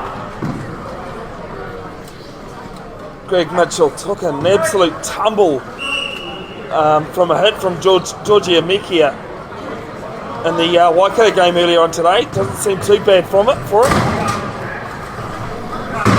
Backs out, goes around, tries to get through. Marshall Armai stops him. Barton Coots is there, Todd's there. And Todd scores. Lost sight of the referee there, but Kelsey did well, given his space to be able to check the whole baseline. Wow, it was physical in there too as well. Here goes Hayden Barton Coots. Good. Through from Maya Marshall. Centre Marshall was free. Can she get the ball? Easy as you like. Sets up lovely for her. That's their 4th goal. 6-5. Who has scored the other 2 there, Brad, for Auckland? Hayden Barton Coots, he's got the other 2. And yeah, I actually would think it would be the other way around usually. Yeah. Auckland sitting back in the key. Mitchell coming towards, looking for holes. Can't find a way through. Lynch being frustrating for him. Mitchell comes to the right hand side, flicks it to Todd.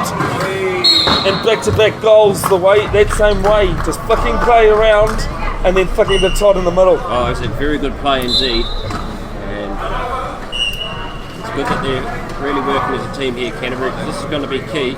And here goes Maya Marshall again, and she's just going to be too much down that right-hand side, and she'll sell in for goal number 5. 7-6, 3:12 left, first period. 4 8-minute periods, folks, with a stop clock. This game going according to script at the moment. Try for try, nothing in it. Mitchell tries to bash his way through and does. 7-all, 2:56. Well, it's the Mitchell and Marshall show at the moment. Marshall with 5 and Mitchell with 4.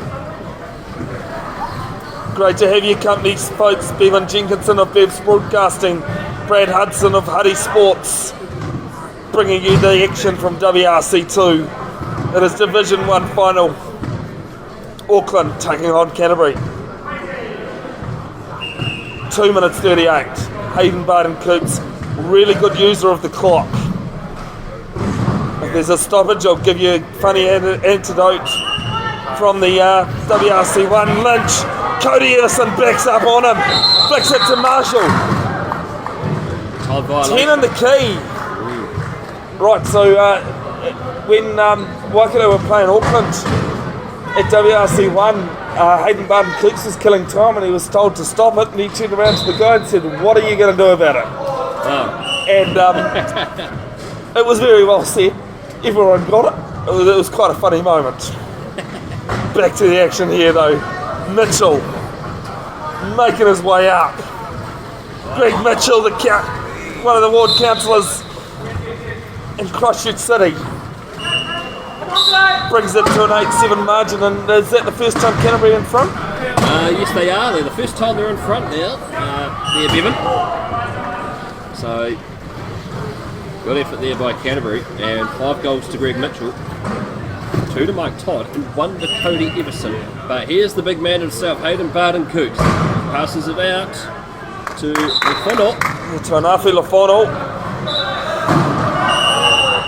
8-all, 1:51 left first period. Greg Mitchell has it. Mark there well, gets off Maya Marshall Armai though. Coming up high. Flicks it over to Cody Everson. In line scores another 9-8 Canterbury in front. Second go for Cody Everson. He scored 9 versus Waikato this morning. Give and go with Lynch and Marshall Armai. Trying to get it around Simpson, does. Count coming in from dry weight. And it's a little bit ugly, but cleaned up by Gareth Lynch. Lynch has it, tries to give it off. Marshall Armai flicks it. And some great teamwork here from Auckland. Filafano has 2. That's great teamwork. In particular, there Maya Wilson under pressure. And she managed to get that ball away. 9 apiece, 114 left, first period. Mike Todd flicks it. There was Greg Mitchell. Mitchell flicks it over to Everson. Bit of a higgledy pass, and it's a try. 10-9, 102 left. So a good effort there by Cody Everson.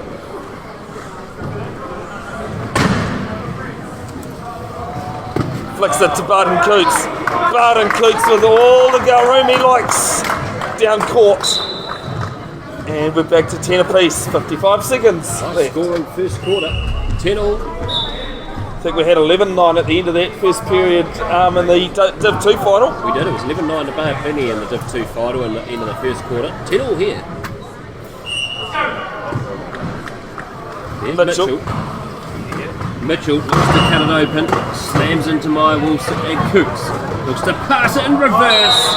Goes Cody Everson and he's got his 4th try in this match. 11-10. 43 seconds left first period. There with Barden Coots.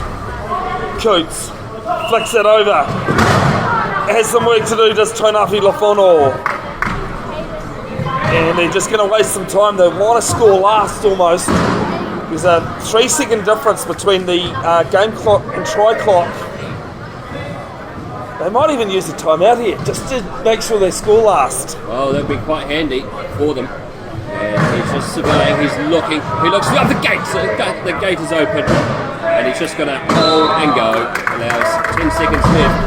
That's his 4th goal, Hayden Barden-Cooks. 11 apiece. Canterbury, I don't know if they're going to look to score here. Auckland will have the possession at the start of the second quarter. But that is all she wrote for the first period. Div 1 final 2023 of the WRC. Auckland 11. Alright, welcome back to Ruparaha Arena. WRC Division 1 final. Brad Hudson, Bevin Jenkinson on camera and commentary. Brad, we've had a tight one first period. Nothing that we didn't expect. Well, Auckland got out to a flyer. They were 3-0 ahead, and then Canterbury clawed their way back. And at one stage, were ahead, and this man here has helped Auckland get into a good contest, and he's got them into the lead here temporarily for now. That's his 5th goal, Hayden Barden-Cooks. So him and Marshall are going to be key to Auckland's chances for the rest of this game. Tucked up all over the place. It's messy. Canterbury chasing. Mitchell gets it. And timeout called before he threw it. Lloyd being the man on the spot. Over on the other court. The first period has ended.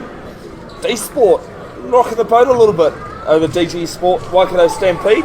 13-10 the lead. Well, they certainly are. And you're not really hearing the loud cheers from the Wellington bench like we heard earlier this morning. Yeah, interesting. Because Rose's mum is still over there, I can see it. That's right, so it must be the early nerves, but we've got play back underway here, and Everson passes on to Mitchell, who's got Todd on his right hand side if he needs him.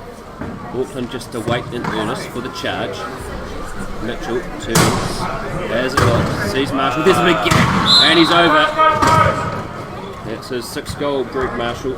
Tell you what, they've tied up Hayden Barton Coots here, and he's had to call him bounce. Yeah. Not a bad thing for Auckland though, because he has got one long pass. This time he goes short to Lafono. Lafono has Todd with him, gives it back to HBC. Ball down court, Marshall Armai, all over it. Good work by Marshall Armai. It's 13-12, Auckland Rhinos lead. 7:01 left, second period, first half. Here goes Canterbury, Greg Marshall. Looks got Marshall to beat. Can he get around? He spins those wheels hard, and Marshall has no answer. And that's try number 7 for Greg Marshall. Oh, Greg Mitchell, I mean. Not Marshall, Greg Mitchell. I'll tell him he's got a new nickname. Here we go, Auckland. 13 all on the scoreboard. Hayden Barton Coots at the top, looking for the options. Has Marshall if he needs. He decides to go. There's Mitchell. He tries to cut through Todd. Oh, and Mitchell's managed to get a hand, and it's been picked up there by Emerson, and it's a turnover for Canterbury. Under pressure is Emerson. Loose ball. Hayden Barton Coots has got the ball again. There's the gap. And Auckland are through. Good pressure applied by the Rhinos. Some of the Auckland supporters in the crowd there. Mitchell touches with Marshall. Barton tries to stop it. Loose ball. Emerson knocks it forward, grabs it. There's Todd in the middle if he can get there. Barton slams him. That's a heavy hit. And Todd manages to secure the ball, and it's going to be someone set to... Yeah, Lafono will go to the bin. Illegal use of hands. Off to the dog box he goes. If you're new to the sport of wheelchair rugby, illegal use of hands is pretty easily explained. There's more to it, but you can strike the ball and try and hit it out of the lap. You can't strike the arms or the hands. 14-13 is the score. And Canterbury to throw the ball in. 6:03 left, second period, first half. Pass comes in at the top with Todd. And Todd looks around. Sees Emerson trying to cut through, but Marshall has done well. Gives it out to Mitchell. There is a big open pass here if he can get it. He doesn't decide to. He gives it out to Todd. And Todd takes it over the line. And we're just going to have a bit of time. No, it's an inbound call from Lafono. Realised Simpson was going to tie him up. Yeah. Lafano has come back onto the court. In the hands of Lynch. Forward to Marshall. Can she get the ball? Oh, she's done extremely well. And it's goal number 7 for Marshall Armour. 15-14 Auckland Rhinos lead. 5 minutes 40, second period. All on script at the moment. This Division 1 final, WRC 2. Pleasure, absolute pleasure to be bringing this to you folks, wherever you are. I will read the comments later on in the day. As Mitchell ties it back up with 5:27 left. Oh, he just glided through the gap there. Auckland had no answer to the effectiveness of that glide there by Mitchell to go over and score.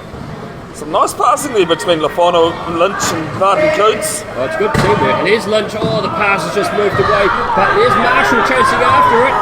And unfortunately she won't get there in time. But that was lucky there for Canterbury. They nearly got caught out because Marshall really spun those wheels hard to chase after that ball.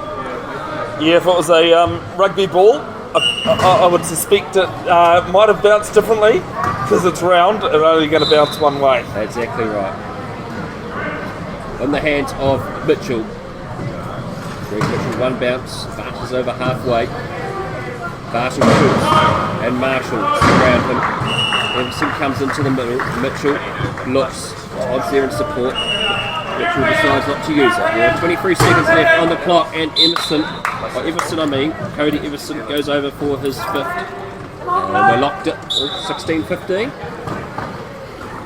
It was the score. Canterbury back in front, yeah. No, because there was a turnover. There was a turnover, yes. Outside. Barton Coots with a good wacky-do on Mitchell. ball over to Lafano. I thought Lynch had stolen it. Sorry, Emerson. Lynch now gets it. And Lynch gets his first. The Wheel Black gets over. Back to 16 all. Canterbury on attack. Oh, Todd can't get it. Emerson's having to chase back. Here comes Barton Coots. The time's been called. That was lucky. Yeah, needed to be called as well. 4 30-second timeouts or get out of jail free cards that you can use at any time. And I think that's one apiece now. One apiece at the moment. With timeouts, I should clarify.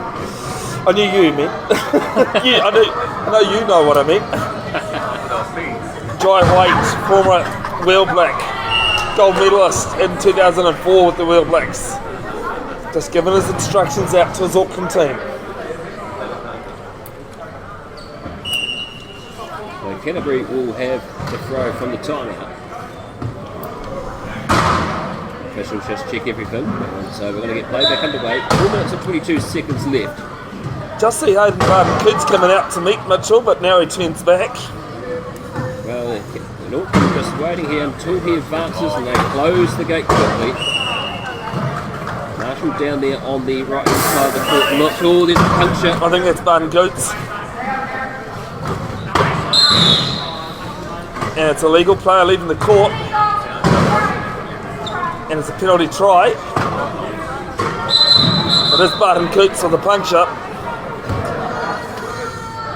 This is our second one, isn't it, in the match? Yeah, I think it's the third one we've had, but second for Hayden, Yeah. is it?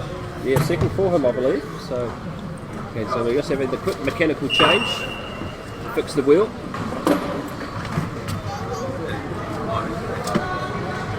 So far this game has been about a lot of tactics, a few punches. Not as physical as the previous Div 2 final, that, particularly the third quarter. There's all sorts going on in that one. Yeah, I think that will change.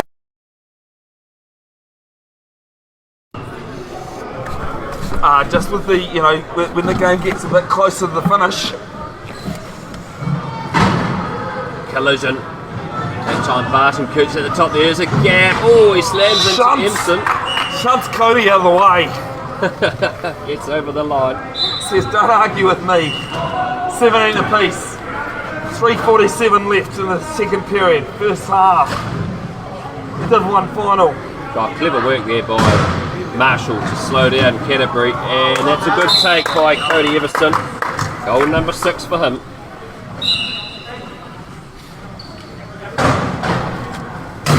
Ball there to Barton-Coots, and I think the funnel might have punched it. Yes, he has. It's the fourth puncture. Well, you asked for physicality, Brad, and we've had 2 back-to-back punctures. Yes, and the mechanics are going to be heavily worked here. Now they're going to have to place another wheel. Great work that the Auckland team are doing there. Like every team does, it's not just the players involved with the coaches, it's the support staff, the carers, the mechanics. And there's one thing you have to do is pretty much anything and everything. Oh, that's exactly right. And it's you get to these pressure cooker moments such as the final, they become very important as this match goes further in its length. It's blue ball, just waiting to see. I know. It's going to be inbounded now. Lynch.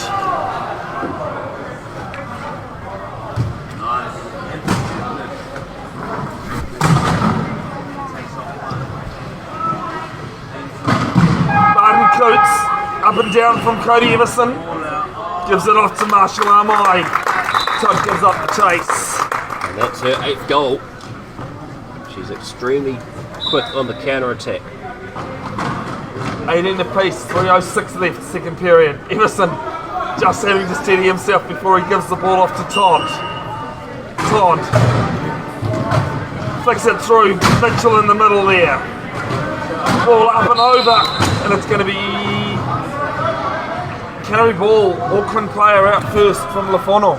Well, it was a possible error there by Mitchell, but lucky enough there was already the other error, so Canterbury will have the throw-in, because it was a straight pass by Greg Mitchell that time. Auckland coming up to meet the Canterbury team this time. Mitchell trying to wiggle his way through. Knows Everson's there. Styles martial arm though. Back to Mitchell. Well, it's a game of dodges at the moment as they're all crashing into each other, and here's Mitchell. He looks, he's got heavy pressure on him. There's only 10 seconds left on the shot clock, and here goes Todd. He needs to get this in. There's Emerson, and he catches it. And Canterbury extend their lead by 1. 2 minutes 38 left. 19-18. Canterbury lead. Ball from Lafono. Finds Marshall Armite. Gives it back to Barton Coots. HBC gives himself time. Gives Lynch time to find a hole. He doesn't need Lynch. He just goes around Mitchell. Locks it up. 19 apiece. 2:16 left. As easy as you like for Barton Coots there. Big pass here by Everson. Finds Mitchell, who is stuck down in the corner. It's loose and it's going to be turned over. Oh, a spin there by Lafono. I don't know how he's managed to stay upright there. Lafono, he's done very well. And illegal use of hands going against Greg Mitchell. Excellent work. He's done extremely well. And Mitchell is off to the sin bin.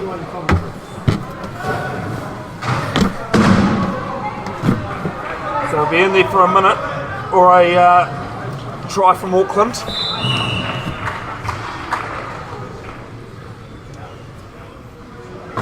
Barton Coots.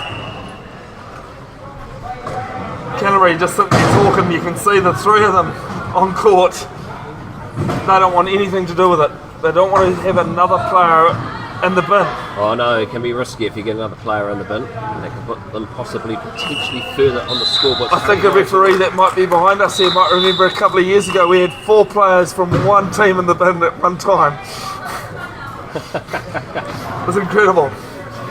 So a minute and a half to go in the second quarter. 20 points to 19 to the Auckland Rhinos ahead of the Canterbury Chargers. And it's coach's timeout called from Canterbury. Well, it's probably an important one because now they trail by 1, and they did have the initial advantage after Auckland made a mistake. You have just joined us, folks.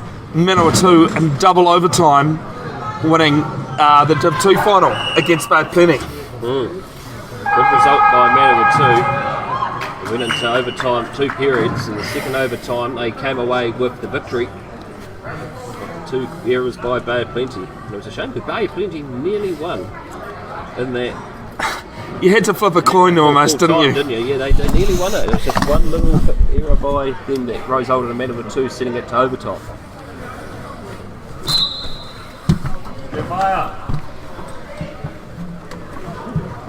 There with Mitchell. Auckland sitting back in the key. Looking, going around. Backs out. Finding a hole, asking his low pointers to do some work for him. Find a hole. Mitchell goes through. Can't get past Lafono and HBC. And it's out. And it's gone to Auckland. Well, and Barton Coots put the pressure on the referee saying that's our ball, and sure enough, the call came his way. 2019, the team in blue leading. 1:10 left in the second quarter.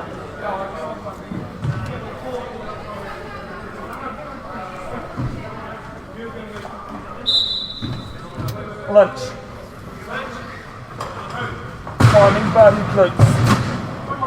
Those big mitts of his you can't miss. Barton Coots gives it the push. Big wacky-do. Huge one coming in. Flash, it's the smash. Flash and a smash, I love it. And that time, that there, Todd couldn't control the ball. So it's going to be an Auckland ball. Cody Everson showing why he's one of the greatest one-pointers in the game currently. Not many would be still in their chair after a smash like that. Oh no, exactly, particularly clashing with Barton Coots. Here he is with the ball. And Barton Coots looks around. Can he do it himself? He passes it through to Lafono and he'll sail over and score his third. And Auckland are ahead by 2. 21-19. 44 seconds left in this period. And Barton Mitchell is trapped down there. They're really putting pressure on him, slowing down his advancement. But he's got a breakaway now. He's got Todd and Everson if he needs, but he won't need them. He will just go over and score himself. And that will be his 9th for Greg Mitchell. Auckland have the possession at the start of the second half. Oh, they Have a sure look will. at the bench. The arrows their way.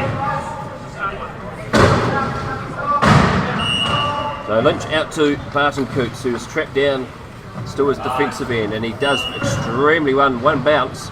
Gets around Mitchell. Oh, this is brilliant play. Absolutely brilliant play by Barton Coots. Excitement in the crowd, and can he do it off, finish it off himself by travelling the whole court? There's a gap, he tries to, but he's not going to be able to, and Marshall will go in for our 8th goal. Good individual brilliance there by Hayden Barton Coots.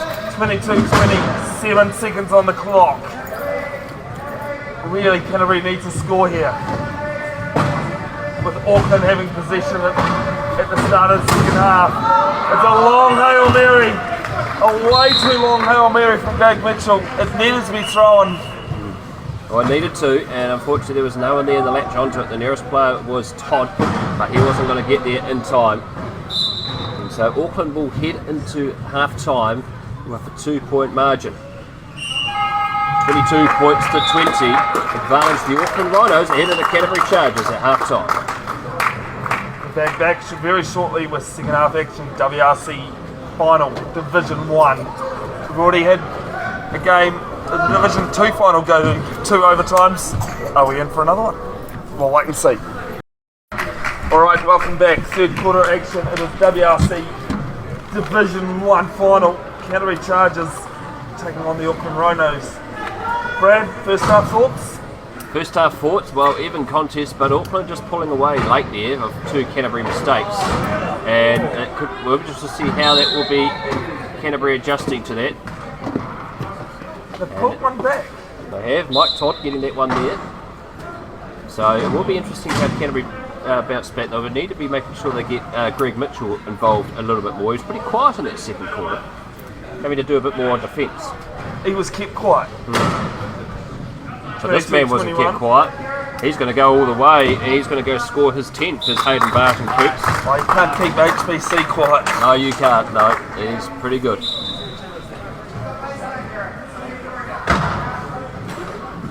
23-21, third quarter action. Greg Mitchell. He says, you want to call me quiet? I'll respond kindly. I think he heard me. I'm sure he probably did, knowing what he's like. On the other court, 29-25 at half-time, D-Sport leading DG Sport Waikato Stampede. And their third versus fourth match.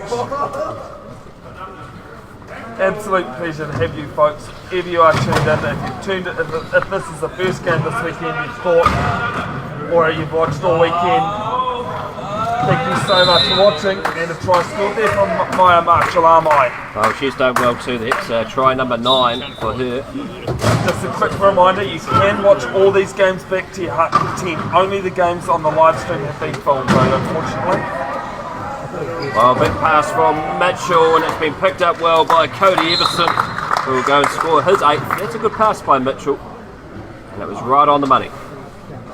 6:45 left. Still a 1-point ball game in favour of the Auckland Rhinos from Tamiki Makoto.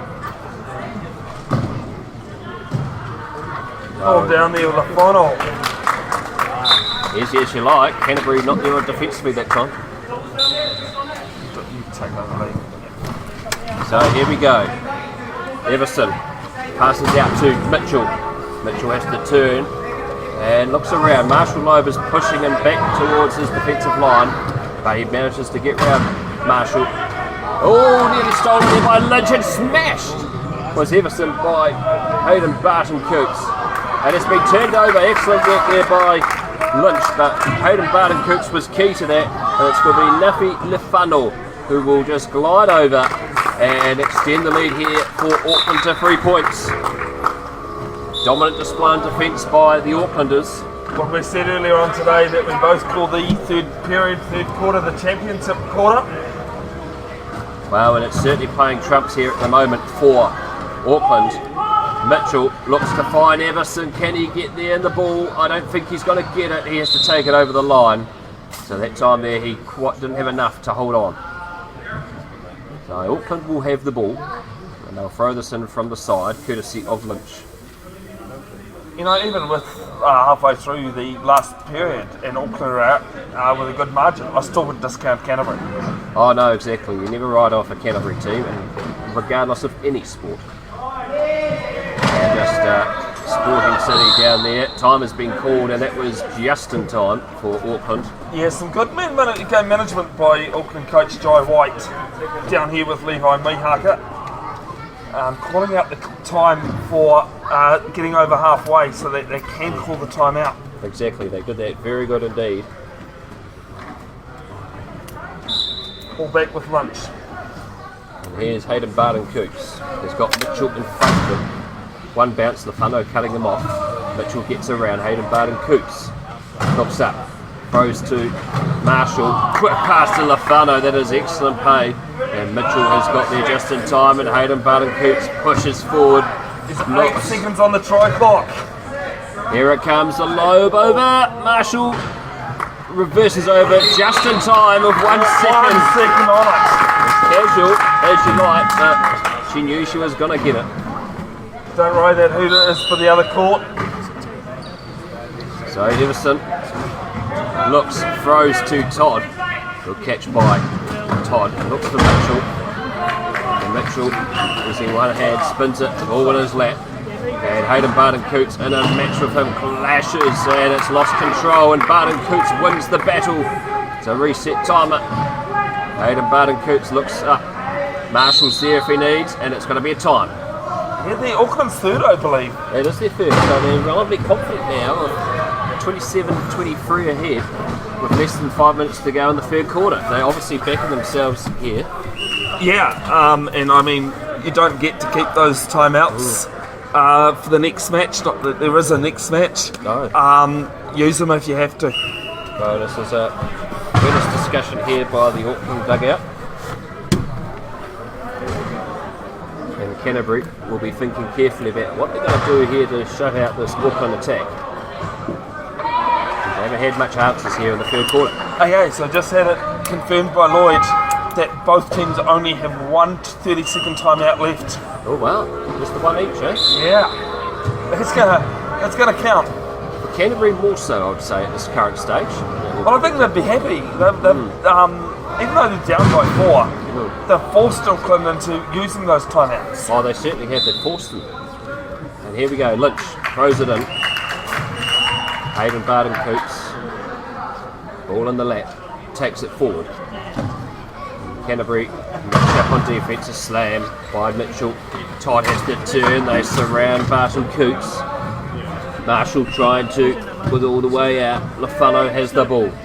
Lynch down here on the left wing. Lefano's going to have a go himself. The referee calls time. 4 on the key, you're being called against Mike Todd there. And so he's off to the sin bin. It's Mike Todd. Explanation there from Kelsey was spot on. Wasn't given a penalty try because the ball carrier had turned away. So he's in the bin there, or the dog box, as Brad called it earlier. Well, And, yeah. we've got Lincoln Stewart streaking across there. That's just the ball from the other game that Megan Menace as it was knocked out.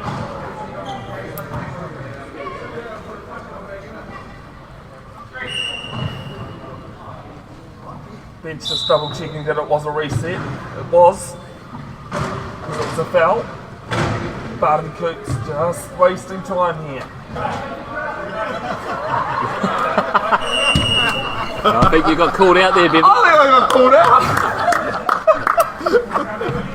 Hayden Barden-Coops, he's not putting up for the Canterbury people. He's not putting up with you either, Bevin. No, he's not.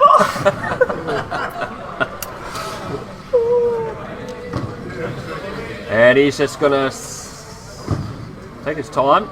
I don't think he likes people from the Waikato. Because the end of the Waikato person in the WRC 1. Yep. People south of the Bombay Hills, not impressed.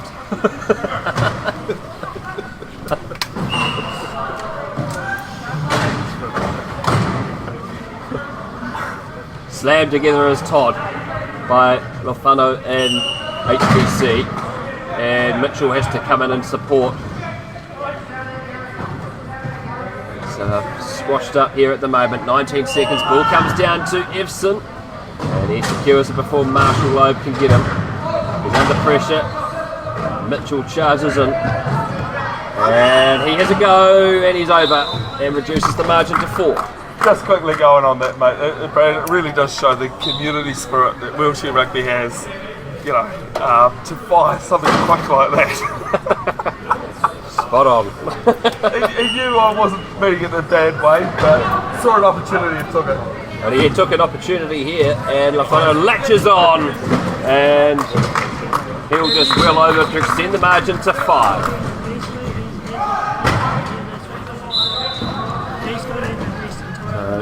Lofano's 6th try here in the Div 1 final of Wheelchair Rugby for 2023.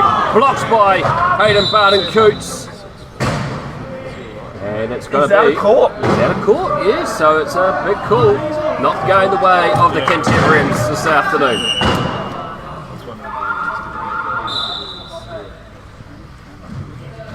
Hudson from Lynch to Hayden Barton-Coots. One bounce. 3 minutes to go in the third period.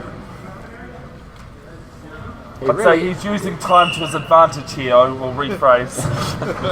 And he just looked at you to make sure you said it correctly. Whoa, he smashes Ian Simpson. He nearly went flying to Mars after that hit.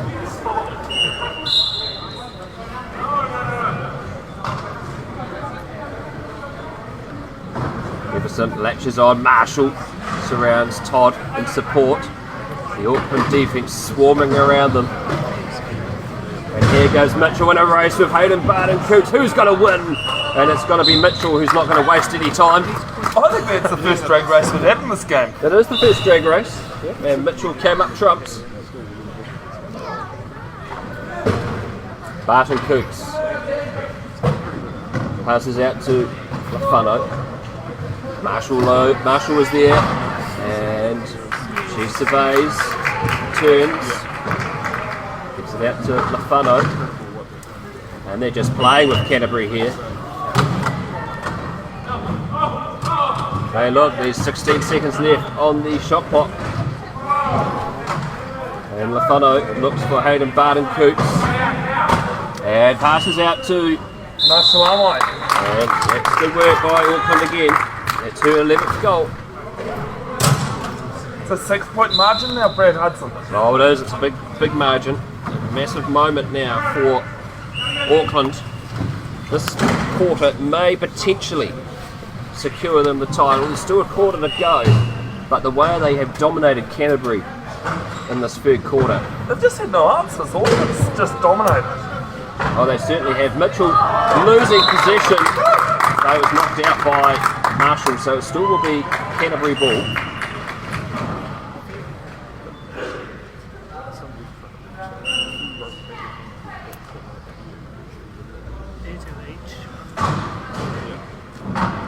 Canterbury bench very quiet. No answers to what's been going on. I have to say, Auckland's pretty quiet as well, but it shows the competitiveness of this game. Oh, it's just competitive and the intensity Yeah. that's going on. Mitchell outside swarming, looking around. He finds potential gap, but Lofano shut it off. Has he? Not enough though. And Canterbury get on the board. Yeah, 31-26, 1:08 left in this third period, second half. Apologies for the camera work. I've just seen Georgia Mekia take a real nasty tumble there to my left. Well, she gave one of the contemporaries a good... She gave Greg Mitchell, yeah. Yeah, gave him a good one. And here's Hayden Barton-Coots. 12th try. I'm actually wondering whether that injury he sustained there might just be affecting things in this game for him. Well, yes, you are probably right. You see, he has scored 13 goals, but he's not his normal dominant self. And that could be restricting his range of movement in the game. But that's a good vision pass out there. If Todd can get it, and he does. Good work there by Mike Todd. That's his 5th goal.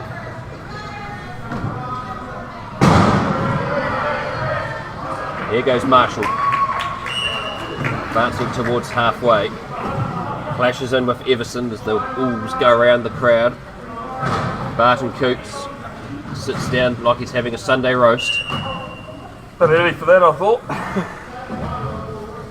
And he's just playing with Canterbury at the moment.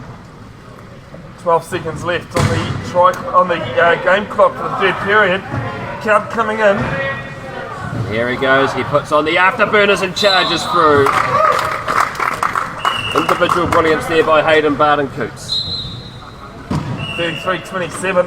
And Mike Todd and Greg Mitchell says, let's have a rethink about this. There's a lot to be talked about in this period. End of three gone. Well, Canterbury that time only 7 goals. And Auckland dominating with 11. I think that's an indication of how dominant Auckland were. 33-27. We'll be back very shortly with the 4th period action of WRC Division 1 final.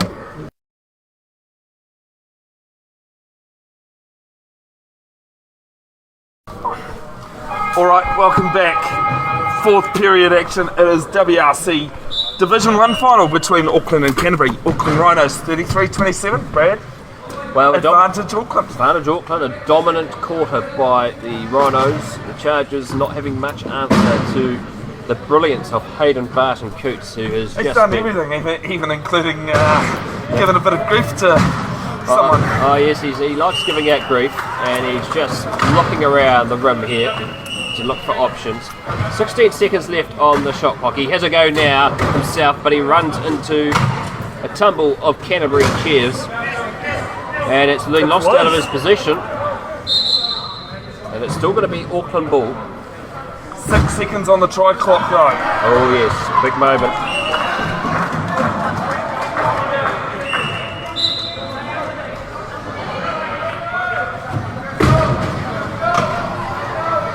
Here he comes again, Hayden Barton Coots. And a timeout's been called. That is the last. Well, I was going to say the last, but we don't need to if Mike Todd scored all over it. I know, yeah, no, he called it out for us. So I'll come back and have a chat with Coach Joe Waite. oh, he looks pretty relaxed, does the coach. He knows that they're in total control of this game.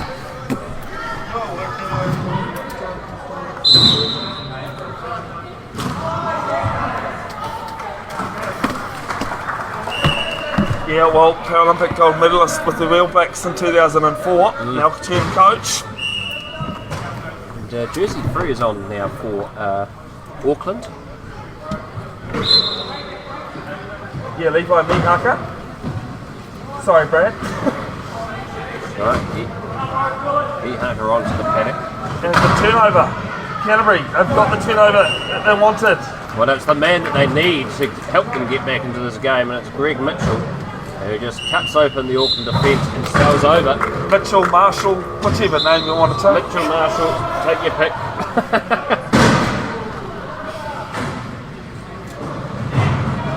And here they go, Auckland.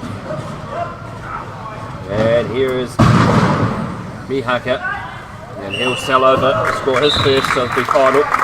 Yeah, the only substitution Auckland have, and he's not a bad player to bring on either. Marshall Armoy off at the moment. Oh, she's had a stellar game.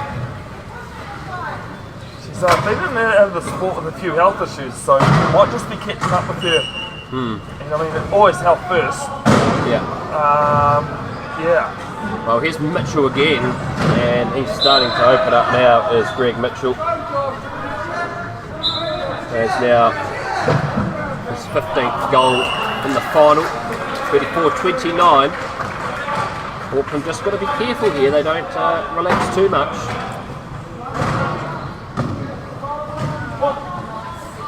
Oh, this is brilliant play. And Hayden Barton Coots sails over.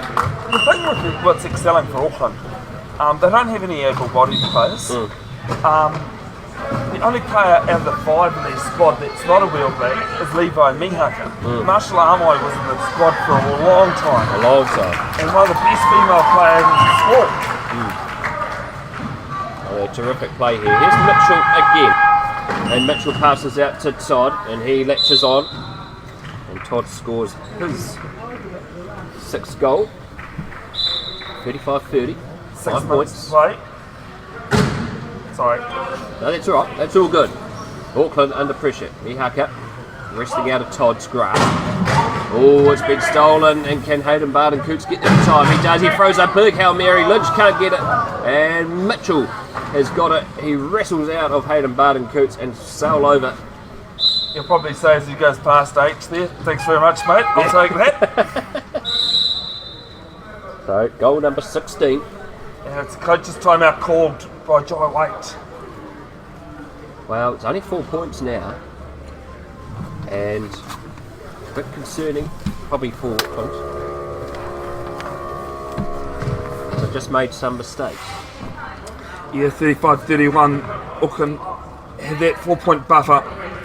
Big thanks to all the volunteers, referees, bench staff, carers, everyone that's been involved this weekend. Huge thanks to D-Sport for putting it on here, and to Ruparaha Arena, as you've said, Brad, all day. Great arena. It's awesome to keep coming back.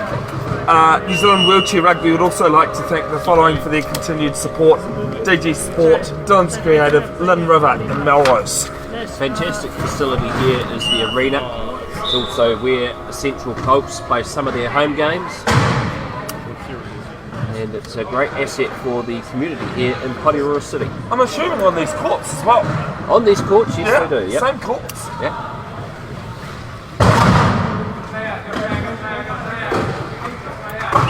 Oh, great pass. That's a Mihaka from Barton Coots. 36-31. 5.5 to play.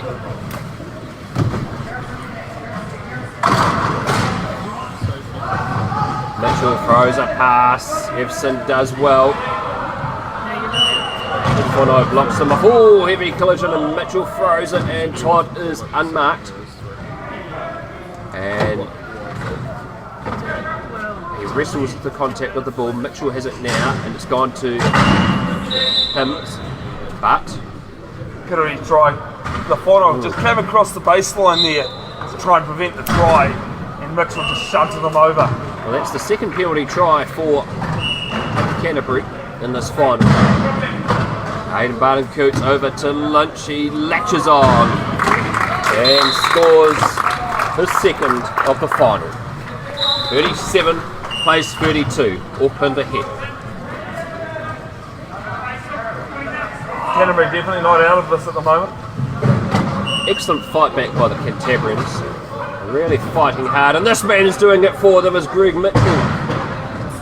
One bouncing over the line. 37-33. 4 minutes 30, and Brad, I wish they had to fight like this on Friday night. Oh yeah, but they didn't have to. They will this Saturday though, I'm sure. Looking forward to that Super Rugby final. Yeah, brilliant final. The Chiefs have only one loss this season against The Reds? the Reds, it was. So, and of course it was the Reds that almost beat them again in the quarterfinal. Ball from Marshall. Picked up. Oh, couldn't hang on to it. So no try. That was all Greg Mitchell there. He just hit the funnel and just rocked his momentum. It was good to being able to get tactical up. defence. Yeah.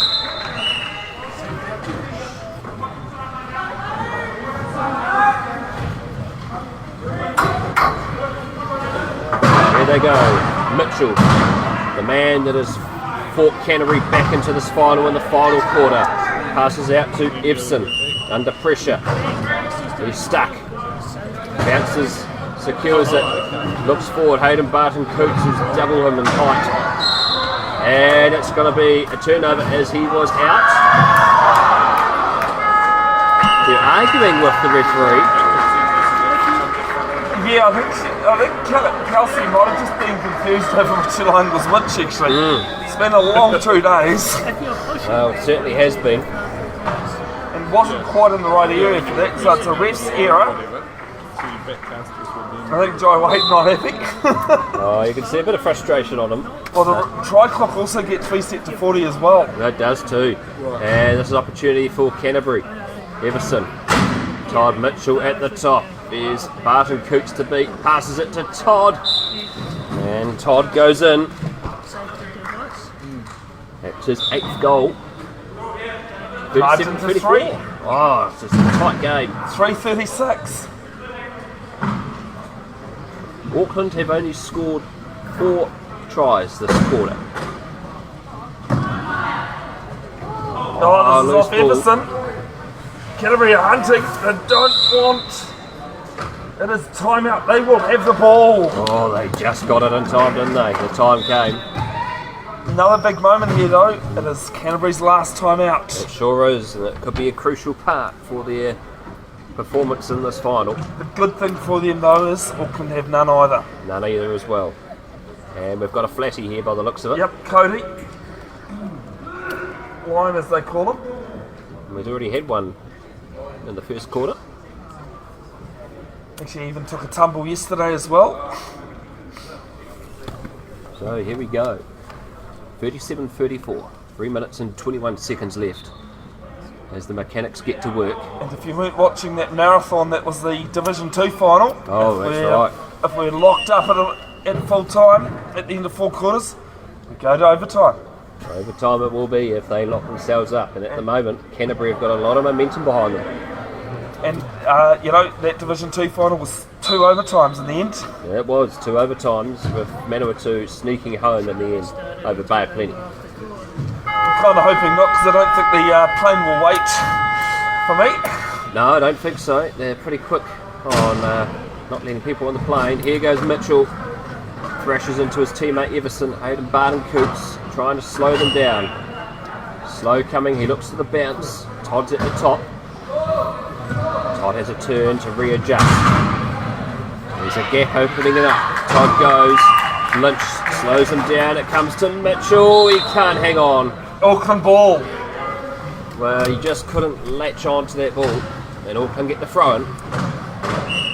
2:48, margin is 3 in favour of Auckland. 2023 WRC final, Division 1. And here he goes, and there's the breakout through Lefono. By number 7, 38-34, back to a 4-point margin.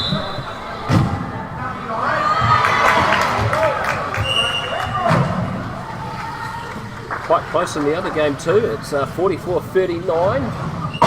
And still D-Sport in front. And it's a heavy clash, and that time Canterbury score through Everson.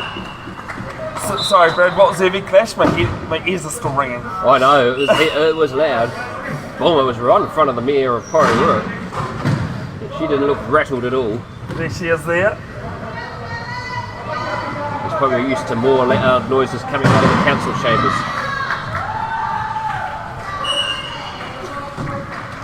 Hayden Barton Coots at the top. Swivels and turns and goes himself. Goal number 15 for HBC.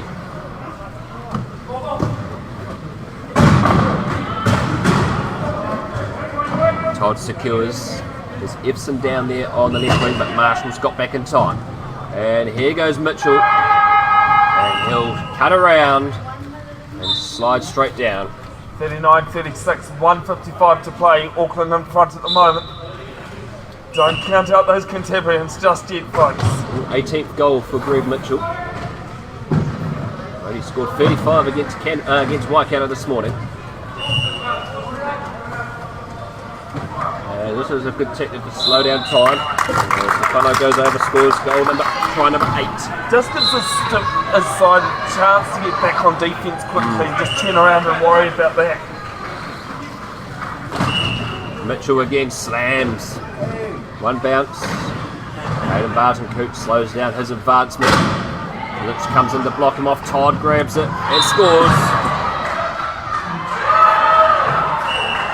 Try number 9 for Mike Todd. 40-37, a minute and a half. Still time for Canterbury.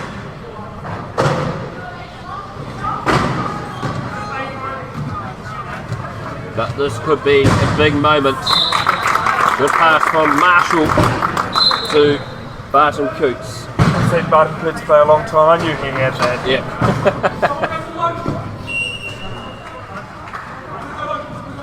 Here's Todd. Oh, big clash at the back. Barton Coots is just slowing down both Mitchell and Everson. An illegal use of hands coming in against the final. And he's off to spend a play. We're a minute in the bin. Or a try from Auckland. From Canterbury, sorry. 106 on the clock. Really, it is Auckland's to lose from here with 107. Oh, it sure is. Sport, it's a funny thing. Yes, the last minute often can be quite a crucial time for most teams, in particular if they get it wrong. And especially when it's a stop clock situation too. Well, exactly right, you see that with the NBA.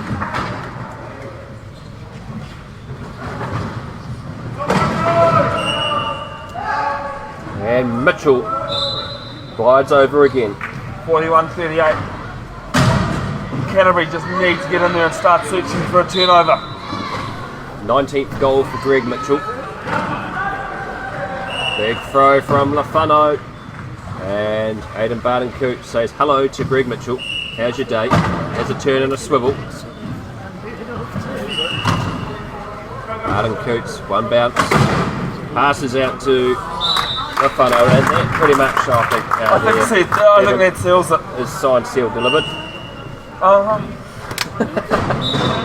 Oh, come on, Brad. You could not say that and me not respond. I know, exactly. Mitchell, one hand catch. Bounces, you know the result is not going to go out in their favour. Go down fighting. And here goes Everson. He's got Todd if he needs. Slams in. And Todd at the top. They box in Everson and also Simpson. Here's the pass.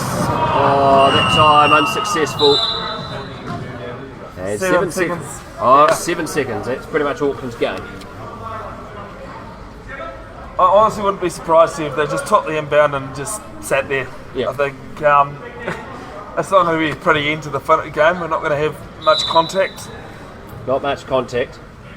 But they've proven wrong before. So, all to Barton Coots. And he takes it up. Looks. 2 seconds left. The throw comes. Oh, it can't be latched on, and that is full time. And that ends it. WRC all over. Auckland Rhinos have taken out the final in normal time. Was not expecting it, really. Well, in normal time, and Canterbury with a late charge there in the early part of the fourth quarter, catching Auckland off guard. But Auckland, you could always tell they just had enough there, Bevin, to close out this, and they managed to slow down Canterbury and secure the title for 2023. Yeah, it was the top 2 inches basically from Auckland. They did enough. It was about the smarts in the end. For me, it was that championship quarter, the third quarter. Yeah. Well, that was a big one because it was 33-27 at the end of that third quarter. 22-20 to Auckland at half time. So the third quarter really was the catalyst for Auckland's victory. A round of applause from the crowd to Auckland on the well-deserved victory here. They are your Division 1 champions for 2023. We'll stay on there, folks, for the prize giving that will take place very soon. Thank you very much, Brad, for your help today. It's been an absolute pleasure calling with you. And folks, if you need some help, Brad, what are they going to do? You just look up Huddy Sports. HuddySports.co.nz is our website. You can find us on Facebook and Instagram at Huddy Sports, and also on YouTube, Huddy Sports on YouTube. That's where we do most of our broadcasting here in the Wellington region. So if you need any assistance with any live streaming, flick us a message. And so if you're listening up north, give Bev's Broadcasting a bell as well. You had to look at my shirt there, didn't you? I did, yes. It's been a long day, mate. It's been a long day, so I don't blame you. I will have the placings up on the screen very shortly. over in the other game, 51-45, D Sport are currently leading in their third versus fourth match over DG Sport Waikato Stampede.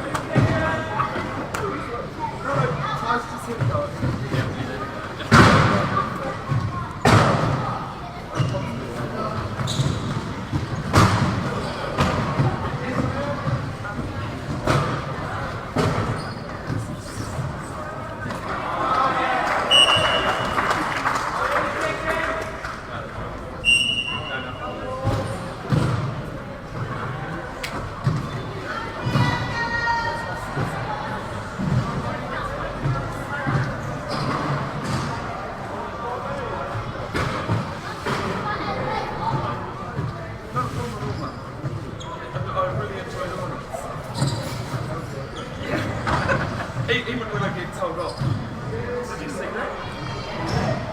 Yeah, well, hang on.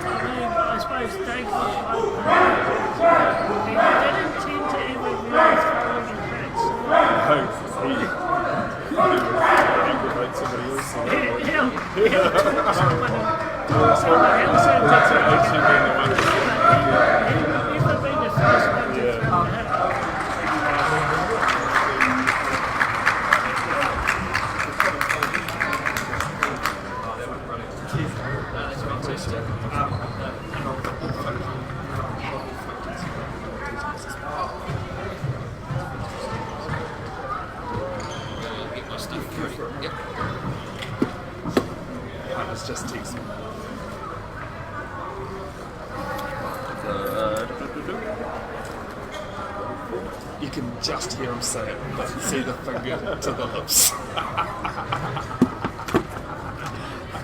Oh, God. same thing. And WRC, just that you're wasting time. People is, get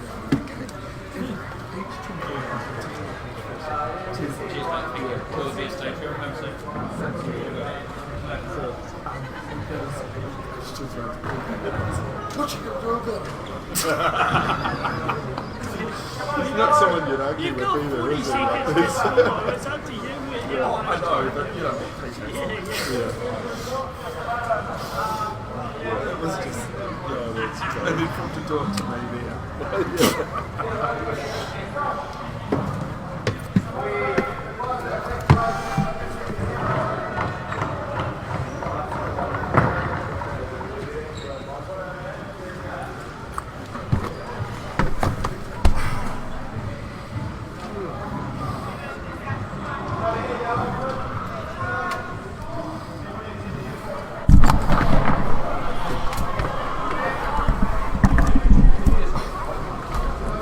Alright folks, presentation time.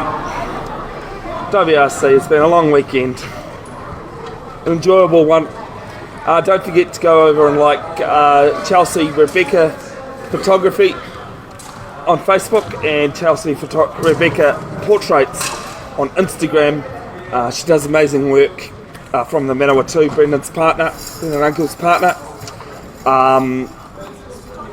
And she'll have photos up there at some time eventually. I'll put some photos up that Amber Lim from Otago has taken for me. It was a tad hard to commentate, film, stream, and photograph at the same time. Yeah, there'll be some more results, some bloopers. D-Sport there just off to the right of screen. No, I've got the camera that way at the moment, but yeah, I'm waiting for you. Apologies folks, we're just getting it all sorted.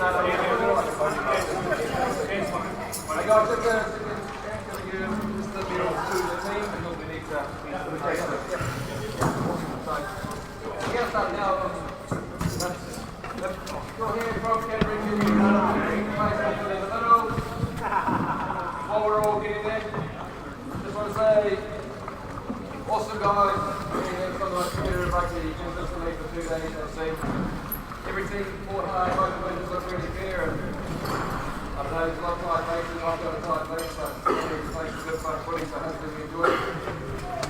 Before we give up the awards, we just have to say, thank you everybody for hosting this great award for the local club.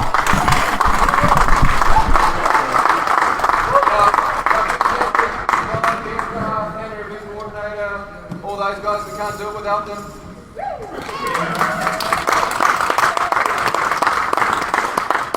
Our fantastic referees, I'm sure you all agree with me that they're the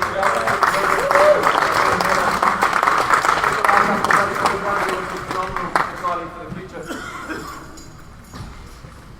Hey, can I just say something quickly, Rob? One second, we'll get that in a minute. I just wanted to say, all the hard work we've been doing in NCWA, Robbie's so passionate about the sport. He works his ass off, and it's getting better and better and better. I mean, look at all the people here. We've got 2 divisions, there's development happening, so fucking hand to Robbie and the development happening.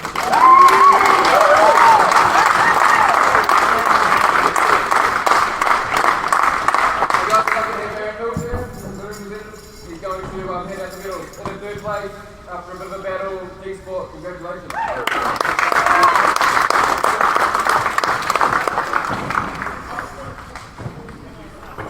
Robbie, sorry, who's giving out the medals? Aaron Mills. Aaron Mills. And what looked like another nice close game, like the first one, unfortunately it had to be a runner-up, and I'm glad that game did not go triple, quadruple over. So, very spectacle with a good representation of our sport. Congratulations, Canterbury for 2nd place. Well done.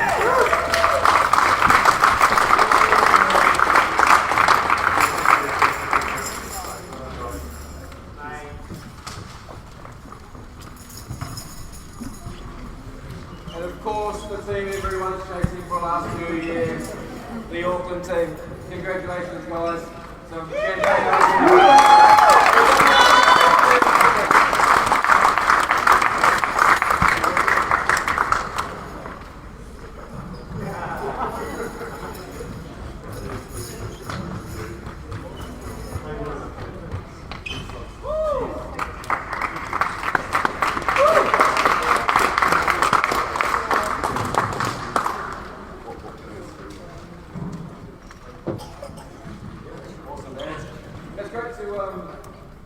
our relationships with our regional paratrooper organisations.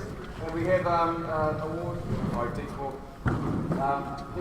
Rugby Award that goes to Johan. Congratulations, mate. So Johan Gelsner, if you haven't heard, the winner of the D-Sport Award for the year 2023.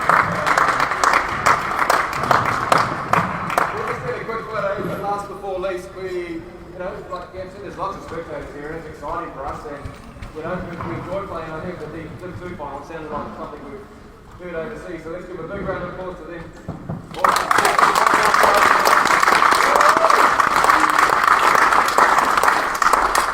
And this weekend, the World Blacks are about to embark on Asia Oceania as our first chance to try and qualify. So good luck, everyone, and we'll be NTWR will post all the live streams and stuff like that. So we wish everyone the best of luck, and then we've got our own little Bevin Jenkinson who's the media liaison, which is quite cool. Good luck, everyone.